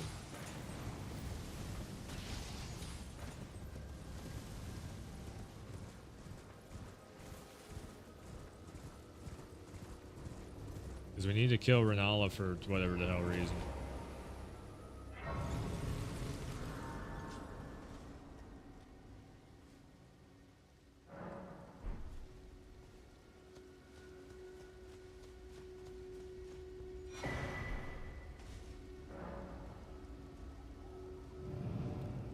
Alright, so Luna, Lucaria, whatever the hell they want to call it.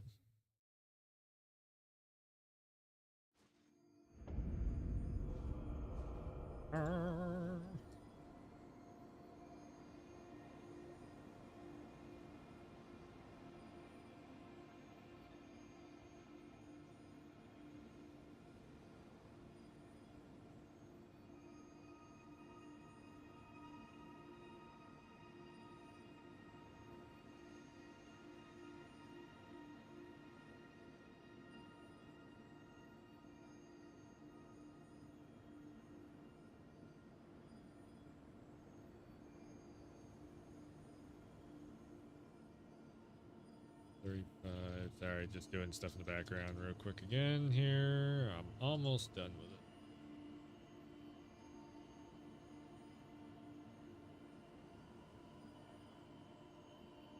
$40.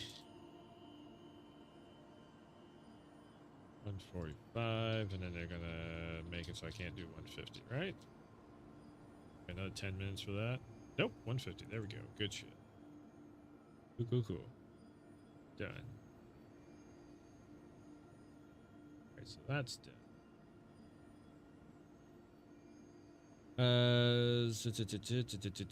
So I'm in here. Luke does.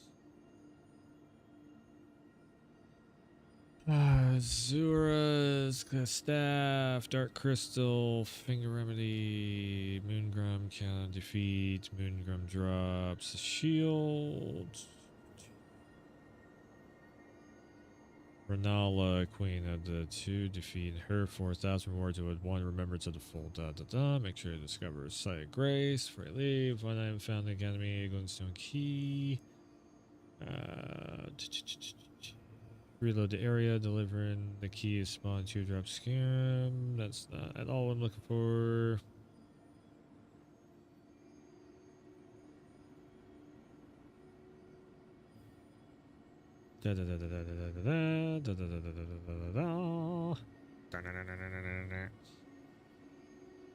Do I need to run through all this? I'm not seeing any reason that I would actually need to run up there and kill or not kill, but defeat Renala. Not seeing anything saying that I actually need to do that.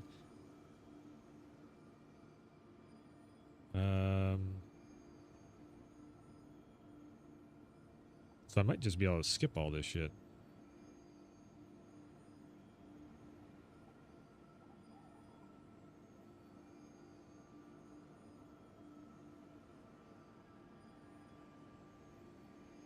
Oh.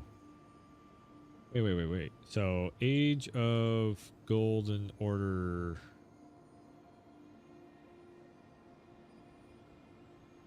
Mending Rune of Perfect Order. Alright. YouTube. Let me look up a video showing how to get exactly that. Questline. Complete guide. Where to get everything. Da da da da.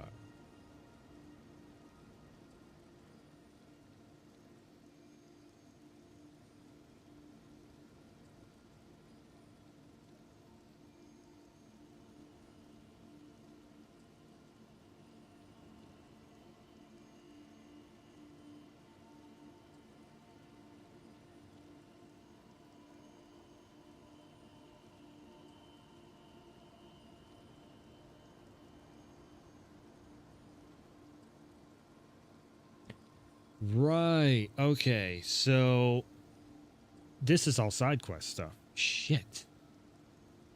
I keep doing that. I keep running down the side. Yeah, we don't need to do any of this Renala stuff. Like whatsoever at all. Okay. I need to run over to Caelid Fort, both the forts and all that stuff. And the other half can be found at Fort Feroth in Caelid. Once you have the complete medallion, take it to the Grand Lift of Dectus, Fort Feroth in Caelid. Okay, so be found at the Fort Height and Fort Fair. All right. We're back on track. Wait, gray sites. In case I need this for some reason whatsoever at all. I don't know why I would, but yeah.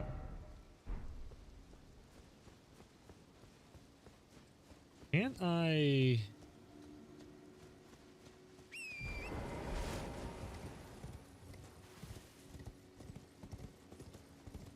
No, this is just a sacred tier out here.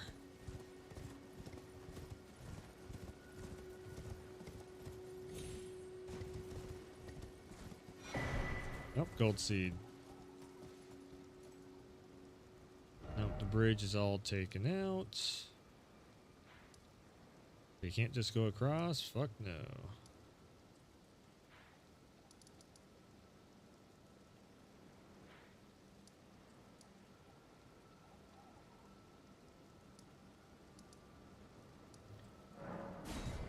All right, so I'm gonna spin around, go the other way, go all the way over there, grab 1/2 of the lift key because I need that. I need the lift key so I can get up top. We'll go that method with it. I should have marked on the map where I needed to go. We got a gray site over here.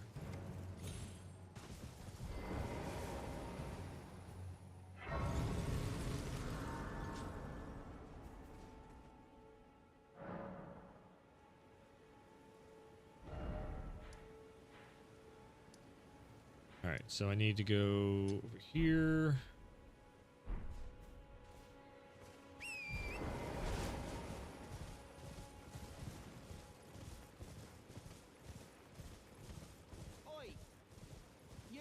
You there?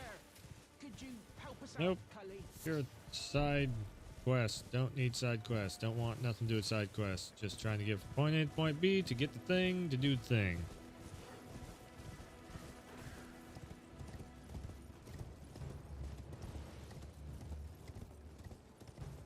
Literally on the routes to just getting the damn...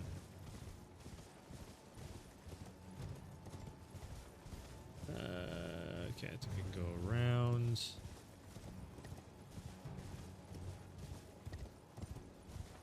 Yeah, because this is... I don't think I can reach it from over here, or can I? Maybe.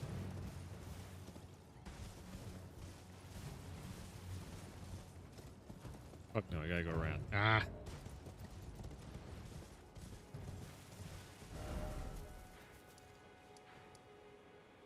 Oh joy.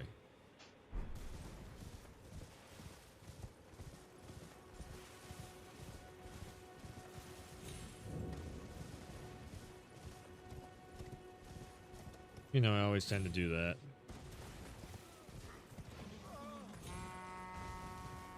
Honk honk.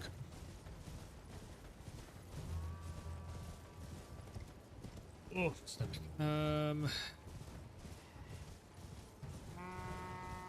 Damn it, Torrent. You gotta run faster. Run like the wind.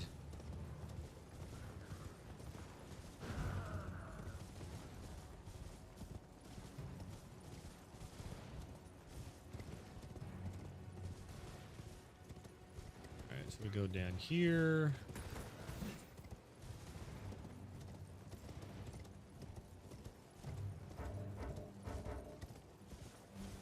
Pretty sure that's Fort Height?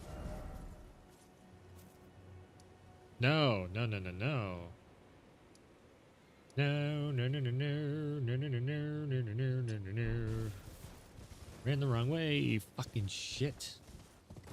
All of this is adding another 10 to 15 minutes on top of the overall. Not cool. Also, where the hell is the gray sites at? I should have seen at least one.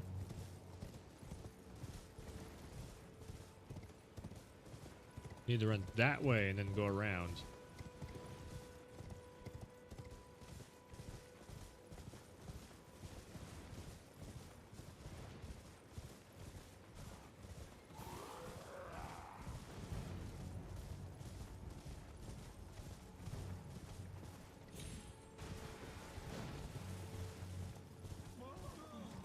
Whoa.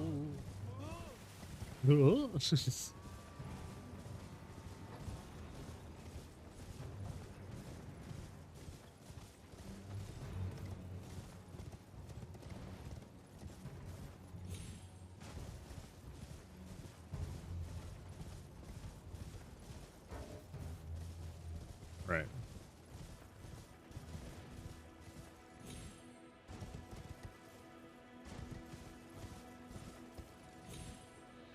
Trying to get over there.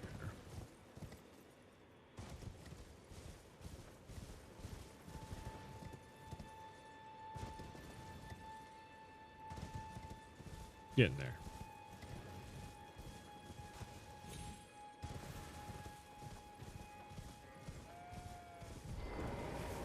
Take the gray side just in case I get caught.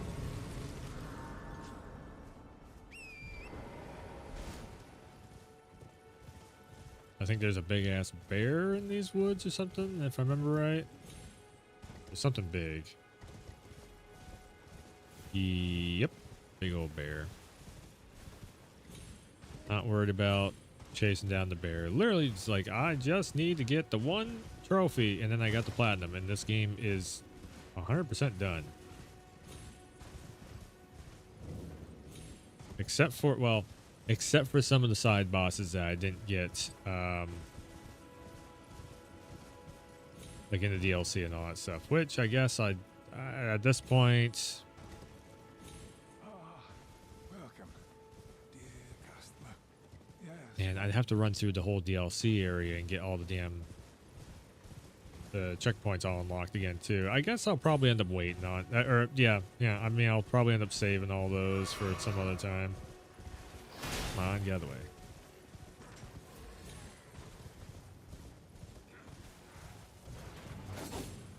Okay, one half of it is in here.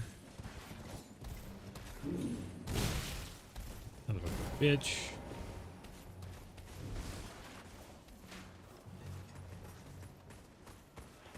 Get out of my way. That is not the right sword.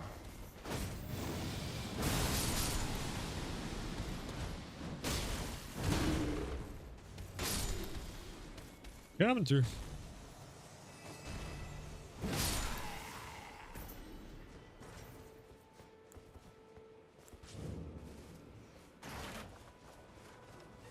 Yeah, it's... God, where was it? It's in here somewheres.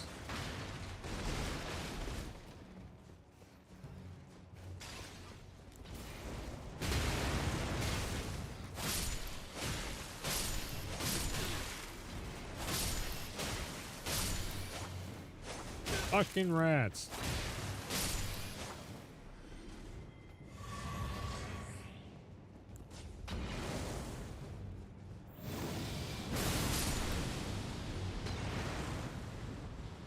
Clears her out. Clears out all that stuff. It's up here somewheres.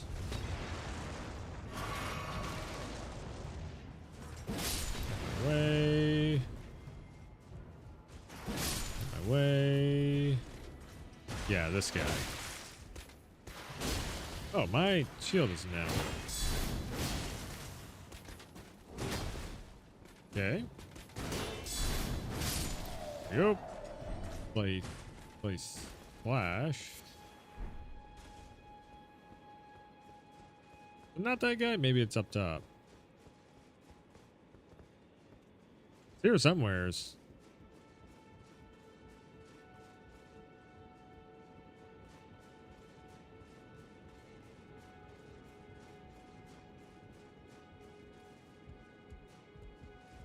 Bingo.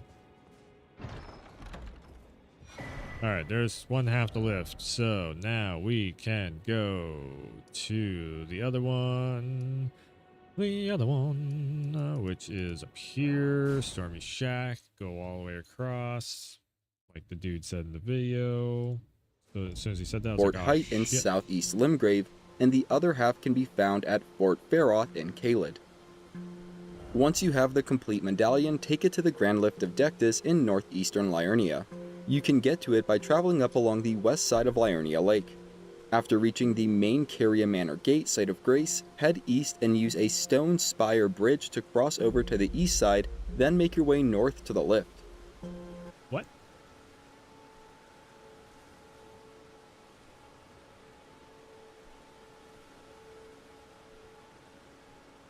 Okay.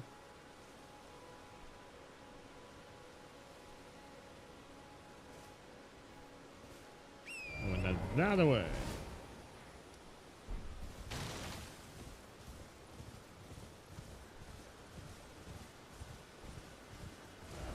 Into Caelid for one last time.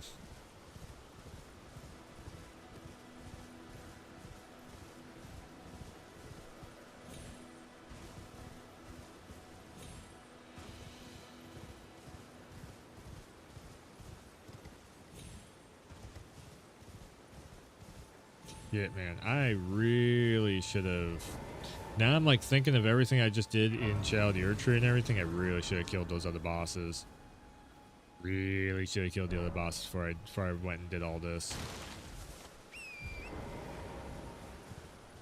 I mean, I'll come back someday and destroy those bosses and everything, get that all done, but yeah. I beat the main ones that I wanted to anyways. I think after seeing the ending, or the lack of an ending for the DLC, like if they have another DLC, I'll probably end up running all through the whole Shadow of the Erd Tree all over again, except for maybe Radon. I might just say fuck that because it's not really worth. I beat him once, got it done.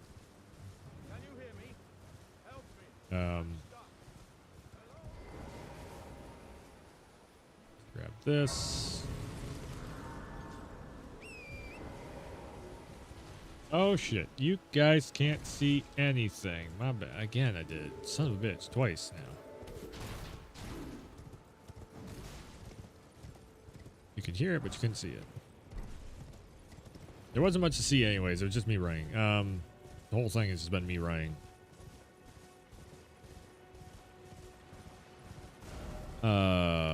Shit, how do we get over there?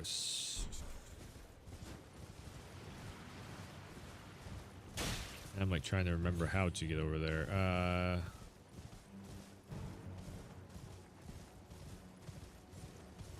We run through this.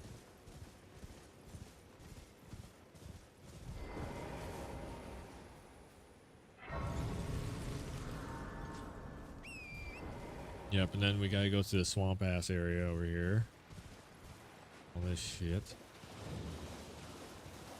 Diamond Water Village. Nope, don't need to kill him. Don't need to, don't care to. Extra, extra, extra. It's all extra stuff. We're on mission. We are on a mission. Alright, so I can get up there by that. Yep, I can just run up the side here. Pretty sure. That mountain over there just had no... weird.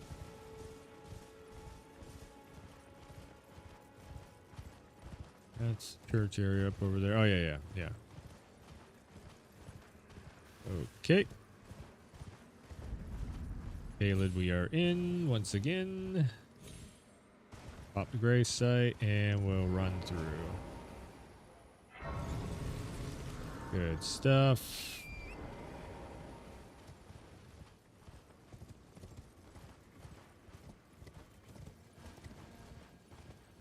This is, I mean, technically this is basically a speed run of Elden Ring. It's kind of boring.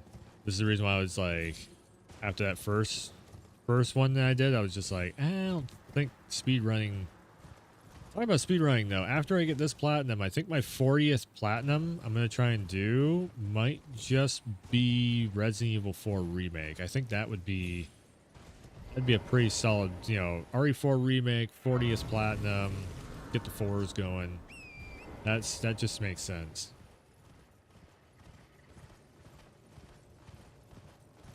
I think that'd be kind of a cool one to do. All right, so I'm thinking I can probably get over there. It's just roll over this, or I might have to go around. Normally you have to go around though. I don't know if it's up or down. These fucking dogs are gonna give me some problems, I'm thinking. Maybe not.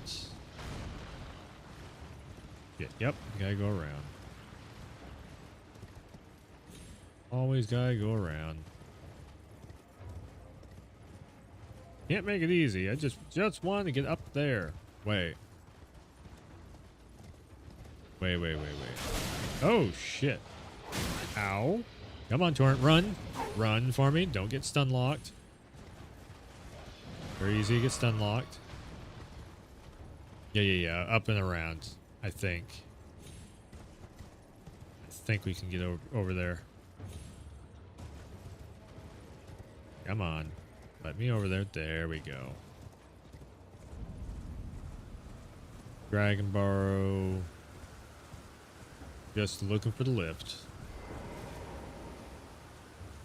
Just looking for the lift.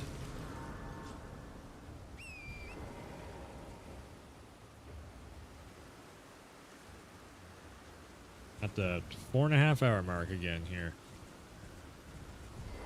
Shit.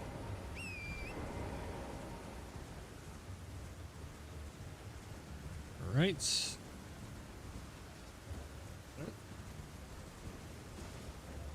Yep, dragons over here.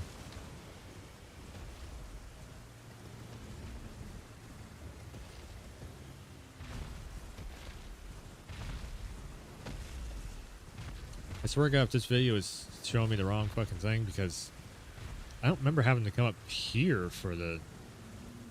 You have to come up here for the second half of the stone lift? Oh, no. I'm just running through this. I don't actually need to be up in this area at all. Now I'm thinking about it. I need to be on the other side of the map. Fuck. Yeah, I need to be, like, down there. I think.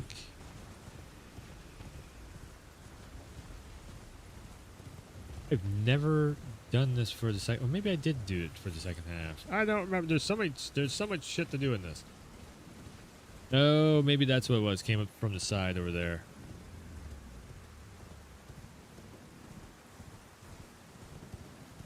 Okay.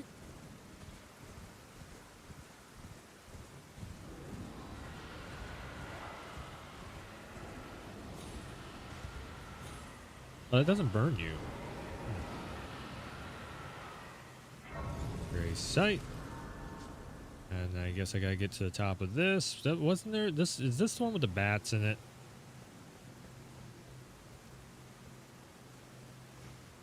Yeah, this is the fucking place with the bats.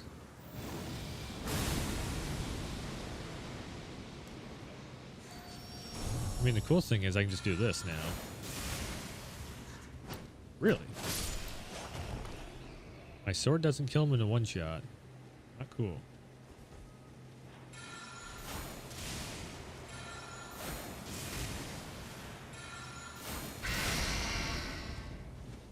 Motherfucker. Bonk and bonk.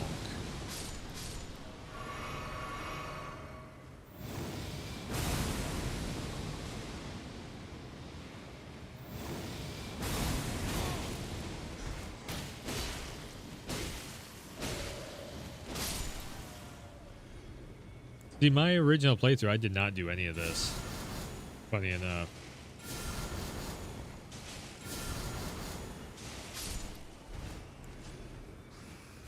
My original playthrough, that I didn't have to do any of this shit.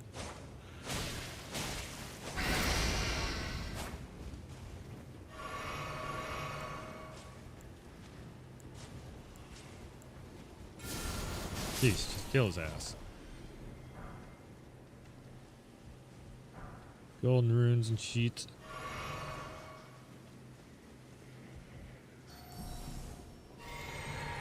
Right.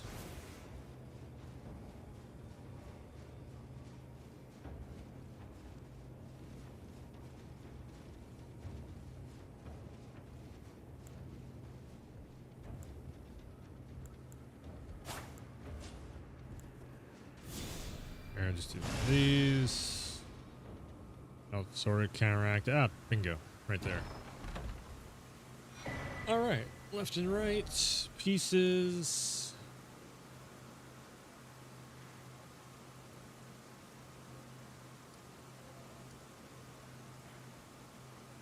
Oh, the rocks. I see. Boom, and then up. Gotcha.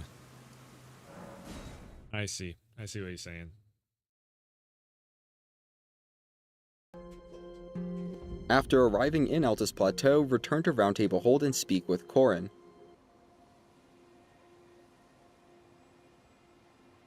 Alright, so now I'm trying to get over to this spot.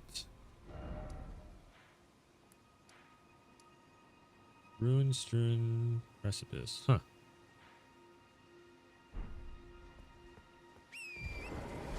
Do I have to go through there, or can I just go around? I feel like I should just be able to go around, right?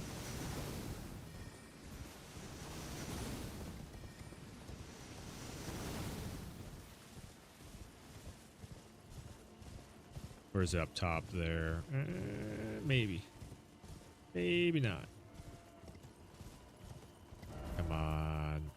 Nope. Is there a way of like flying up there maybe? I'm trying to do this like the quickest way possible. Like kind of, if I don't do this tonight, I think tonight is like my last little foray in Elden Ring for a while. Because after this I just want to start streaming other things.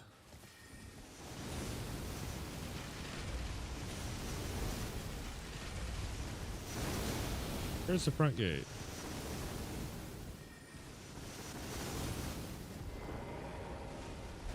Yep.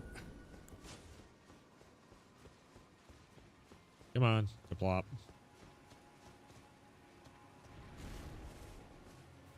There you are. Damn it.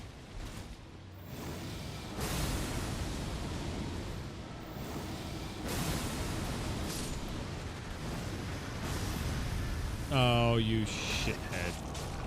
Uh-huh. Yeah, see like the mother of the fingers, I didn't actually kill the mother of the fingers. Freaky ass fingers. There's a couple things I didn't do in the DLC.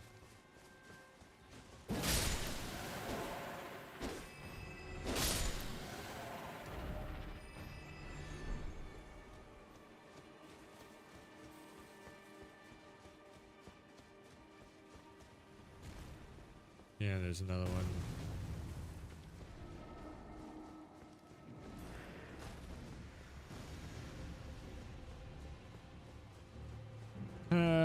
Man, oh man, oh man, oh man, oh man. So, if I do wrap up tonight before getting this, then I will probably end up just doing it on video. Because I actually have a full-on video anyways.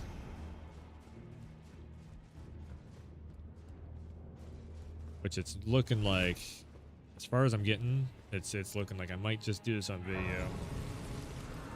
I've gotten a lot of everything all set up and everything for the for another video talking about lore stuff. That's good. Yeah, motherfucker. So I gotta, yep, I'm gonna have to run all the way up through all this shit.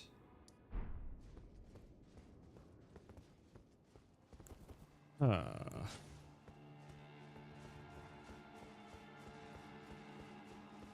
I think what I'll do is I'll kill the next boss and then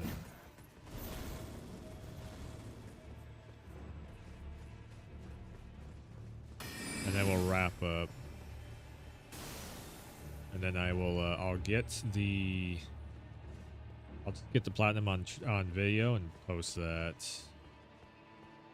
Post it up afterwards. Runark, yeah, see all this shit is so fucking, remember right, you gotta run down here. Really?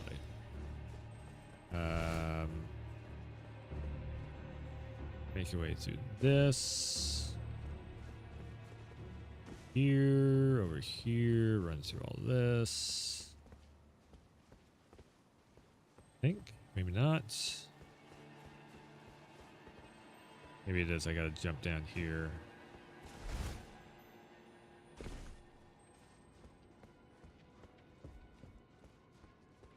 This is Knight in Flames sword. That's not what I'm looking for.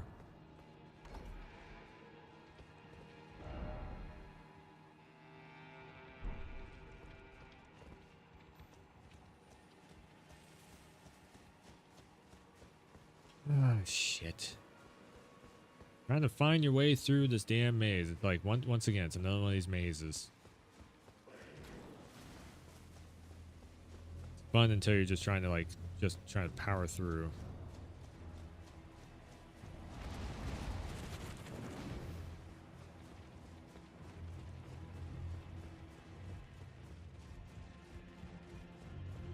I just want the platinum.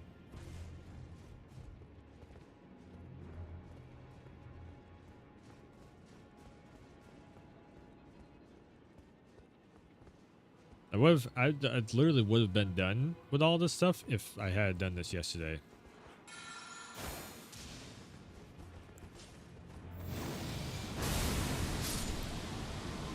funny too, because actually what I'm using for swords and all that, all this golden ore stuff and everything, is technically lore accurate to the ending I'm going for with the golden ore ending. Oh, that's why, because I need to go through this way. Get all the way up top. Did it again. Went down a side area that I wasn't trying to go down. Here we go. And then go up top here.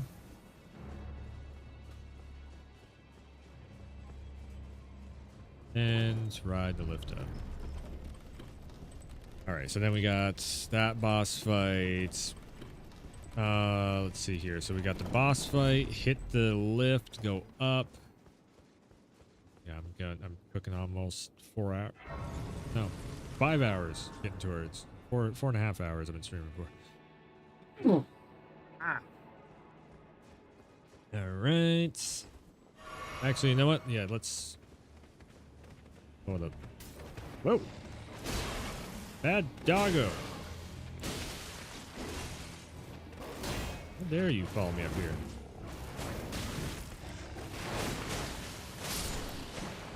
Damn it. Reset.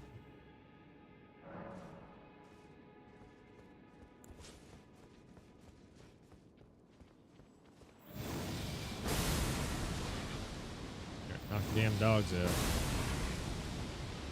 Really?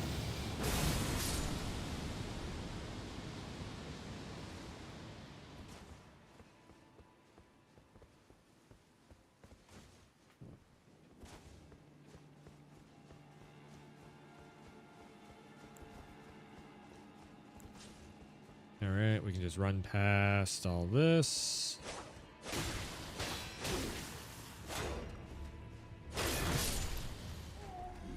Ah.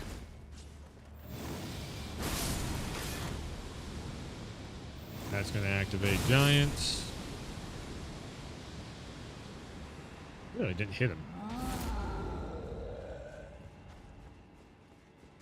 Fine, I can just run past.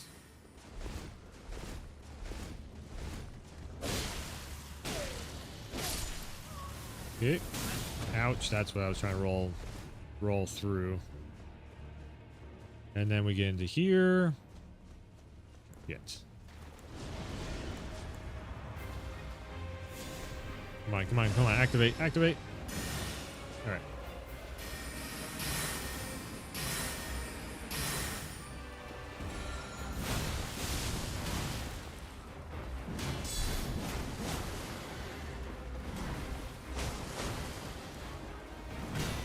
Oh, I got full health. Sorry. I'm good.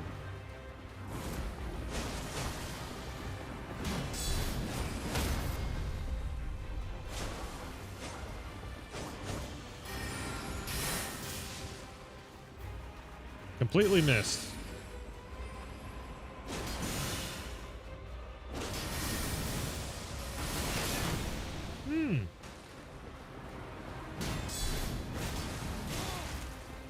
A good amount of damage. Well, it's a new game 3, so. Come over here. Really? You're dead. You know you're dead. Alright. Loretta. Vanilla, Loretta, da da da da. Yay. Oh, that's right. I can't do that. Oh, doo-ba-doo. Alright, so I just need to go out and around. I need this way over here.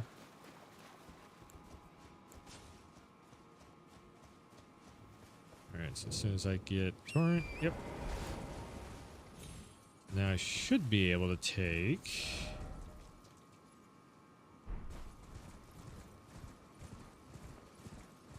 Yeah, I beat the boss. Which boss? Radon? I did. I didn't do it on stream. I will have a video of it going up.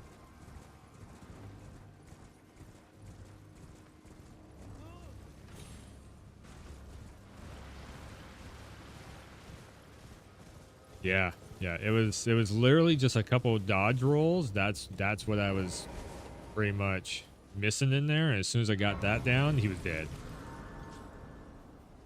I ran right through him as soon as I got that. Now what I'm trying to do, so I got the one of the alternate endings, and pretty much the last final thing that I need to do in this is I need to make my way up this I don't know how much longer I'm gonna be streaming for tonight, but I'll probably also make a video out of it. But I need to essentially get to the lift over here. That's a big old fire doggo. I've never been over here before. Ouch. Big fire doggo. Need to get across all this stuff. I do uh-oh. That's not good. Nope, that's what it is. I need to go up top. But yeah, essentially just trying to get over to the lift that's over here. And as soon as I get over to the lift, I can use the 2 medallions I've already picked up tonight. Take that up. Run through Capital. Run through the Capital. Although I don't think I'm going to do it tonight. Run through the Capital. Oh, no. Oh, that's not good. Well, that's going to be... Yep. How the hell do you get across there? I've never taken this method of getting across the map. Normally, I go up around the other way.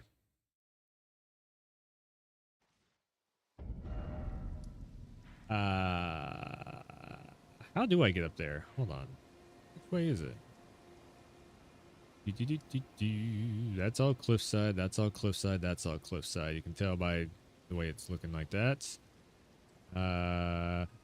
Maybe it might be this up here. Wait. Oh god, if I do that, I gotta run all the way up the map side. Because this is the way I usually would have taken, is up here, and then make my way up through, and then boom. Yeah. Apparently, you can make that jump. I'll try it one more time. There is teleporters. Map is fat? Yes. Welcome to Elden Ring. The map is very fat. By the way, I guess I got enough footage. I can bring my camera back up again. I was trying to get... I never have seen this area of the map over here. There's a wolf guarding grave sites or something. Yeah, I need to make it over there to get over to that area there. That's what I'm trying to figure out. How the hell do I get over there? That to go downwards. That is not to go upwards.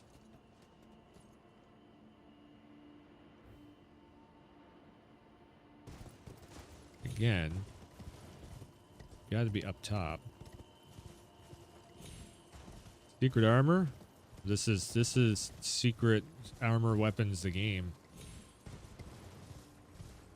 That's the thing. Every single one of these little caves and boss fights that are in side quest areas that you don't actually need to go through and do anything against, they all have a weapon. They all have a piece of armor. They all have some kind of a talisman or gear or whatever. Like this one right here, if I went into there, I could probably pick up a sword or a shield or an armor piece or something.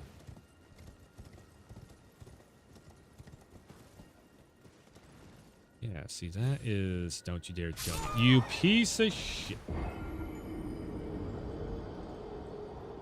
A fucking drop damage.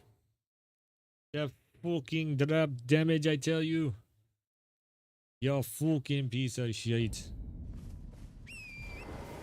I don't think you can get over there. I don't see any... Like, it's showing on the map there's a way of getting over there, but I don't see it.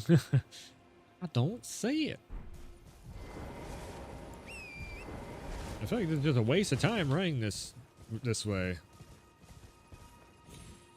It's showing it on the map. The dude just said on the video you can get over there.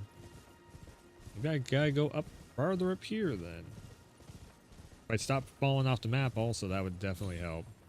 You know, sometimes if you don't fall off the map and you actually find where to jump, it can help out tremendously.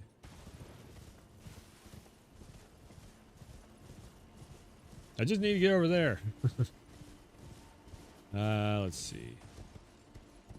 Yeah, see that? Oh. Wait. Wait, hold on a second. And we hardcore parkour it.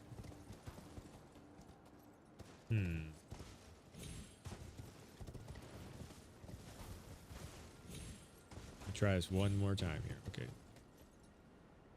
That's... I don't know. I don't know.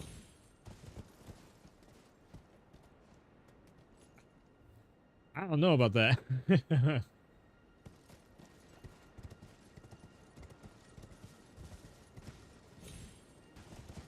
Probably some secret ass ledge way of doing this. So I did it again. Oh, no, I didn't. No. No, no, no, no, no, no, no. Save myself. Let's go. Let's fucking go. Save myself from death. I will break the game. Fuck you. I will break this game in half. Let's go. Yetch, what now? Let's fucking go.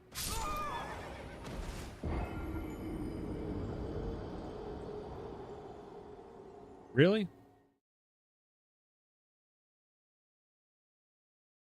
You're gonna throw me on the other side of the map again, ain't you?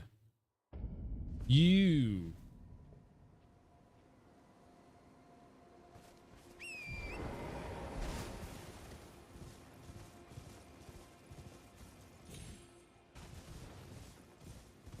Because I'm breaking the game, that's why.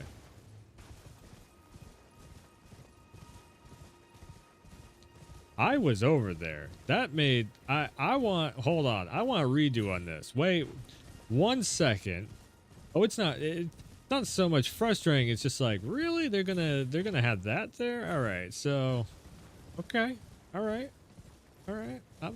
You just wait. No. This is a challenge. It's not frustrating. This is a challenge. This is what we do. This is what we do. This is a challenge. I can do this all day. Let's go. Let's go. All right. Fine.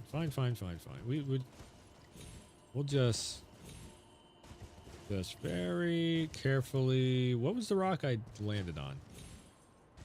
Wait. Very carefully. They have a fucking skull. There was a skull that... Oh, I see. It's not... It wasn't hand planted. Right. We have something for this. Probably ain't gonna work, but we can try it. Where's the cotton? Show me the cotton. Temporarily reduces fall damage, sound, and see fall damage. Boom. There we go. Boom. Cotton. Right? All right. Now here we go. Here we go. Nope, that's too far. That's too far. Wait.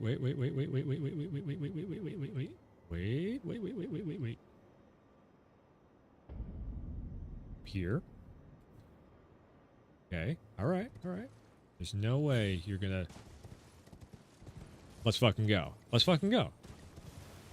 What now? What now? Gonna make me go all the way around? No, I'm not gonna go all the way around. I'm gonna break the game. I'm gonna get over here. Now I just gotta make sure not to get caught by anything. I can't remember. No, there's nothing. I don't think there's anything up here. Shit, there's always guards or something. Nope, we're good. All right. Now we take the level up. Or the lift up. Get the gray site first. That just saved me like an hour. You're not supposed to be able to do that.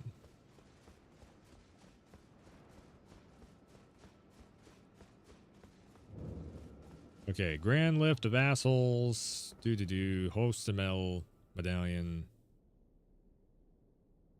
I don't need any of this. All right, let's go. Just bring me up there. I don't need any of this footage. Oh my god, I've been going for 5 hours. Shit. All right, let's go. Okay, now we're here. Ooh, that's right. The giants are here. So He should have some news of Dectus in North Main. Carry a Manor Gate, Site of Grace, head east and use a stone spire bridge to cross over. After arriving in Altus Plateau, return to Roundtable Hold and speak with Corrin. He should have some new dialogue about seeking out a noble known as Goldmask. Reload the game and Corrin... Gotcha. Yeah, okay, so he's going to talk about Goldmask. What I need to do first, though, is make it past the giants, get to Grey Site.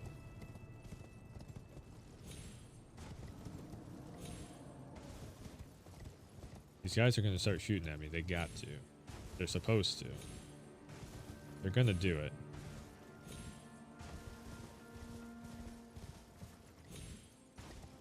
No? Weird. Alright, so there's a Grey Site. Where the fuck is the Grey Site? There is a Grey Site around here somewhere. Those guys are there, so the Grey Site is on the hillside over here. This whole area I used for farming at one point. I look at the popping happening. Oof. Fucking hate this area over here now. Spent so long here just trying to upgrade my character. Or I knew about the good ways of upgrading. Where in the hell is the Grey Site? It's over here somewhere. That's not it.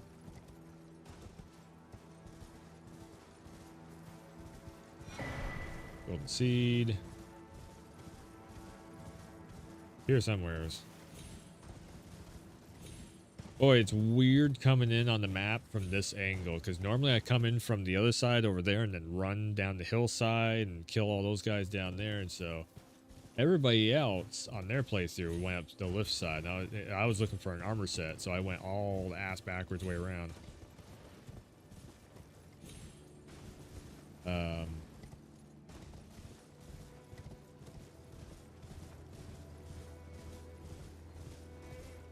I just need one Grey Site.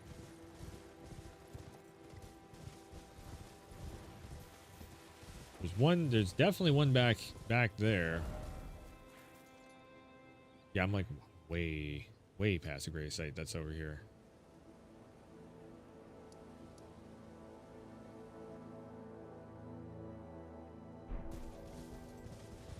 I'm like in the middle of two of them that I know of.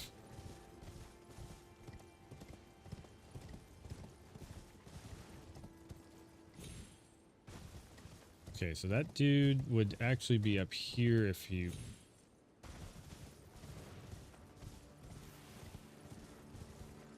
Where the hell is the Grey Site at? No, it's here.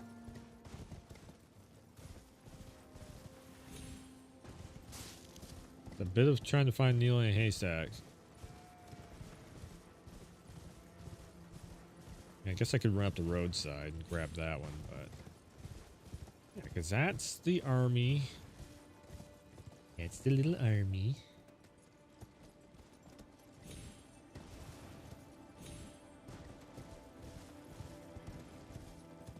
Because it's the Grey Site that overlooks the... Maybe it's... Oh, no, it's probably... Oh, yeah, it's over here.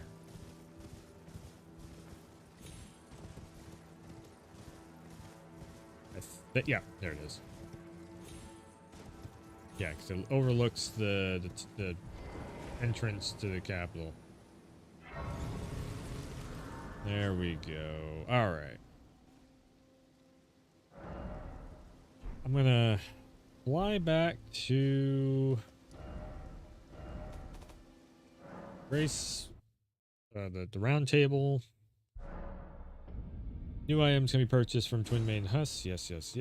And this guy is still here. I've been waiting for your return. I've decided to leave the Round Table Hold. Bingo. I'm off in search of a noble scholar known as the Goldmask. Goldmask. That's the guy I need. To beg his instruction. We may not meet again for some time. If there's any incantations you wish to learn. Yeah. May the Golden Order shine through you. So. I can happily spare the time. May the Golden Order shine. So essentially, that's I'm going for like a specific ending on this to be my last final ending for the platinum. And that's the guy I gotta go through to do it.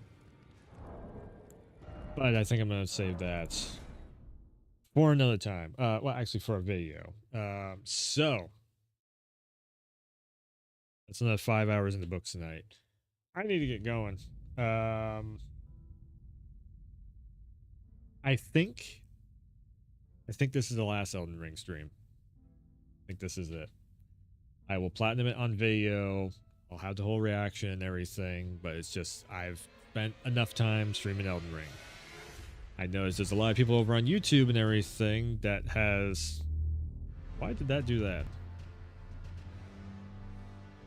There's a lot of people on YouTube and everything that has hit the subscribe button, you know, many times over again for Elden Ring content, possibly, or just Souls-like games. But I am a variety guy. I do all kinds of different games and everything. So if you're over on the Twitch side of things, hit the sub button. If you're on YouTube, hit that sub button also. It definitely helps out. It's trying to hit 1,000 subs by the end of the year. It'd be very cool. But the next thing that I have up on the list for streaming wise should be Street Fighter. So we just had M. Bison came out in Street Fighter 6. I have not even checked him out yet. He's been out for like a week already, I think. Something like that. A few days anyways, at least. And yeah, I want to jump back into Street Fighter 6.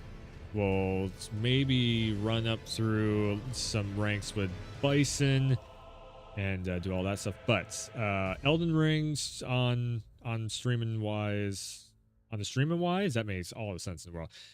Streaming wise, Elden Ring, I think tonight is the last night of it. If they have another DLC expansion pack or something, or if, you know, FromSoft goes, oh, guess what, guys, we're working on a new game or something, I might end up coming back to Elden Ring. But at this point, I think the next thing that I want to like showcase on the stream for From Software wise would either be like a Bloodborne Platinum Trophy, me getting that shit, or possibly Sekiro, maybe? Sekiro's gonna be a rough one because Sekiro's tough as fucking nails. Like that game is, whew. There's just, it's so mechanical. I've never beaten Sekiro.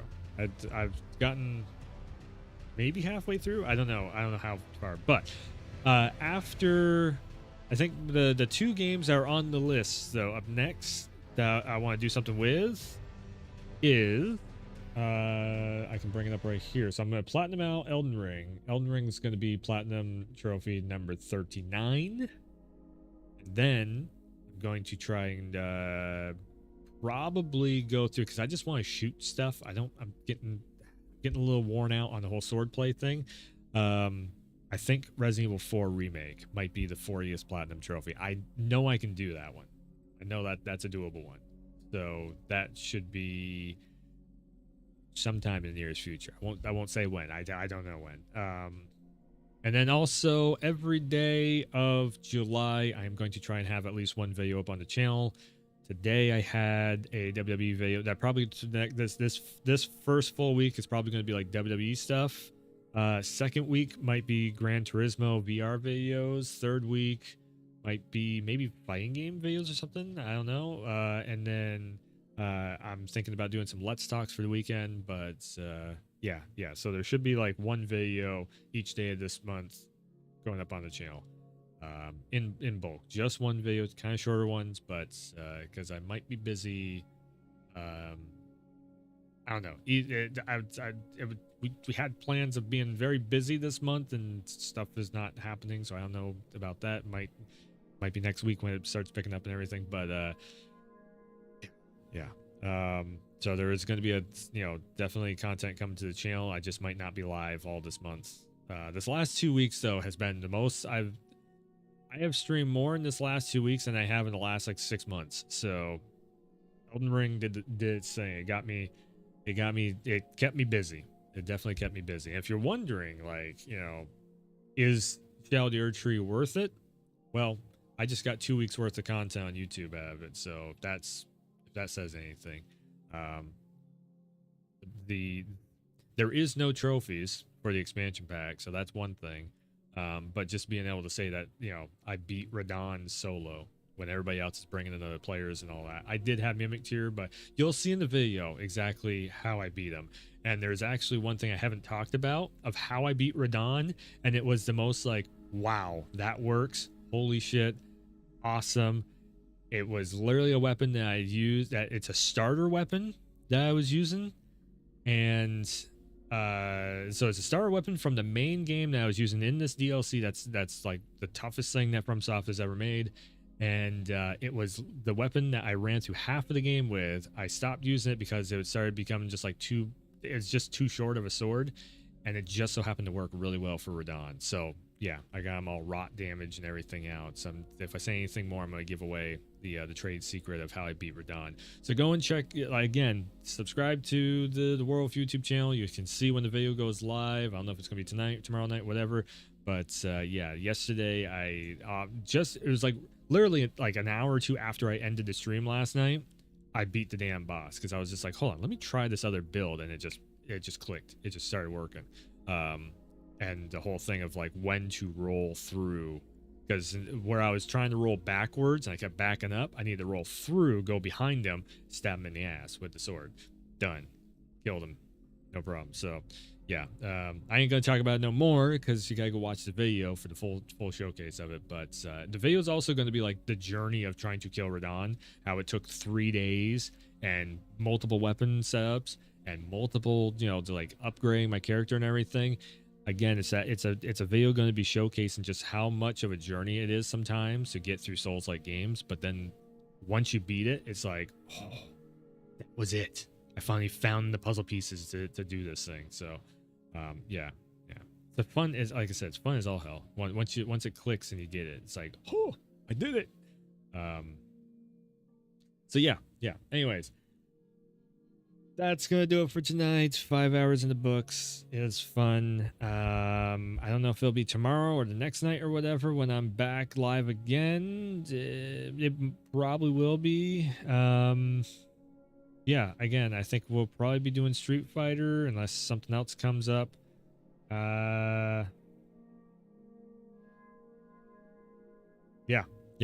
Anyways, Street Fighter, Resident Evil 4. I think that's a pretty good plan for the next little bit of stuff that I'm doing. Again, I don't know when I'm gonna start up or whatever, but yep, that's the reason why you gotta come over to the channel. Anyways, Elden Ring was a hell of a journey. It was one hell of a journey. It really, it's fully worth it and everything. The lore wise is really kind of, I think my only gripe with Elden Ring is the lore, and it's a good story, but I just like what they were first painting the picture of, and what that I was just like, no, it's not that. What the hell? Unfortunately, that is what it is. But there's another story that they were kind of painting the picture of that you're like, oh, okay, so it's like a lover's quarrel of like a king and two queens and whatnot. No, it's literally like the Radagon, America being one person. She's like a frog type of situation where frogs can, they don't need a male frog to make kids. So basically she's popping out kids left and right. And then also this whole thing of like America, I always picture America being like a war general. Really, she's a shaman. I'm like, geez, that kind of kills her character right there. So literally the whole basis of the game is based around a spiritual sort of witch type of situation, and it's just like, okay. Where everybody was really thinking until this DLC dropped that she was a kind of war general, that she got married to an Elden Lord so that she could end up gaining more power. But that's not really it. Again, I'm gonna make a video going over what I think the story should have been, and it's basically kind of do a full explanation of the story that I thought it was until this DLC dropped. And then it started like putting more pieces together of like, oh no, it is kind of what everybody's been making videos about. It's unfortunate. It's like one of those things where I have this happen a lot too. It's like, because I am a kind of more of a creative thinker, and I like to tell stories in video form and this and that, especially launch night stuff and everything. That's the story that I start coming up with, I like more than the story that's sometimes in the games. And that's one of those like double-edged swords having that creative brain, is that you're like, that could have been so much better though. Oh man. But anyways, yeah, Elden Ring though, it's been one hell of a journey. Just run through all the different pieces of the map, taking down all the bosses, finding all the side areas, doing all these trophies to finally get up to the platinum trophy on it. And then also the DLC it was great for exploration and adding these major boss fight moments and just like all the different streams. Like, I mean, shit, I got 300 hours into the game and most of that was on stream. So there was there's probably 50 hours worth of grind session to upgrade my character enough so I wasn't just getting one-shotted by a lot of stuff. But that was also before I figured out, like, oh, you can go over to this area of the map over here and get a whole bunch of runes to upgrade quicker that way. So again though, but Elden Ring, FromSoft, of course, you know, I think so. Elden Ring map and, you know, discovery and gameplay wise and everything, I do like. I think Elden Ring is one of the top 3 games. I think lore wise, story wise, I think Bloodborne still outbeats Elden Ring because the lore and the story of Bloodborne is just so fucking cool. But yeah, it's just again, it was a great time. It was a great journey. So I think we'll leave it off with that. Elden Ring, it is a Game of the Year winner for a reason, and the DLC just added to this. It added to an already awesome ride that was Elden Ring. It's just another challenge on top of the already challenge of it. Yeah, go check out Elden Ring if you haven't. I recommend it. And pretty much every From Software game that there is. FromSoft is just one of those. It's one of those, you know, companies where it's one of those developers that as soon as you see the logo on it, you know you're in for a good giant solid adventure. So whether or not you like the story or not, it's always a solid adventure. You know you're the story that's happens along the way also. That it's great. So anyways, 5 hours in the books. The last of the Elden Ring, at least for a while. I don't know. Well, who knows when I'll come back to it. I'm not saying this is like it. I will never stream it again. No, I'm not saying that. What I'm saying is it's being retired for now. So it was fun. Anyways, thanks for tuning in. Thanks for stopping by. As always, I will see ya next time.